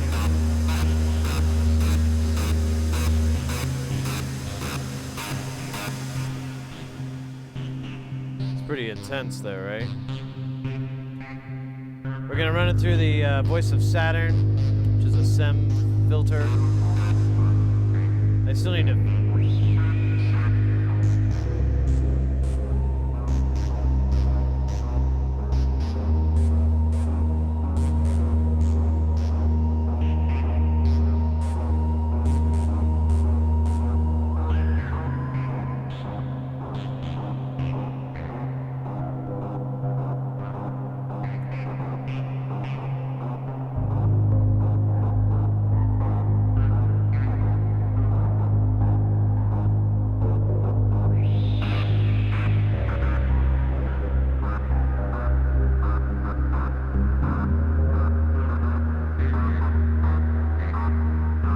What if we did it before we went to the filter? That'd be sexy. Let's do that. It sounds sexier. Sexy synthesizer.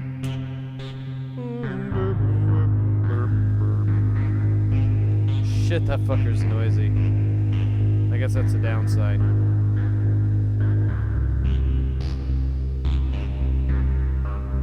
That just is what it is.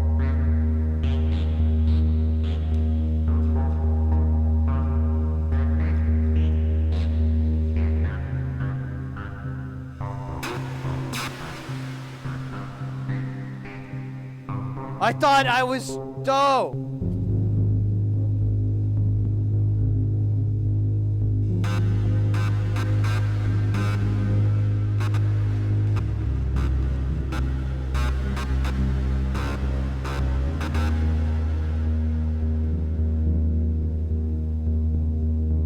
I am a cable.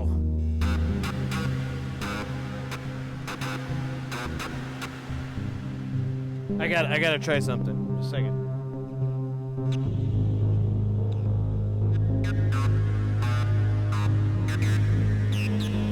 I can confirm nipple to nipple contact does complete a circuit. I'll do more research off camera later. But yeah. Let me check it out.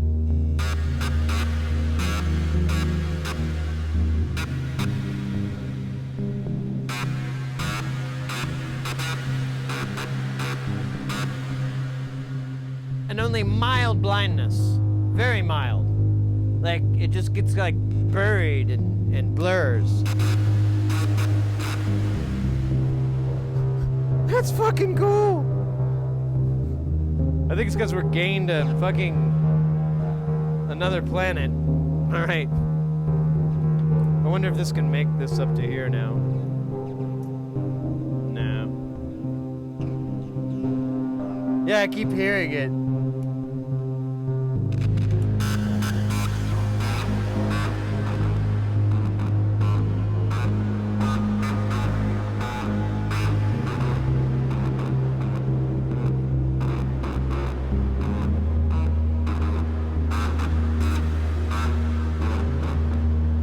Alright, so that's a thing.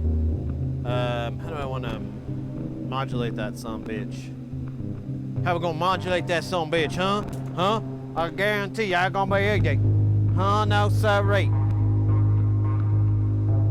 How we gonna modulate that son bitch? I'll tell you right now, we're gonna get up Hank Stacker. I don't know where this accent is. It's like almost like some hokey Cajun accent.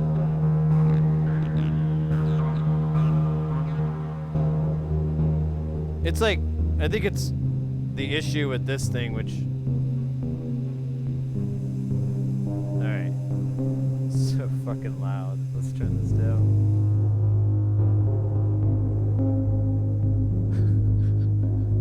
What are we doing? I forgot now. Oh, yeah.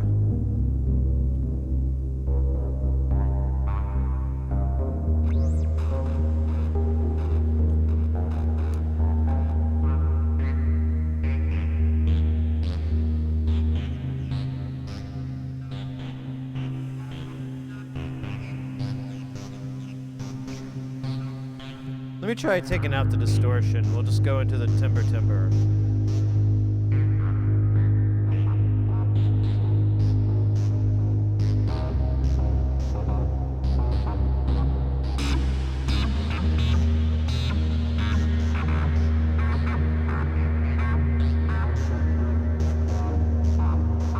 I kind of liked it with all the noise. I love the distortion. I hate the noise, but can't stay mad at that distortion.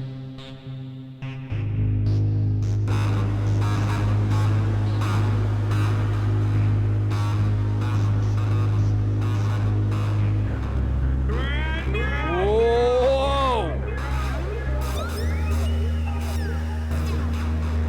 What the fuck was? Hey, what do we got here? What does that say? Is that ugly 81?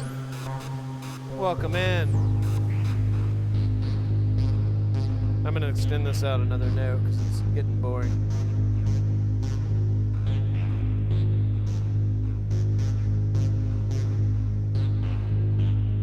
Should have changed. Did I break something? Okay, there it goes. It just took forever to pick up. So,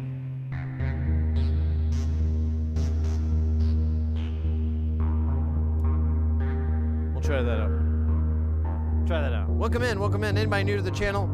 Welcome in. This is Jamtown. This is the end of the, well, I know it's the first day of the month, but it works out. Whatever. Jamtown, the last week of the month. We hang out here. We make jams with the stuff that we've built. All of this is, nearly all of it, is DIY. All these things on the bottom are stuff that we built on the channel. Most of the rest of the time outside of Jamtown, we're in the lab. We're working on building more of these things, soldering, making, baking, contemplating. It's good times. I don't know. That sounds like shit. Oh wait, I know why. Oh no, it shouldn't.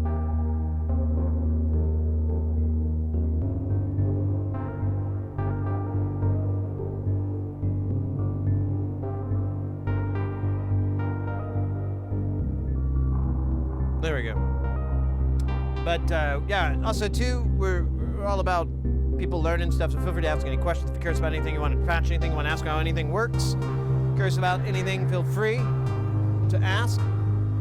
Another thing, these guys down here, those are your stream avatars. You can go down below, there's a panel. You can select them, customize them, make them your own. Well, not really, but some you can. And then exclamation point commands brings up all the moves that they can do, or a link to many of the moves. Some of them are not movable, but you know, you gotta know that they're there.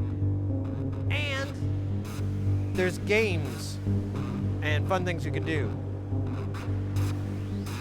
There we go. I was waiting on this guy. I'll get back to you in a minute. I want to hear.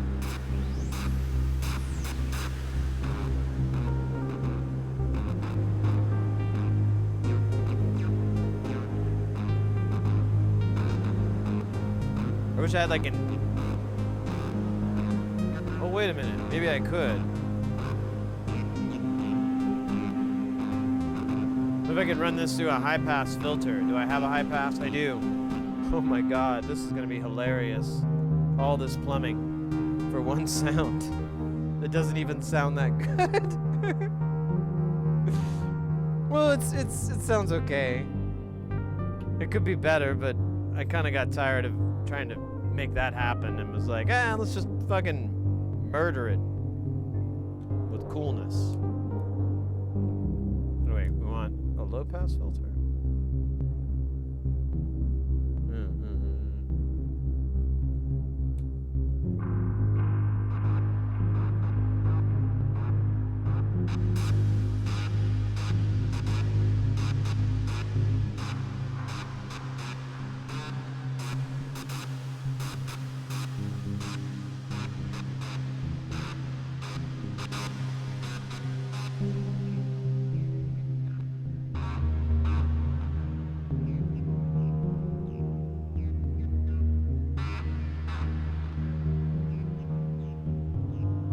Yeah, it's bleeding through.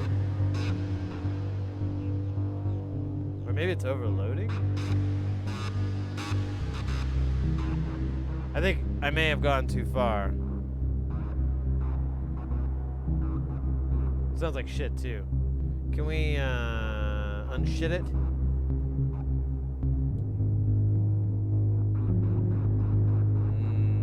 Doesn't look good. Let me see, can I? Oh shit, that wasn't what I wanted to do. Oh, that doesn't even matter. That's just an LFO. It doesn't do anything.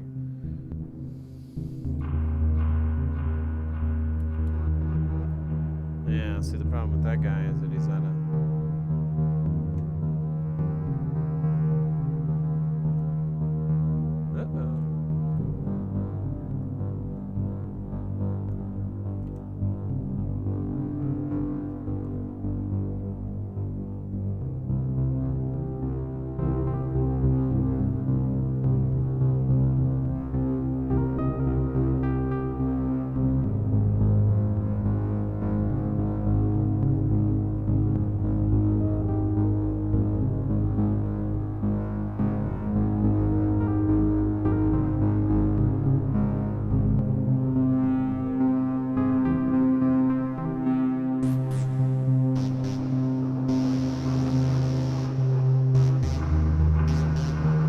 Take this kid up.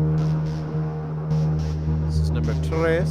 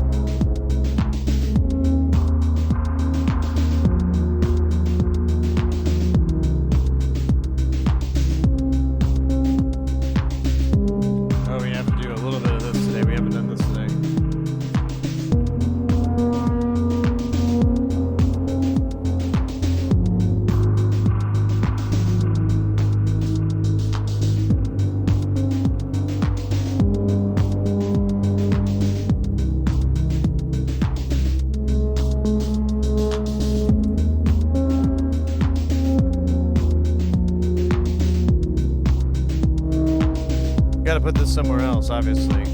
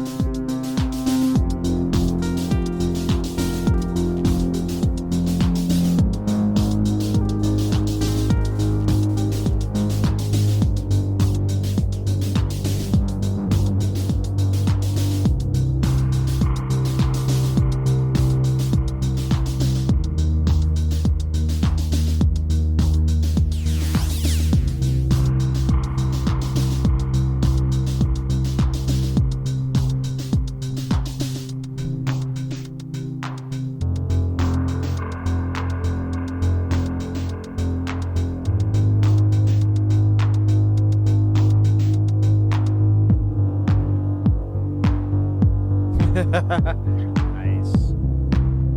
Blombox. Willkommen. Welcome.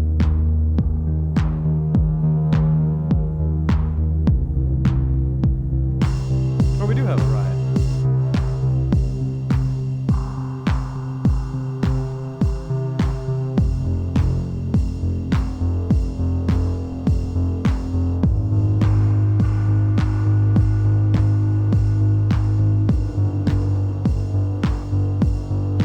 Like that skipped.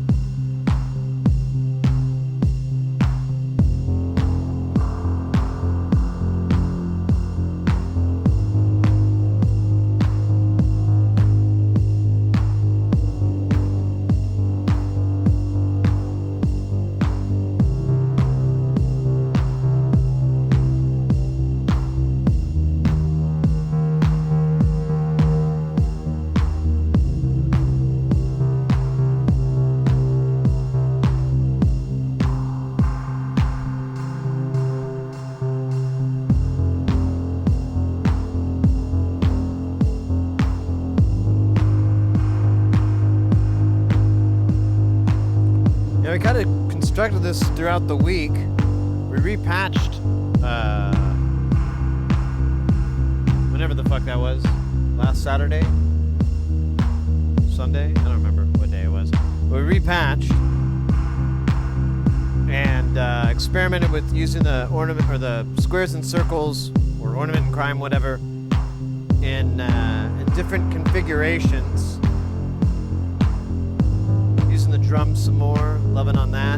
But then we were just like, I don't know, just want to get more voices, have them automate to come in and out at different times. So it seems like, you know, guitar solo time, and then it stops. But in reality, it's just going on and on. Just comes in for that brief moment to rock, like that ride.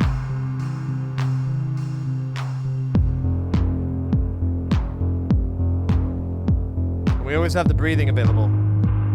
You have to do the breakdown though before it. Oh, I don't know.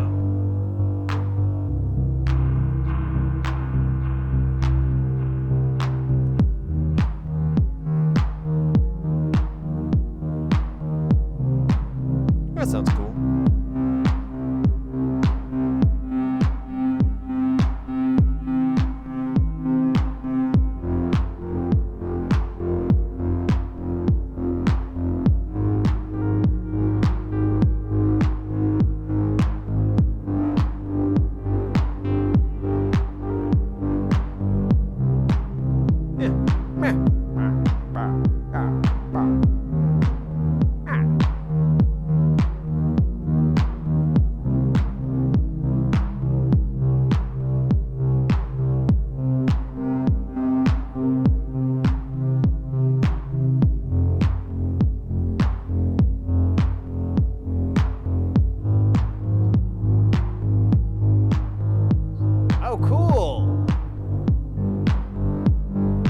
Oh, that sounds awesome, Ugly.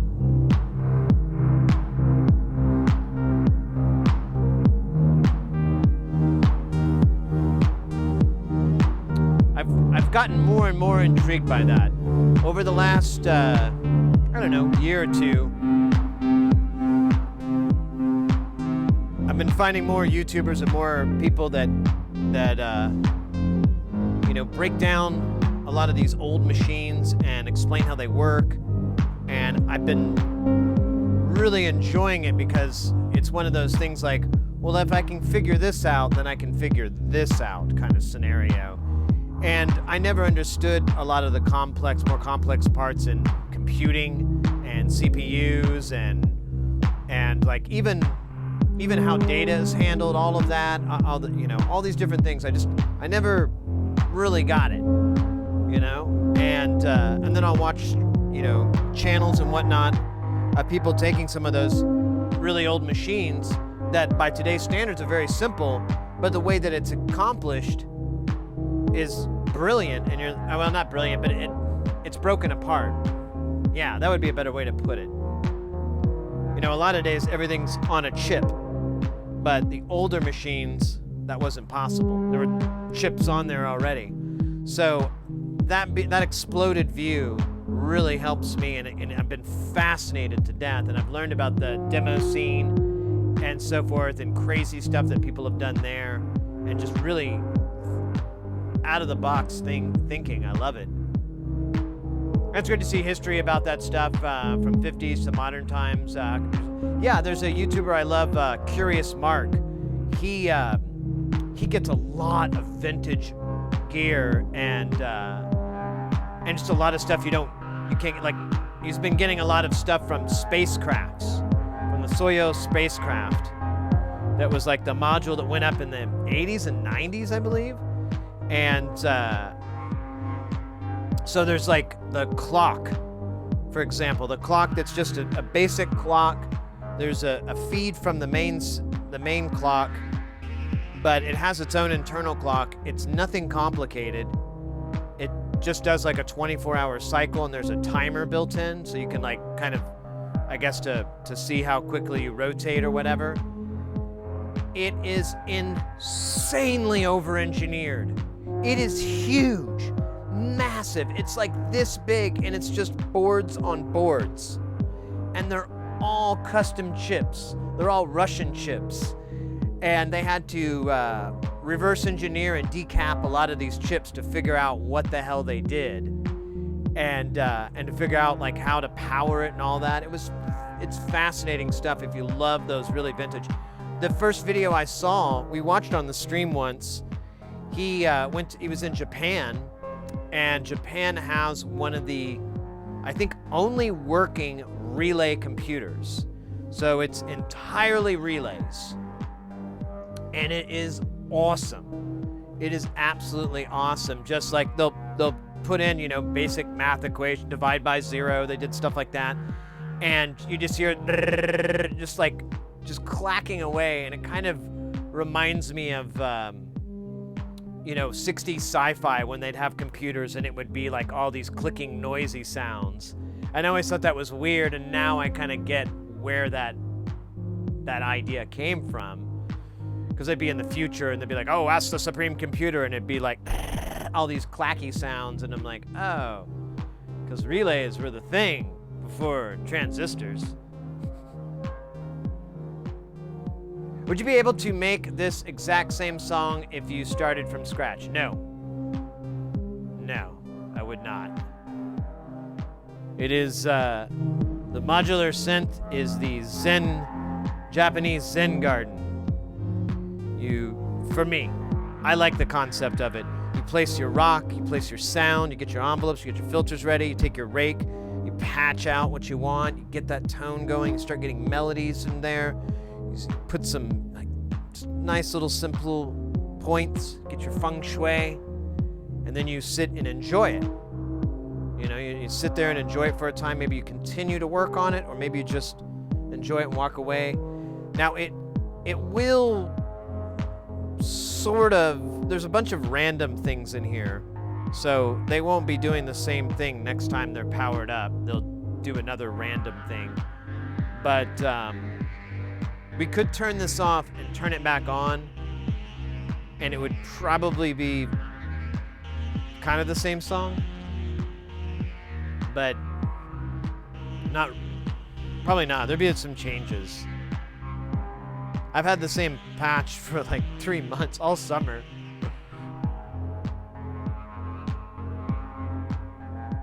Yeah, no trends, exactly.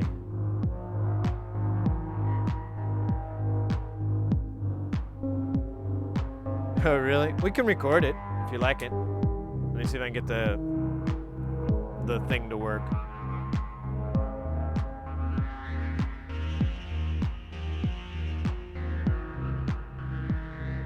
No. Oh, there it goes. Kind of.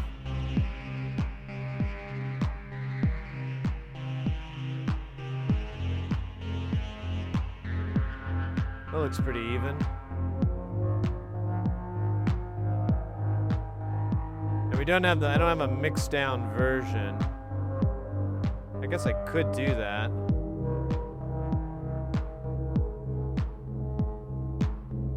It doesn't really matter. I just have to recapitulate this. It's not gonna be fucking rocket surgery. Man. Oh, I'm turning the wrong fucking knob. Stupid. 7. There we go. That looks good. Yeah. Let me uno momento, and I will pull up the recording stuff.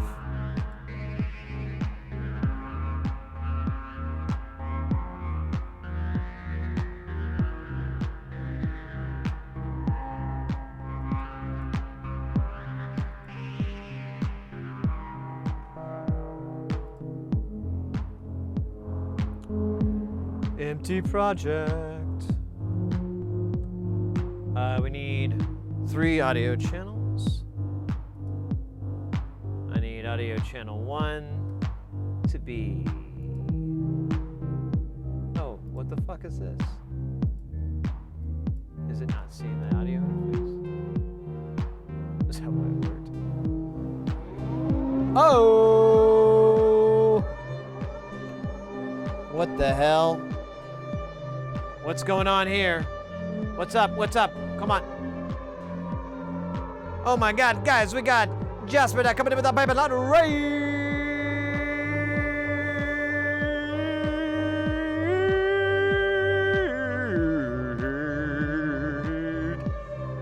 Piping hot, delicious, and debatably nutritious.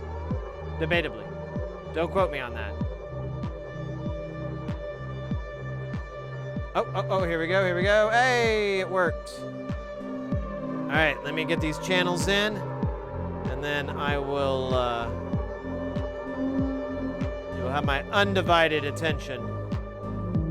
Currently, it is slightly divided. Mildly divided. What the fuck? So weird.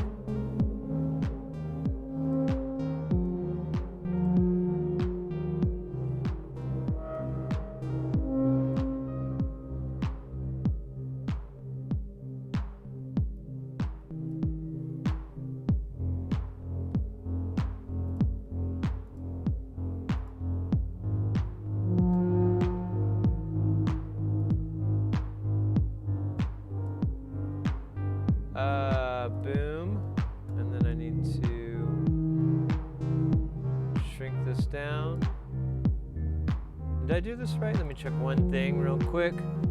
5 and 6, yeah. Okay. So let me record it. All right, records are away. We'll let it roll for a bit. Hang out. Let me pull up Jasper. Jasper, that's channel. Welcome in. Oh, do we got a game? Oh, guys, get in there. There's a game. It is the game of games. It's everyone's favorite RPG. That's right. Extreme Avatar's boss battle. Fight the boss. Become the boss. Incite the boss. Exclamation point warrior, priest, or mage. All three of those will make you or break you. It's not much of a RPG, it's more of a boss battle, I guess would be a better way to put it. But it's in the RPG style that we are all, you know, turn-based action, baby.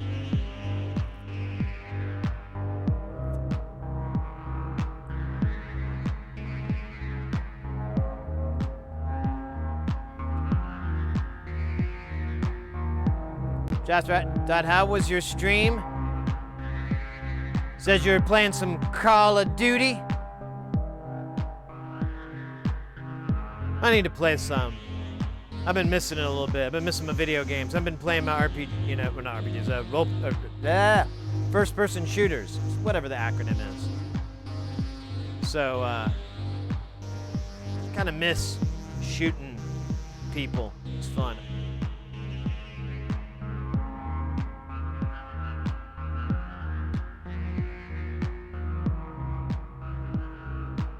All right, best of luck.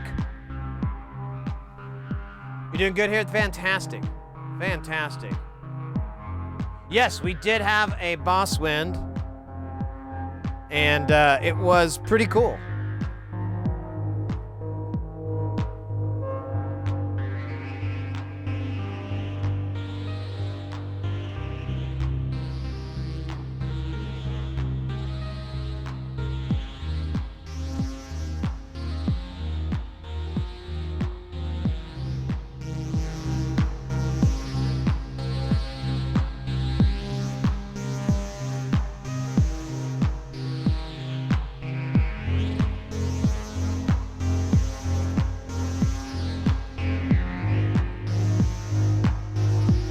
I'm not sure where that synth is coming from.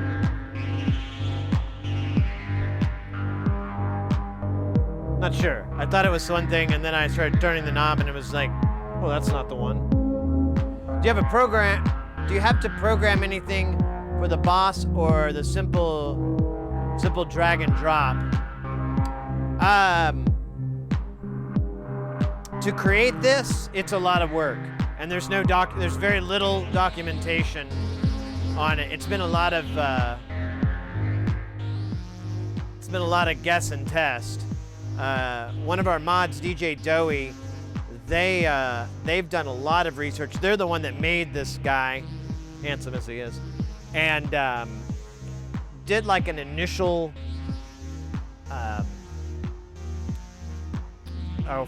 fight mechanics and everything for it. And but then it was just too easy to beat him, so we had to keep upping his toughness and his damage. Oh yeah, it was a mustachioed man. Yeah.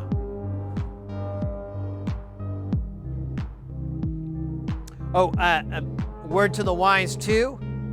You can do 1, 2, or 3 in the chat when your turn comes up if you don't want to write out the whole command. The only exception is if you do heal or protect, you have to do 3 space and then @ and then you can auto type your teammate that you're saving.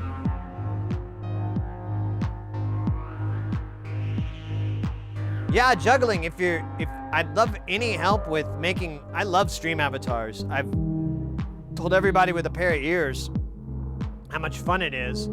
So, DJ Doey's he's a little smarter than me, but both of us are pretty much. Yeah, I'm still recording. This volume is not related to what's being recorded. Ooh, man. Oh. There we go.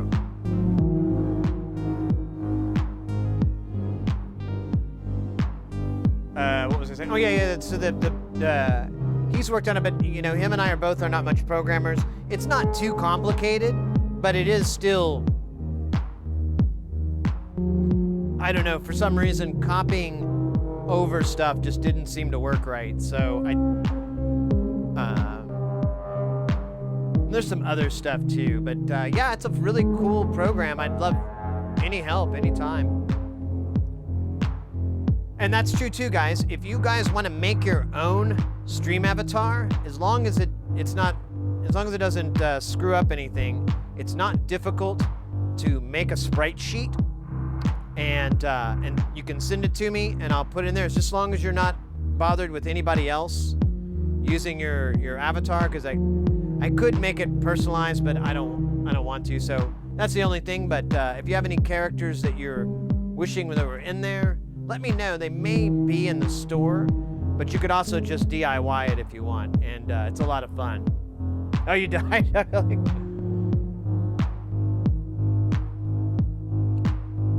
Oh, we'll see. You guys ain't got, nobody's done the demoralize. Needs them lightning bolts over him, otherwise he does like really big boy damage. It's not fun.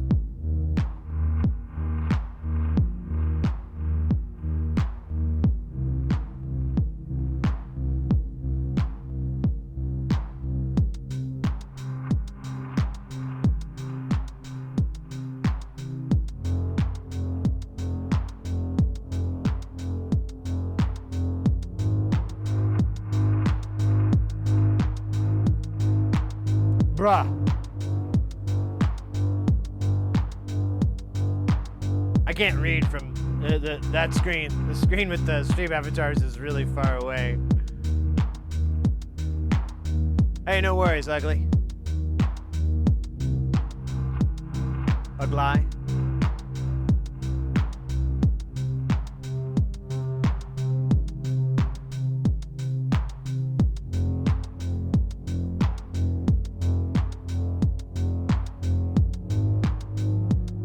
It's so funny in the file view, it's just chopping it. Like a perfect little cut from the...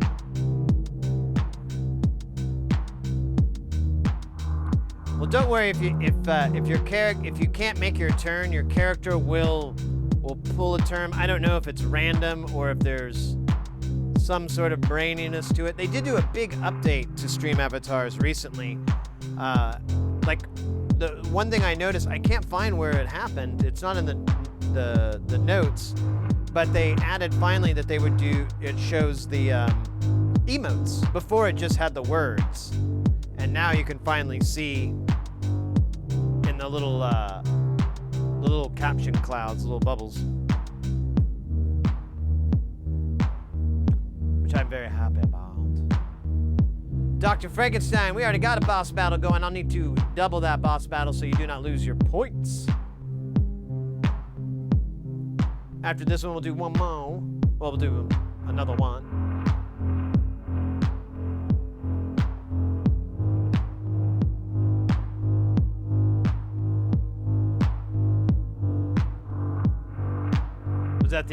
Was that Ugly 81? Ugly?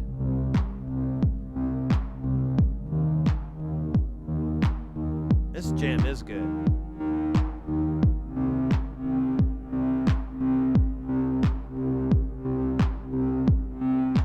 I thought the ducking would get old, but it hasn't yet.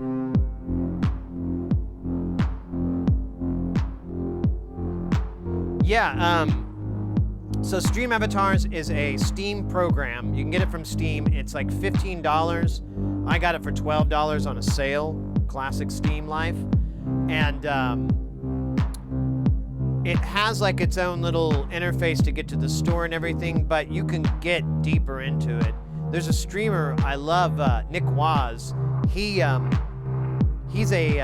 pixel artist. He does pixel art for video games and whatnot. He's really talented, and part of his stream is that's where I first saw it. Well, that's the second place I saw it. And you can get he would make you a stream avatar, and I've been meaning to like offer him some money to see if I can have mine over there, because mine's a little jam box with arms, and the speakers look like a face. Like there's the 2 speakers on the side and a little tape deck, and he just walks around. He's supposed to turn me into a boss after a year, and I've got like 2 years on there. I'd like to have that happen so I'd like the attack to be base waves, and then I'll offer him more money to make him a boss so I can import the boss here. I'd be happy to give him like, and just never speak of it, just be like, oh yeah, it just happened one day. I bought it from a graphic designer. Because I mean, that's what he does. Art and graphic design. Well, I guess technically just art. Yeah, let me see if I can pop it in chat for you guys. I want to make sure I get the nomenclature correct. Oh, shit. Yeah, this is him.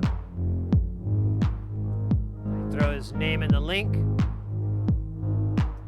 Whenever our stream goes late, I try to go raid him, but I think he just hasn't been streaming lately. I don't know what the deal is.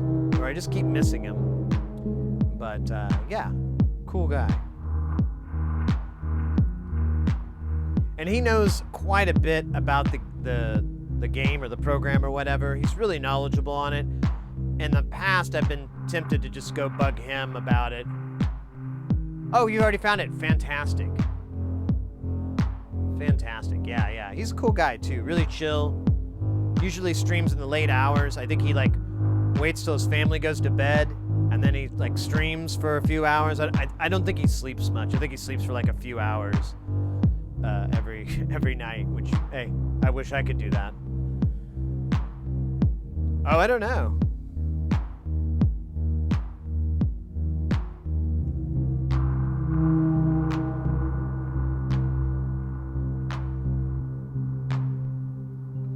Forgotten cowboy toilet seat. How's that? That sounds really magical.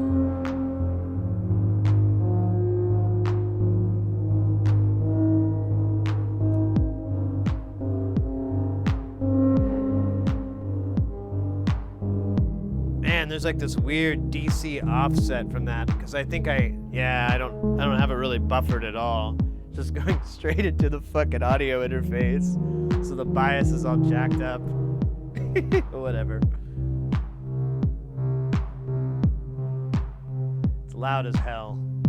Should probably try to fix those things. Oh, man. You guys are down to 3. That's... We might see another... I don't know. We might see another... where the boss wins.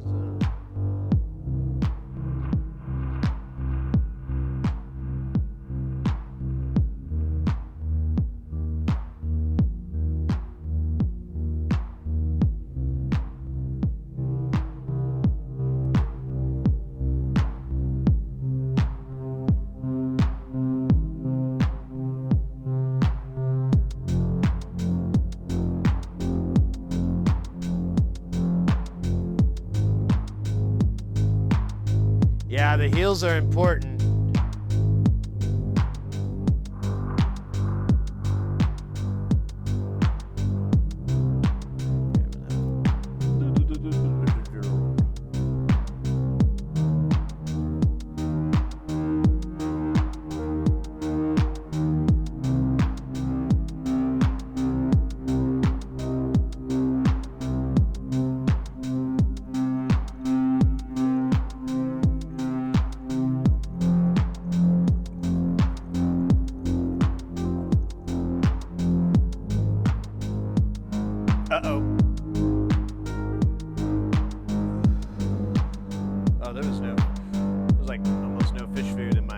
I have to go get some fish food today. I was gonna do it earlier, but I woke up and I didn't feel good. I felt sick.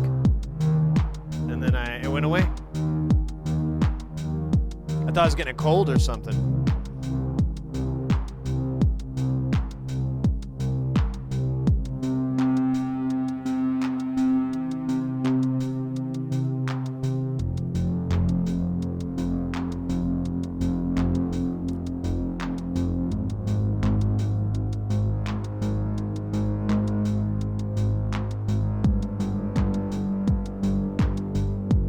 Do a little bit without the duck.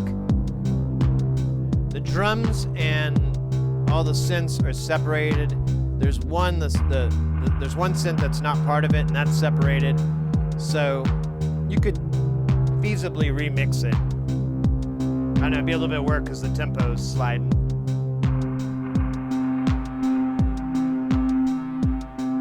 All right, let me get some fish food in the hopper. The fish hopper. Oh yeah, there's a little bit here. Hey there, little buddy. How you doing? You doing good? You look good. How's the dog and kids? I kid. I know you don't have any kids. Not anymore. Not since the Saint took them away. That's a terrible joke. All right. They're getting hairy here with the old Bios battle. I think we might have finally at least made what was this, a hard or normal? Oh, it doesn't. I can't see. I missed it. Oh, it's close.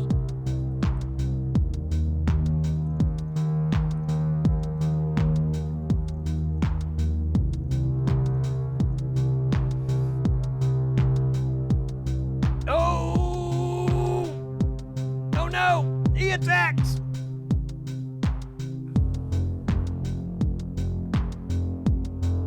Oh, good. It's an NPC.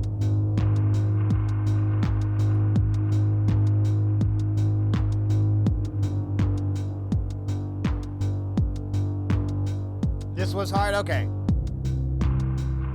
So, yeah, you're definitely gonna win.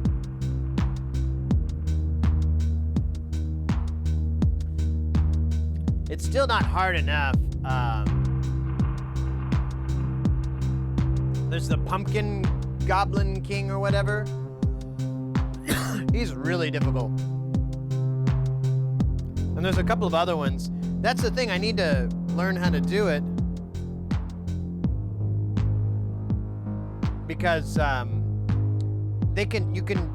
there's a bunch of other nerfs and things that they can do. So like, the Sid boss has 3 attacks. He has Solder Strike, Flux Off. These are literally the names. And Talk Your Ear Off. I wanted to Talk Your Ear Off to be like a nerf to the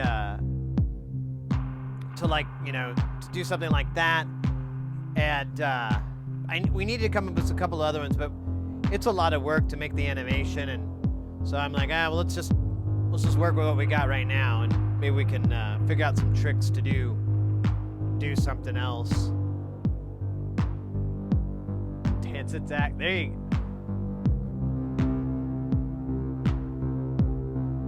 How would that work? It's funny. You can. Everything's sprite sheet, so if you want to turn and there's tons of animation sequences. So you have like an attack and you have your character do an animation sequence, but you can also have a projectile hit and you can do an animation sequence for that.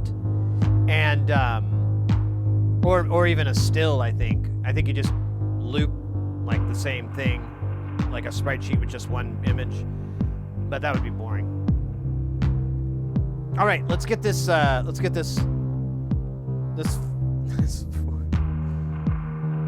boss battle. We're gonna do.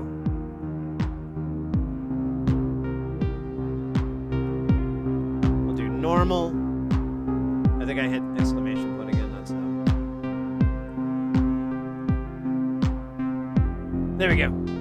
got a boss battle normal. This is a chance. If you just saw that action and you won, I want a piece of that. Nah. Get in there. Exclamation point, priest, warrior, or mage will get you in. They all three have their own strengths. It's the classic D&D might and magic, name a game feel. A little Fantasy Star, little Final Fantasy too. Yeah. Anyways, it's very simple. There's 3 moves that you can do. You can even press 1, 2, or 3 because there is a lag where it'll come up and your timer might be really short. So you want to enter it in as quickly as you can. I've extended the timer out, but to keep the game going quickly enough, I didn't want to make it too long. In case, someone's AFK or whatever. And then that's it. It's really simple. Oh, if you use the numbers or the command, keep in mind there's heal or protect, which is the priest or the warrior's move, third move that they can do. You have to pick a target. So you would do 3 space and then and then you would pull up your auto type and you could just jot down whoever you need to heal or protect. Everything else it'll just do it. There should be animations for all the different things. So hopefully you can tell when you've got this or that. This guy, again, incredible. Uh-oh, he looks super angry.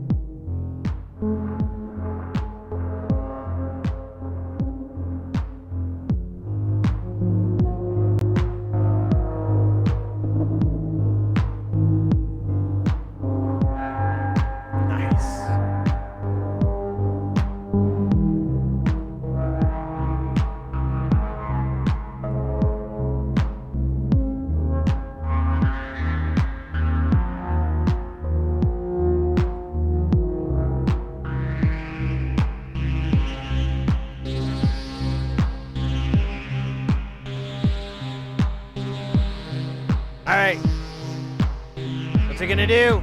Oh, all right, good. It's an NPC.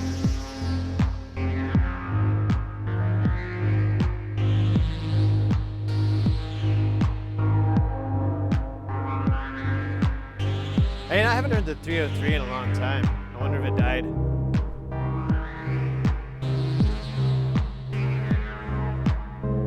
I can't even remember where it fucking... Oh, there it is.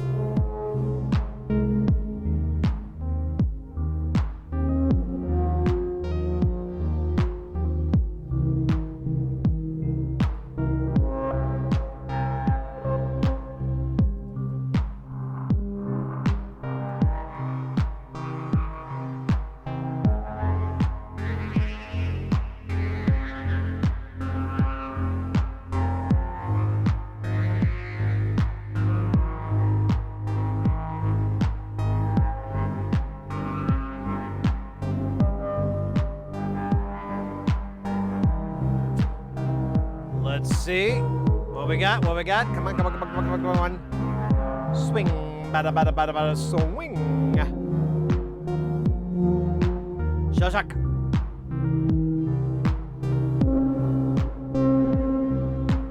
Isn't that you? Oh no, wait, it's not. My bad. No, it is. I'm right.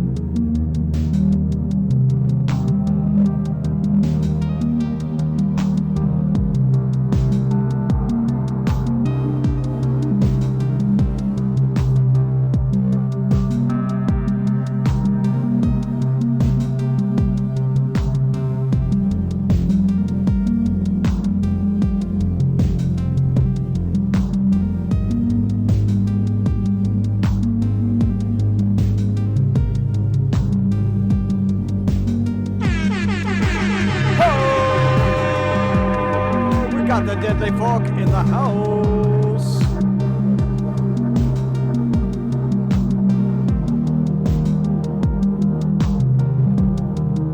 Welcome in. We're doing a little boss battle here, normal style. We had a hard one, almost didn't make it. It was a good one. Quarter. It is funny when he wins. That guy, not me. I mean, I never win.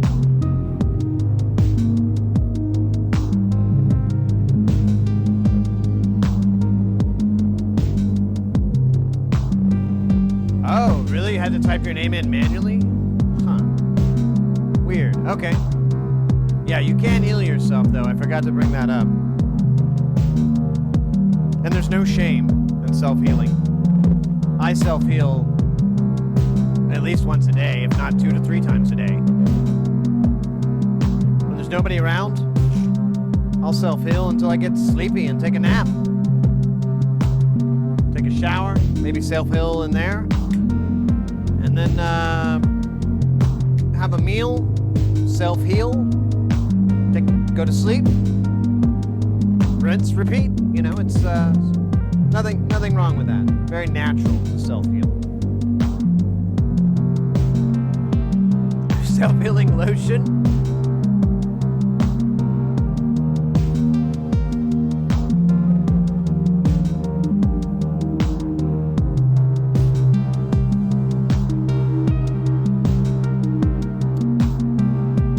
Can you run vocals through the synths? Yeah. Now when you say vocals, if you're talking about me singing in is really it's a little bit more complicated than I enjoy messing with. I've done that before when we've had like the melodica and stuff like that. There's a bunch of technical issues that I never quite figured out what I was gonna do. But samples, speech synthesizers. Oh yeah, we can do that.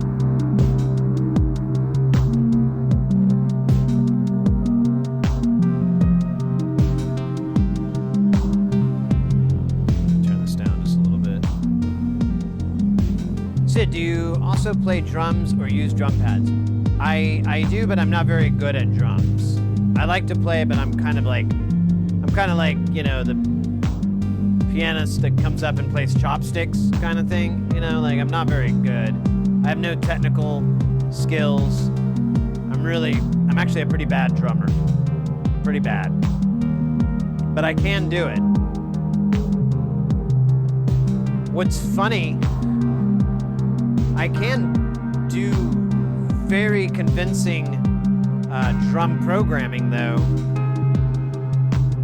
Like taking samples of live drums and programming them. I've done it for, well, I did half of it for one album, and it was a rock band thing. The drums just weren't working and we couldn't record them, and so we sampled them. And we went back and mapped the samples out and then programmed them in Logic. And a lot of it is just varying the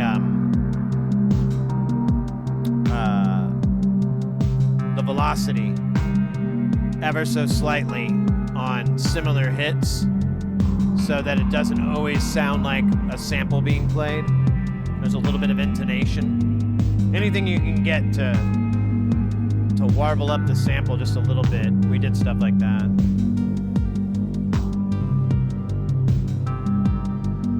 The live drumming is insane. First sound to robotics, but I can't tell.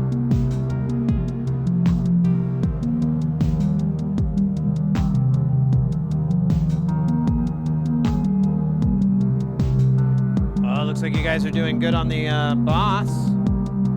Kudos. This jam is nice. We basically just kind of took out a couple of things. No, we just took out one thing. It's still the same, everything else. Oh, but then I brought in all these synths that we had muted. Sounds cool, I think.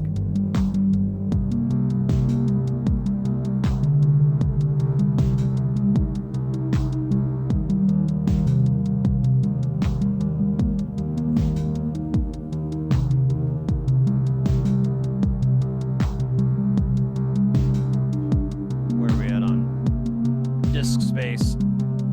I forgot to save this to the external drive. That's not too bad.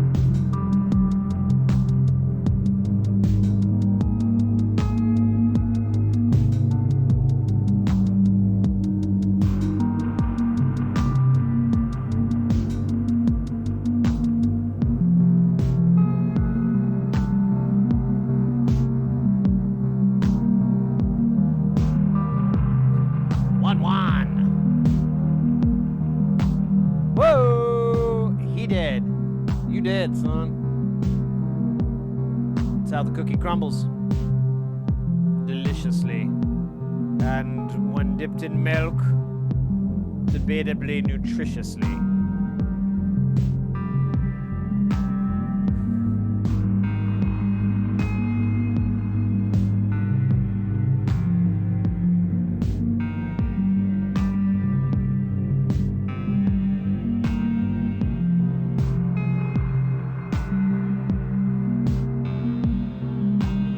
Redlining it a little bit there. Diabetic Delight. It's the name of my confectionery store. Oh.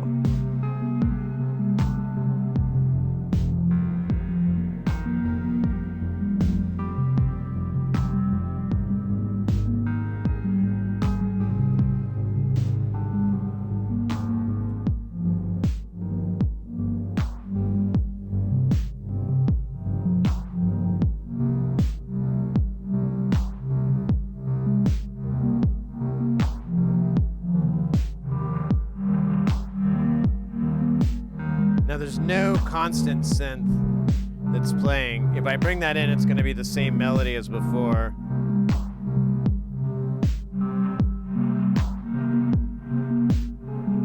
I don't know, just let it go.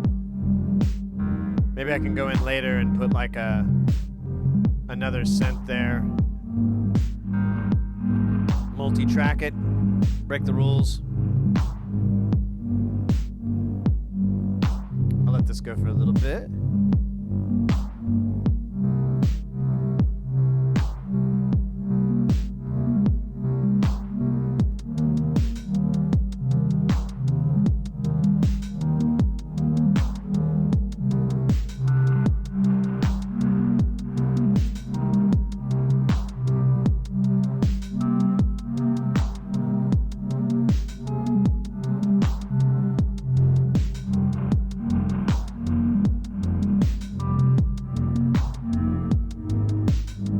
Oh, I can't wait till we get the other mixers.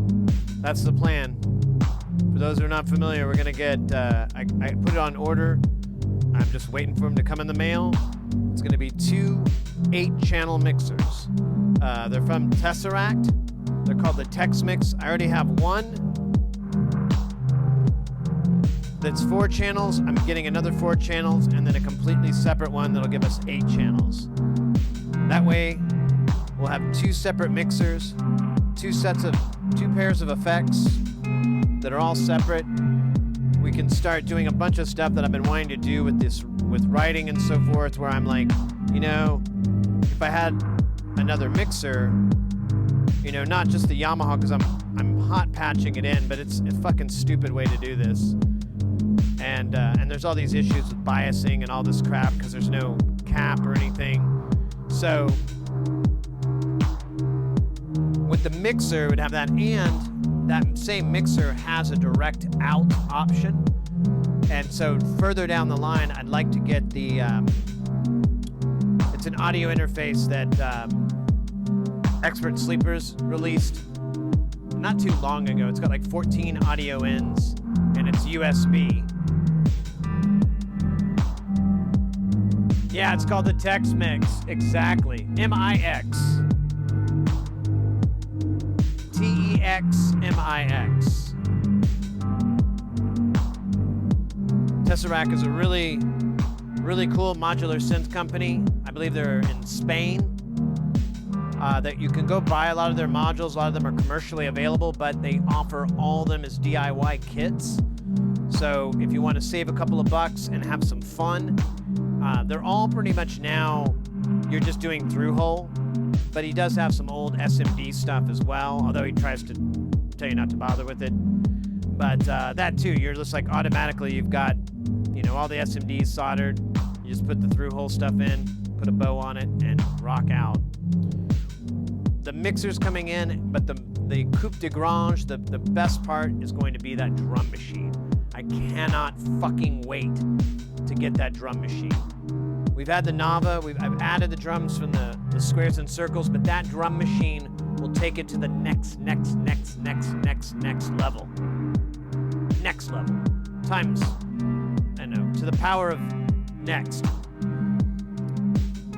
It adds 8 channels of sequencing inside of itself. And it plays back samples like a sampler. And you can CV all the shit, and there's effects, and there's all kind. Oh man, it's so great. So I've got a Scarlett 2i2 and running a ground box through it to my guitar to reduce impedance high gain. Doesn't remove much. Using Reaper's a doll. Any advice? So, I haven't done much guitar tech work, but what I know is the typical troubleshooting stages that you want to do with guitar teching is, especially when you're trying to find a buzz, is figure out if your guitar is creating the buzz, or the cable's creating the buzz, or the input's creating the buzz. And it's pretty easy to do that. Just start it off with just the input in, add the cable, wiggle the cable around, stretch it out, try to get some weirdness.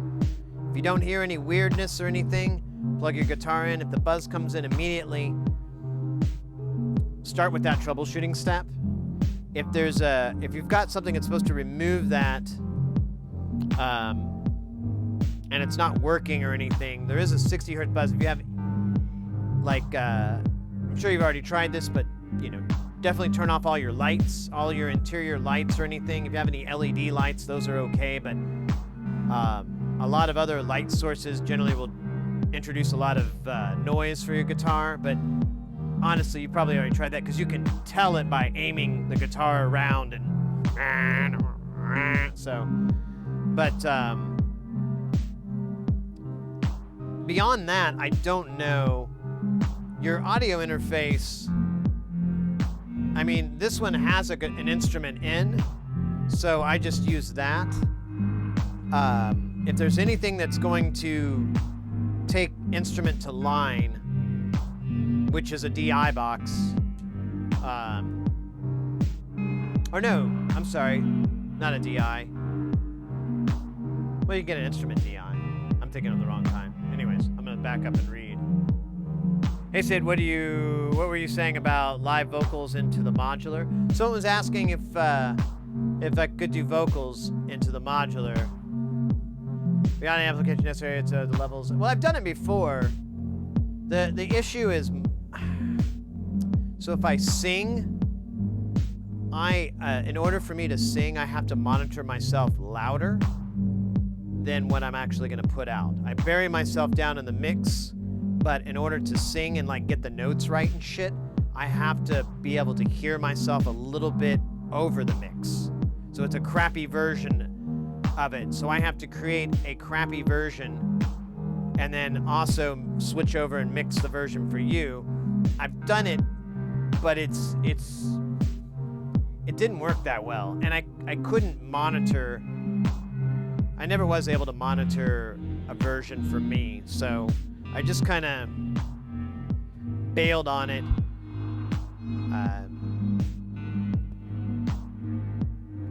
Yeah, any lights on a dimmer, rheostats produce a EMI. like anything. I mean, those are very common tactics, but I just throw them out to you or to anybody who might be stumbling across this. I don't know. Yeah, the pass guitar wiggling the cable helped. I think it's the guitar humbucker. Oh, humbuckers, yeah, they're not very well labeled. Yeah, if you have multiple, if you have different pickups on your guitar, yeah, you could try switching. Of course, that's always going to change it. If it's there on all of them, though, it could be something with the guitar. I don't know. It's a trick. That's what I was saying. Like, I had a friend who like was a tech, and that's where I get a lot of my knowledge from, like luthier knowledge stuff. And I mean, it's just like, you know, from chatting and having a beer. And the they had to quit because they were just so sick of like getting to a different venue and having a whole new problem. And the artist that they worked for would not change their setup. Was absolutely, this is what you have to make work. And it was always the cause of the problem. And they would try to convince them, oh, you can do a line 6, we can have a cab and a hot plate, we can do this. You know, they had like all these things.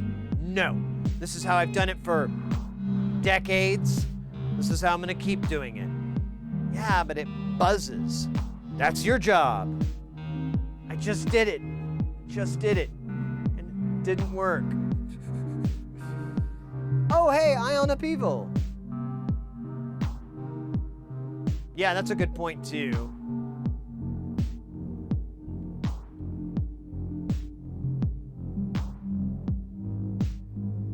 They're usually pretty decent, but yeah, if you have any on the table or anything or anywhere in your vicinity, it's usually a pretty short distance, like, you know, maybe half a meter or, you know, a foot or two or something like that. It's not very big, but yeah, if they're on the table, if they're nearby or anything, it'll do it. This setup, I can't, I was saying earlier, we would play guitar, but I can't. Here, I'll tease you. I'll feel bummed that I can't find my stupid instrument cable. I would be playing this rude boy. I'll do that. Down, down, down, down, down, down, down, down, down, down, down. Let's get some. Who needs amplification? Yeah, I actually do need amplification. That's me. No, this is a Schecter, Schecter Damien 8. It's an 8-string, obviously. It's got these sweet-ass bat inlays. Very goth. Very cool. 24 fret. Solid piece. A fantastic guitar. I'm more than happy with it. The story goes, I went to the guitar shop. I found a guitar center that had like quite a few, like I think about 10 or so 8-string guitars. And I thought I was gonna go buy this Ibanez, and I had the money to buy it. I played them all. I was there for over 4 hours. I kept coming back to that guitar. I was like, man, this thing's really nice. And the tone, the sustain, the action, the movement, everything was just so quick and easy on it compared to all the other guitars. And I was like, well, it's obvious. And it was cheaper too. I think I don't remember. I paid like 6 or 8 for it, something like that. And the Ibanez I was gonna get was, I think, 11. So it was, I got myself a case and a nice stand too.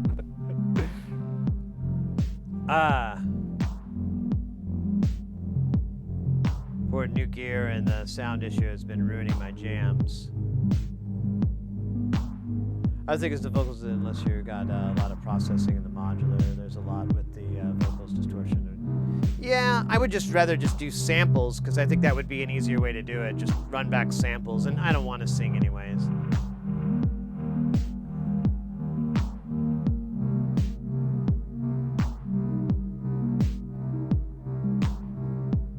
PLL? No, I need one. I wouldn't mind one. The bass drone.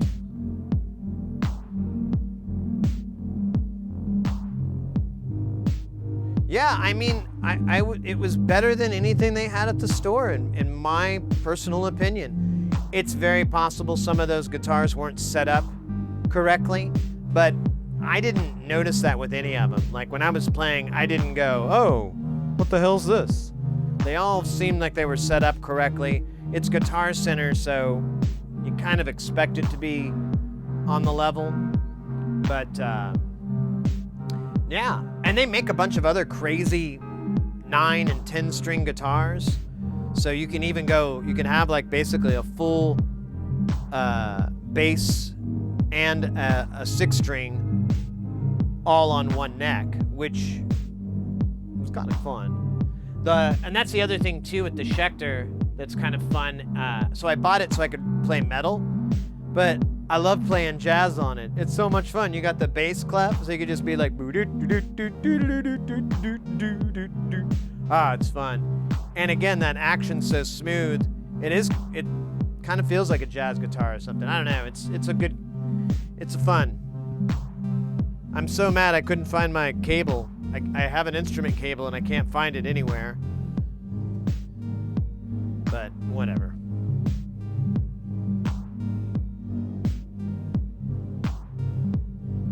The Secretine combo PLL. Oh yeah.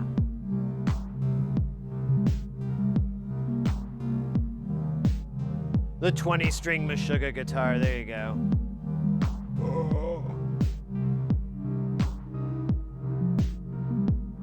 Modulars don't necessarily have those.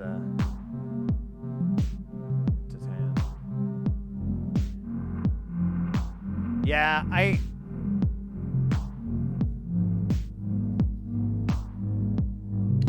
could get anything in here. It's just the monitoring that's the problem. I have to monitor in ear, but I have to hear the instrument. It's weird. I don't have that same problem with keyboards. I don't know what the hell that's about.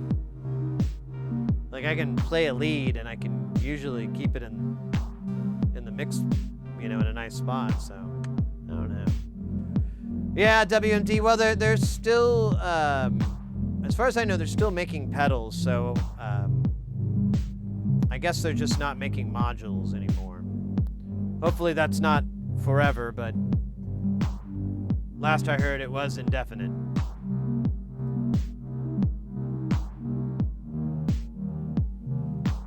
So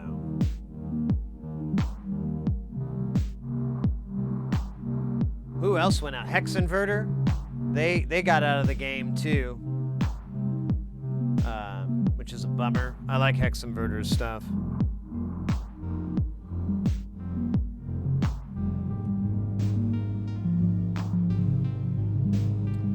But yeah, true. Yeah, then Mutable as well. Just a lot of companies are getting out, but oddly enough, I've been developing for a client, and I know of other people that have been developing as well, and I know one person came into chat, and they had just released like a new. They just released a module, and it was like their first module release, and they're gonna, that's the plan, to start producing Eurorack modules, and I wish them the best. I think I have it linked somewhere, but I definitely want to try to check it out and get some more. But so in that respect, those companies are gone, but there's new companies taking the place, and also too. Someone brought up like, oh, you should clone that WMD, and I'm like, yeah, aside from being kind of a scumbag thing to do, and they also said I should copyright it, which I'm like, that's not how copyright or patent laws work. But it wouldn't be wrong to take something from one of those companies and do a revisioning of it, you know, basically trying to replicate it in a clean room type scenario where you're not like reverse engineering it or doing anything like that. You're basically going, oh, well, this does that, so I'm gonna try to figure out how to do that myself. Okay, there we go. Now, and so on and so forth, and then add things that are missing from it along the way, from that original module, so that you make it more interesting to people. It could be something as simple as just having attenuators on inputs, because that's a big thing in Eurorack that some companies get and some do not, and I'm really love them attenuators. Kind of saves a lot of cables and time. And for me, literally having a module that's all it does is attenuate. It's kind of stupid. But, anyways. I do hope, oh yeah, Emily Gillette. We'll see. I don't think, I've said it before, I don't think we've heard the last of Mutable and of her work. She's a really, really, really, really gifted, talented, smart person. I'm more than certain 5 years from now, 10 years from now, she's gonna come out with something or have, you know, be part of something that's just absolutely mind-boggling. So it's really just a wait until they release Emily Gillette's new cool thing 2.0. But yeah, I you know, she started out doing DIY. Some of my favorite, this is still my favorite synth in the whole world. If anyone wants to know, like, the coolest mono synth is this guy. It's called the Shruti. It's a DIY project. You can buy these things on the internet, and I don't know what, they're around $250 or so, but I highly recommend you DIY it, although the board is a little tight, so make sure you got plenty of flux. You'll go over those solder joints again, but that thing is awesome. It's basically the engine that was in it is what later became the braids. And then there's a ton of other things in there that you just will not find in a mono synth. And then you customize it. There's, I think, about a dozen filter boards for it. And so you get a different synth based totally off of whichever filter board you choose. And there's even modifications to that to go further, but on the surface, there's at least, I think, 9 or a dozen, maybe 15 filter boards that are out there. People are still making them for there. I've wanted to build a bunch of these, but my buddy has 2 or 3, and I was kind of hoping he was going to keep going, but they're kind of expensive to keep making one after the other, but something to think about. Intercashia failure thrown out after 10 years as opposed to WD that just said they have the company overhead costs but couldn't get the parts to make it. Yeah, well, that's what I'm saying.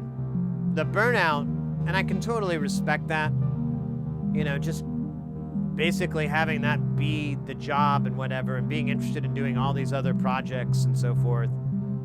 Yeah, that's what I'm saying. I think that she'll come around to something else that's going to be amazing, but, you know, wait and see. Wait and see.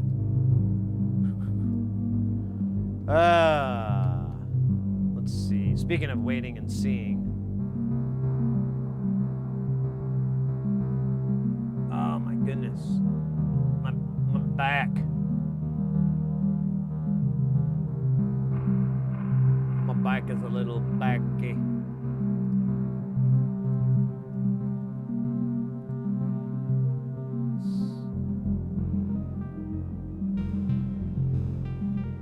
I should probably sit down.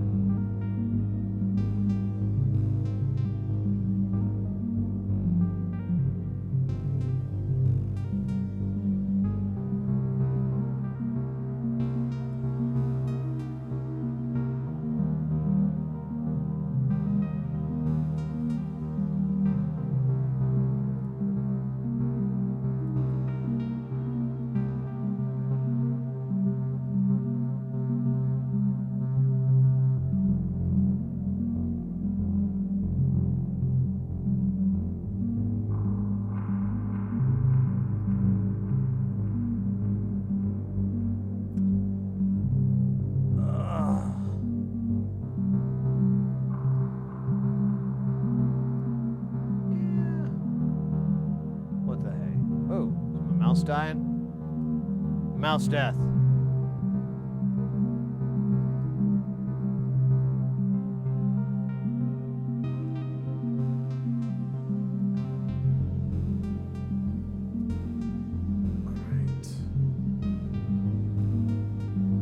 Stop this record because it's just recording dead air. Well, it's not recording.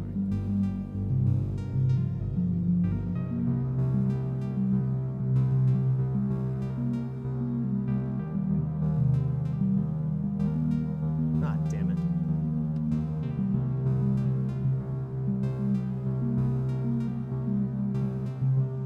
I do hope she considers making beads open source after all the production units are sold out. Is it not already? I thought everything from Moodable was open source. That was the cool thing about it, is that you could DIY any of their stuff if you really wanted to. It may not be super easy, but it's super doable. What's today? Oh yeah, it's 10-1.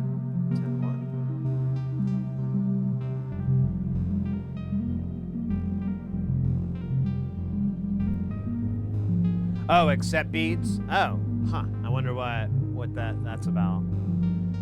Oh well. Yeah, I need to get my order together, but I'll be ordering a bunch of boards pretty soon. I gotta get some other shit together, but that's the plan. A lot of micro versions of Moodable stuff, but the problem is I may hold off on those because I still need the chips, and they're nowhere. They're not. I don't have them, so I might try to deal with stuff that I do have, but I don't know. A lot of those modules I found that are DIY are all use that ST microchip, I think is what it is. I can't remember. It's the chip that, it's basically why Moodable has stopped and all these other companies stopped, because that's what a lot of them use, or variations of that thing. And for one reason or another I don't know about, it's you can't get it. It's really hard to get.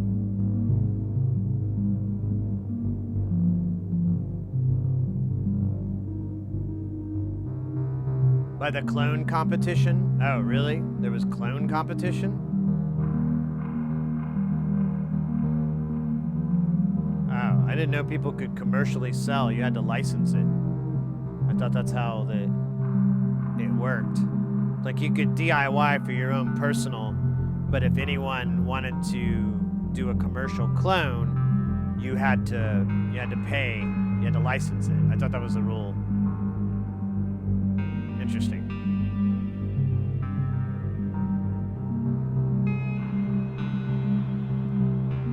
All right, mates. Let's see what's up here. Let's raid out of here.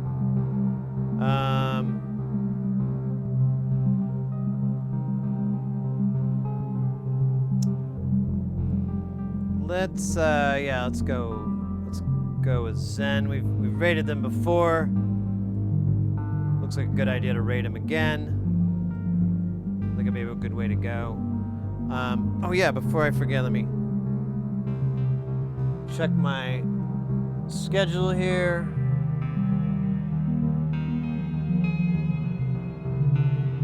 Yeah, so we'll have a stream on Tuesday, and then probably some IRL streams from when I'm in Tucson. Probably like maybe Thursday or Friday. We'll see. I'm going to be there for next week or the week after, whatever the hell it is, and then I come back on the weekend. So we'll be back to normal. Well, kind of, because then I come back and then we'll have another Tuesday stream, and I think I have this gig booked. We'll see. If it falls through, we'll have a normal week, but I'm pretty sure it's booked. And so that'll be off, and then we'll come back on. We'll do Saturday, and then I have another gig, and really it's going to be not much time in the lab. We're going to really try to just get stuff out of here. I've got that mixer, I got to get that out of here. I just need to get stuff done and gone. We're supposed to have another keyboard get fixed soon, so I need to get that happening. But yeah, that's kind of what's in store. So unfortunately, it won't be that much. It'll be a little bit less streaming this month, but I'll try to make it up as much as I can. Try to do it on the days that I'm not working, and you know, with respect to me getting some sleep and some rest and whatever, so I don't burn my candle at both ends. But yeah, I just need to do this for the next month. I need to get some. It's really this busiest time of the year. Same thing's going to happen in February. I'm going to probably disappear in February because the Super Bowl is here in Phoenix, and it is insane how much money you can make when the Super Bowl is here in Phoenix. I don't even have to touch the Super Bowl. I don't even have anything to do with it. But everything that happens in this town gets way more expensive, including your time. So I'm definitely going to work Super Bowl in February, but after that, hopefully I'll have all my money caught up and everything, and I can kind of just do my 10 or so shows a year, like I have been wanting to do.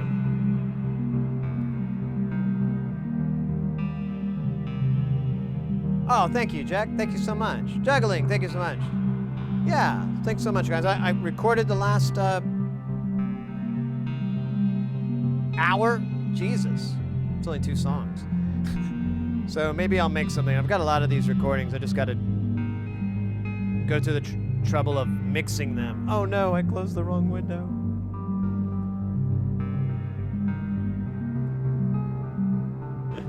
I meant to close Logic out. All right, let's go ahead and raid our friend Zen, and I'll see you guys soon. Take care of yourself. Have a good weekend. Get live, get crazy, but don't. No. Go ahead and get crazy. All right, let's get this raid rolling. Raided. Awesome. Let me get off the camera. Let's change our view. Look at that. There's that view we never use, even though I set it up. Let's go, guys. Today was awesome. We got a bunch of new follows. Some, 22 months from RJ. Awesome stuff, guys. Thank you very much for a fantastic Saturday and great week all together. Hope to see you all soon or something. Oh wait, I don't know where the button is. There it is.